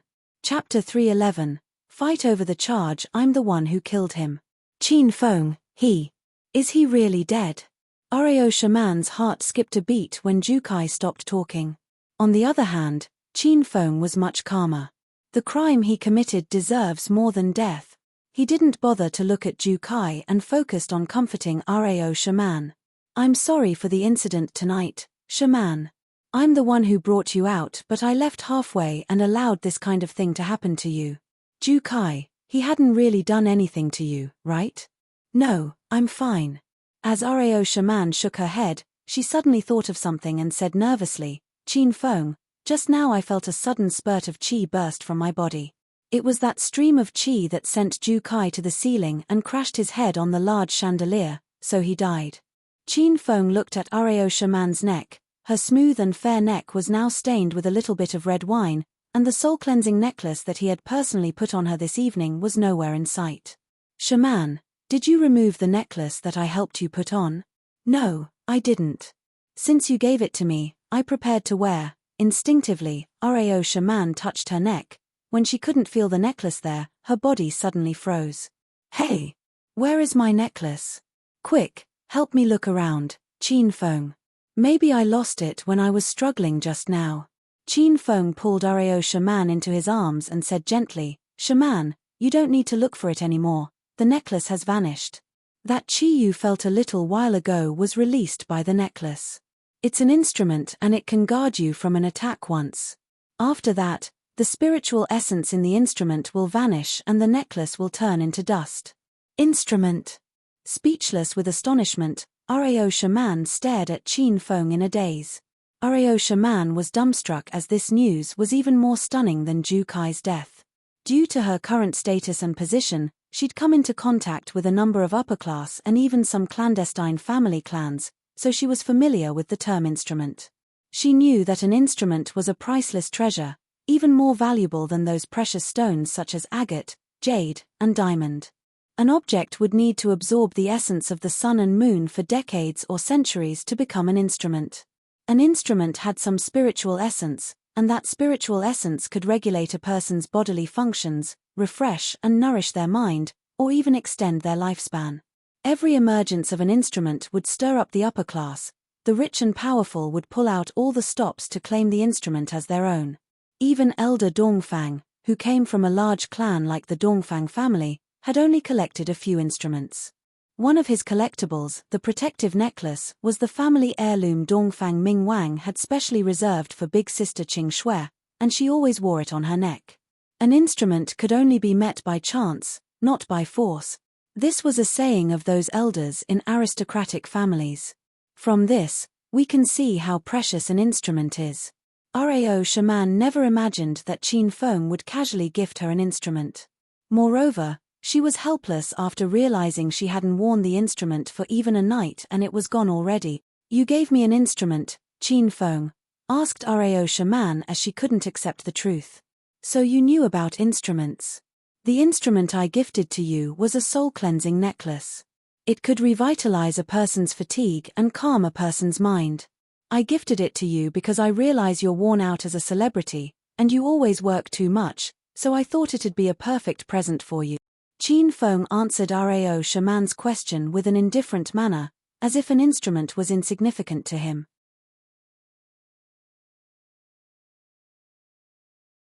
Indeed, in Qin Feng's perspective, an instrument was nothing, though it would be a little bit of an exaggeration to say it was insignificant. After all, the cheapest instrument in the system required 500 Hedonist points, and it was hard for him to earn 500 Hedonist points. However, those instruments were negligible when compared to the 4 orange-grade spiritual equipment Qin Feng had.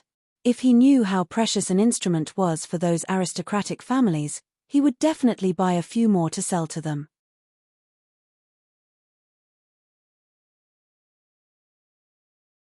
Qin Feng, you just gifted an instrument to me so easily. Areo Shaman was very excited after she ascertained that the soul-cleansing necklace really was an instrument. You're very important to me, so it's normal to gift you an instrument, Qin Feng replied confidently. Areo Shaman was almost moved to tears. Suddenly, she said frustratedly, but I lost the instrument that you just gave me. I'm so useless. You must be very angry with me, right, Qin Feng? Why should I be? Qin Feng noticed that Areo Shaman was acting weird tonight. The purpose I gave you the instrument is for your protection. Not only am I not angry, I'm grateful for the stream of qi the instrument released before it vanished. Otherwise, you'd have been violated by that Jukai already. Areo Shaman's heart melted. She'd never known she was so important to Qin Feng. Before, she'd thought Qin Feng got close to her and treated her nicely because of her beauty, her epithet as the country's goddess. Only now did she see through Qin Feng clearly. He was a great man. He'd gifted a treasured instrument to her without saying anything beforehand. If she hadn't been abducted tonight and the instrument hadn't vanished after protecting her from Jukai's assault, it'd have been donkey's years before Areo Shaman realized the necklace she wore was actually an instrument. Qin Feng, thank you so much. Thank you for everything you've done for me in obscurity, Areo Shaman muttered in Qin Feng's ear as she hugged him tightly. Qin Feng was slightly stunned as he thought back on what he had done for Areo Shaman. Why can't I remember anything? he wondered in his heart. But he didn't have the time to think all of this, because he realized Rao Shaman wouldn't resist if he laid his dirty paws on her now. Seizing his opportunity, Qin Feng quickly put his hands on Rao Shaman's fair back, rubbing back and forth. Chump! Qin Feng kissed Rao Shaman's neck and it tasted faintly of red wine. Rao Shaman was shocked. She jerked and pushed Qin Feng away. No, not right now. Fart. Rao Shaman suddenly burst into laughter. This was the first time she laughed from the bottom of her heart after her abduction. Qin Feng, if this fellow's soul could see us still in the mood to flirt with each other, do you think he'd be so angry that he'd come back to life? Rao Shaman really wanted him to come back to life. She'd never wanted to kill him. Although he was heinous, but it would have been better for the police to handle him via legal procedures. Please go, Qin Feng. I'm the one who killed him and I'll bear the responsibility. Tonight it was Ju Kai who abducted me first. He even attempted rape. I believe Big Sister Qing Shui will try her best to bail me out of jail if she learns about this incident. Rao Shaman suddenly pushed Qin Feng back and tried to shoo him away. Not wanting to leave, Qin Feng grabbed Rao Shaman's arms and pulled her into his embrace again.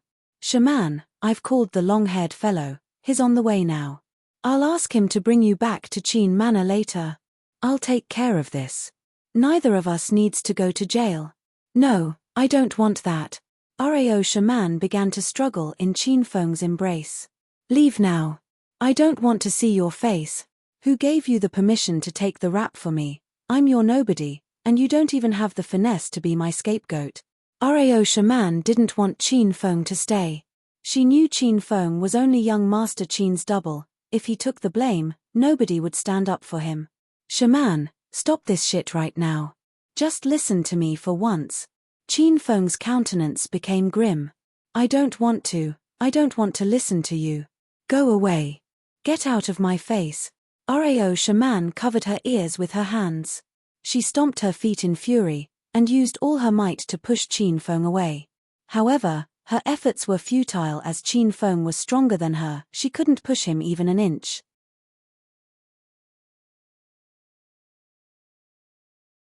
Young Master Qin, sister-in-law, long hair had rushed over. He was dumbfounded as soon as he entered the room. Long hair, send Miss Shaman back to Qin Manor now. Qin Feng ordered. Rao Shaman became even more anxious. She stuck her butt on the floor, refusing to leave.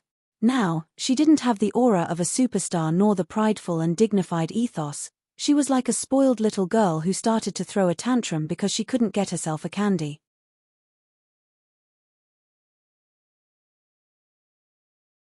Choked with tears, she then begged Qin Feng, "Wo, Qin Feng. I beg you. Please leave, just go. Long hair, can't you hear me?" Qin Feng yelled at Long hair. He was enraged. Long hair hastily ran to Rao Shaman. He suddenly halted and looked at Qin Feng. "Young Master Qin, please leave with sister-in-law. I'm the culprit, I'm the one who killed this fellow." Qin Feng and Rao Shaman were stunned by Long hair's statement, especially Qin Feng. A gush of warmth welled up in his heart. He felt he hadn't lived in vain. He now had so many women whom he loved and who loved him back, and a few brothers who were willing to risk life and limb for him. Qin Feng still remembered that when he killed Uncle Feng at the underground fighting arena in the Amethyst Dragon Palace, Zhong Biao had proactively shouldered the murder rap and was now still hiding somewhere. Today, Ju Kai was dead, and Rao Shaman and Long Hair were fighting to claim the charge for themselves. Even though both of them knew this was a capital offense, neither of them had hesitated or stepped down. Qin Feng was touched by them. This is fucking life. He suddenly felt that the former dissolute, hedonist young master Qin was dead, and that he'd been reborn into a real sovereign hedonist young master. "Don't argue with me anymore. Long hair, bring her away now." Qin Feng's voice had softened. The death of Ju Kai isn't as simple as it seems. Somebody manipulated this whole incident from the shadows, and he has only one objective: to pull the Qin family down. My staying behind is not to accept the guilt. I'm staying because I want to negotiate with the Ju family, and both of you have no use here. Long Hair hesitated for a while but finally obeyed Qin Feng's order.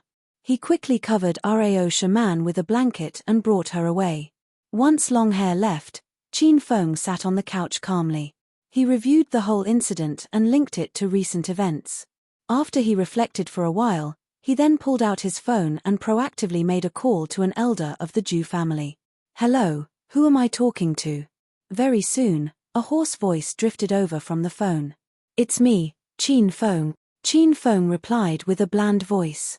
The other side fell silent, then began to talk after a period of time. "Why'd you call this elder?" "It's late and I think Elder Zhu has sleep already, so in order for the elder to sleep better, I purposely made this call to tell you some good news." Qin Feng then said with a faint smile, "Elder Zhu, your grandson, Zhu Kai, is dead."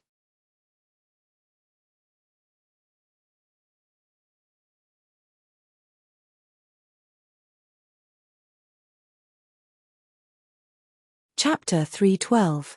Chapter 312, Negotiation. After receiving Qin Feng's call, how could Elder Zhu continue sleeping?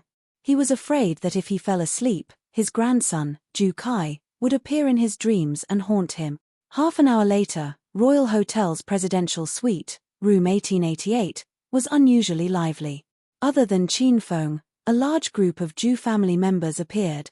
Elder Zhu rushed over urgently with his 4 sons. His 4 sons were called Zhu Shun Feng, Zhu Shun Tiaro, Zhu Shun Yu, and Zhu Shun. The 4 of them had the word Shun in their names, and together, their names meant Feng Tiaro Yu Shun. Elder Zhu gave his sons these names due to the message these words formed, but the Zhu family hadn't experienced favorable conditions these couple of years. In particular, Zhu Kai, the son of the eldest, Zhu Shun Feng, stirred up trouble all day and gave the Zhu family a considerable amount of problems. Unfortunately, Zhu Kai was the eldest grandson of the Zhu family, and in the direct line of inheritance. When he did bad things, the family clan indulged him, and this was what created the current troublemaking and skirt-chasing human trash that was Zhu Kai. "Son, what's wrong with you? Who did this to you? Son, wake up. Don't scare me." Zhu Shun Feng bent over Zhu Kai. Elder Zhu and the 3 remaining sons weighed from the sidelines. The 4 of them had extremely cold expressions, especially Elder Zhu. His poisonous and sinister gaze fell on Qin Feng like he wanted to turn Qin Feng into mincemeat. "You arrogant child, how dare you kill our Kaya? You're dead, brat. Our Zhu family will get you if that's the last thing we do." "Right, Dad, let's have this brat arrested and have him pay for this with his life." "Oh, Qin Feng, you commit crimes all day with the Qin family's power, but our Zhu family isn't afraid.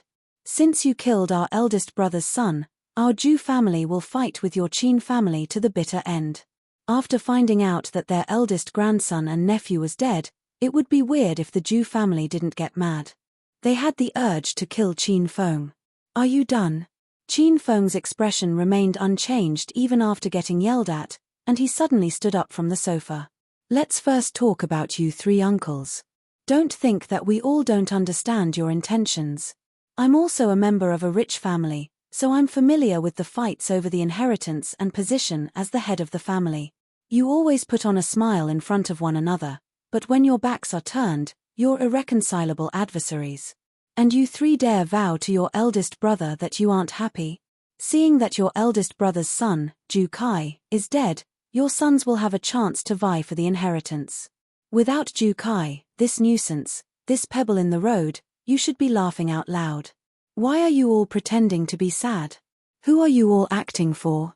Qin Feng had thought of his replies before the Zhu family members arrived. His words stunned his audience, and they temporarily forgot to breathe. "Who the hell let you say such a dishonorable thing so openly? Shameless brat, you shameless brat. How dare you tarnish our names? I'll kill you.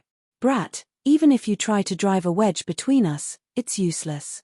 We are linked with our eldest brother through blood, how would he be affected by your childish bullshit?" Zhu Shun Feng's 3 younger brothers were fuming. They clenched their teeth and glared at Qin Feng. They weren't even this angry when they saw that Zhu Kai was dead. The youngest, 4th brother, couldn't take it anymore. He brandished his fists and flung himself at Qin Feng. "Old 4, stop." Elder Zhu stopped 4th brother. He found it very strange that they were called over by Qin Feng and that Qin Feng didn't run away after killing Ju Kai, instead.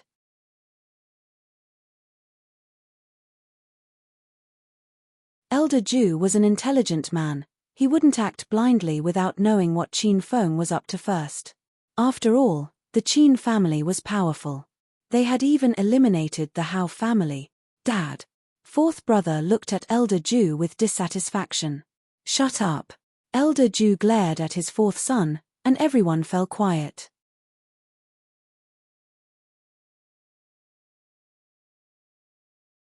The only audible sounds were those of the 5 Ju family members' heavy breathing. Qin Feng could tell that Elder Ju wouldn't make any rash decisions. The older people got, the more apprehensive they were.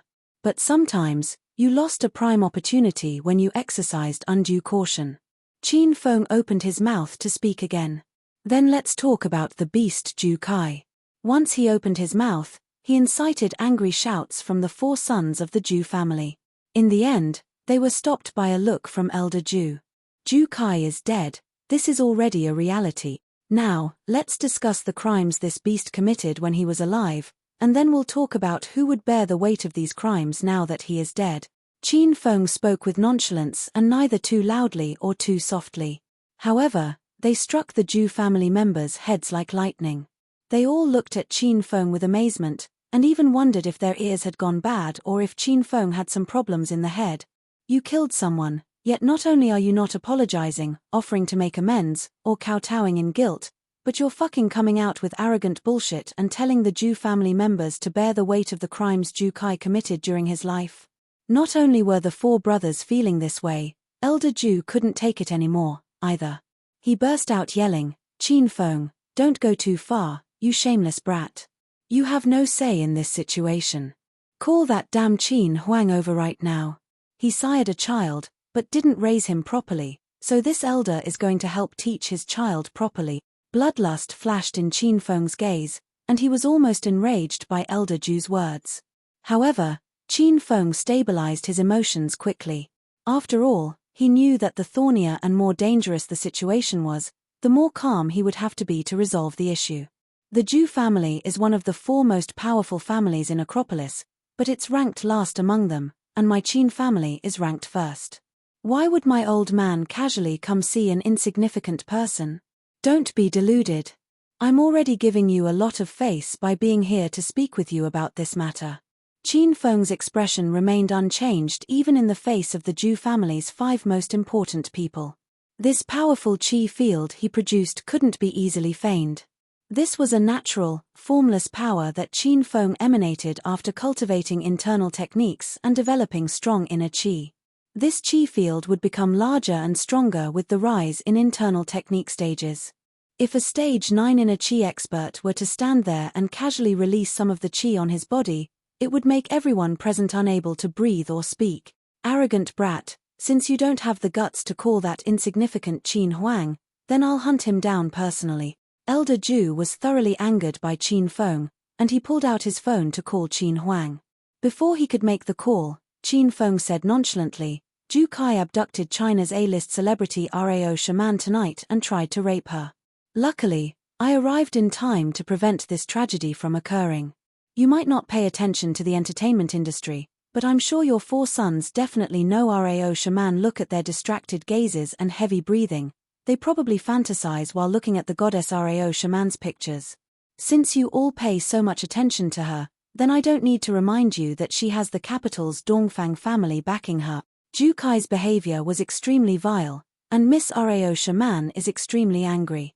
I've already sent people to take her to Qin Manor, so she's probably talking to my father about how to take care of the Ju family. I'm sure that with the Qin family and the capital's Dongfang family joining hands, your little Ju family will suffer.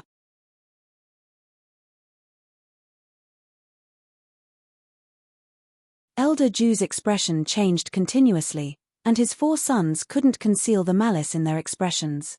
They all glared at Qin Feng and looked like they would pounce on Qin Feng and kill him in the next second. However, Qin Feng didn't care about their expressions.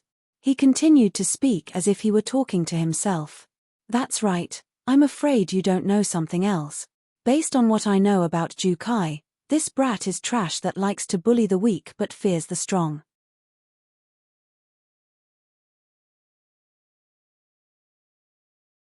He didn't have the guts to abduct Rao Shaman on his own, so there's sure to be someone behind the scenes who egged him on and got him to do this.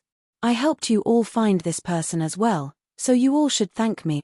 Qin Feng waved his hand and smiled before allowing the Zhu family members to get mad. Never mind, we're all members of the 4 most powerful families in Acropolis, so we're all good friends. It's only natural that I do something like this. There's be no need for you to thank me or give me any presents. The person behind the foolish Jukai was Sima too. He's also a lecher, so why didn't he kidnap Rao Shaman? Why did he hand this assignment to Jukai? Jukai didn't even see such an obvious answer. Sima too used Jukai as a tool, and purposely chose Royal Hotel as the place to commit his crime to drag our Qin family down as well. Then, the Qin and Zhu families would fight. The Sima family wouldn't contribute but would sit back and reap the rewards of the fight. After saying all this, Qin Feng paused, then smiled and continued, this situation really is a bit complicated. It's not limited to what I just mentioned. There are also hidden powers at work that I can't guess at easily. Simply put, Jukai deserved to be played like a pawn this time. If your Zhu family wants to fight our Qin family, we would be happy to oblige. We have the Dongfang family backing us, so we're not afraid of you. I hope you guys can also find such support. Otherwise, if we really do fight, it'd be such a bore. In the end, the Zhu family will follow in the footsteps of the Hao family and will be completely eliminated from Acropolis, and China in its vast entirety. Qin Feng analyzed it all very logically and clearly. The 4 Zhu brothers were so angry that they almost swallowed their teeth. They clenched their fists hard enough to make popping noises. They were agitated by Qin Feng's words, and forgot about their prior plans and reflections.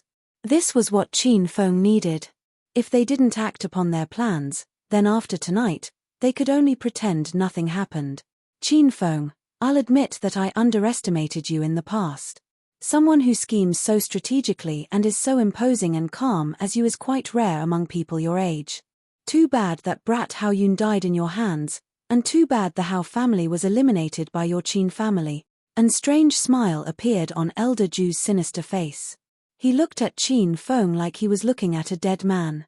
But you didn't think of everything. This elder now commands my 4 sons to kill you. You're tuning in to the Dreamy Chapters YouTube channel. We're so grateful for your support, and don't forget to subscribe to join us on this incredible journey through captivating stories. Your generosity through donations truly makes a world of difference, as it's the primary source of revenue that allows me to expand and enhance this channel for you. Thank you from the bottom of my heart for being a part of this adventure.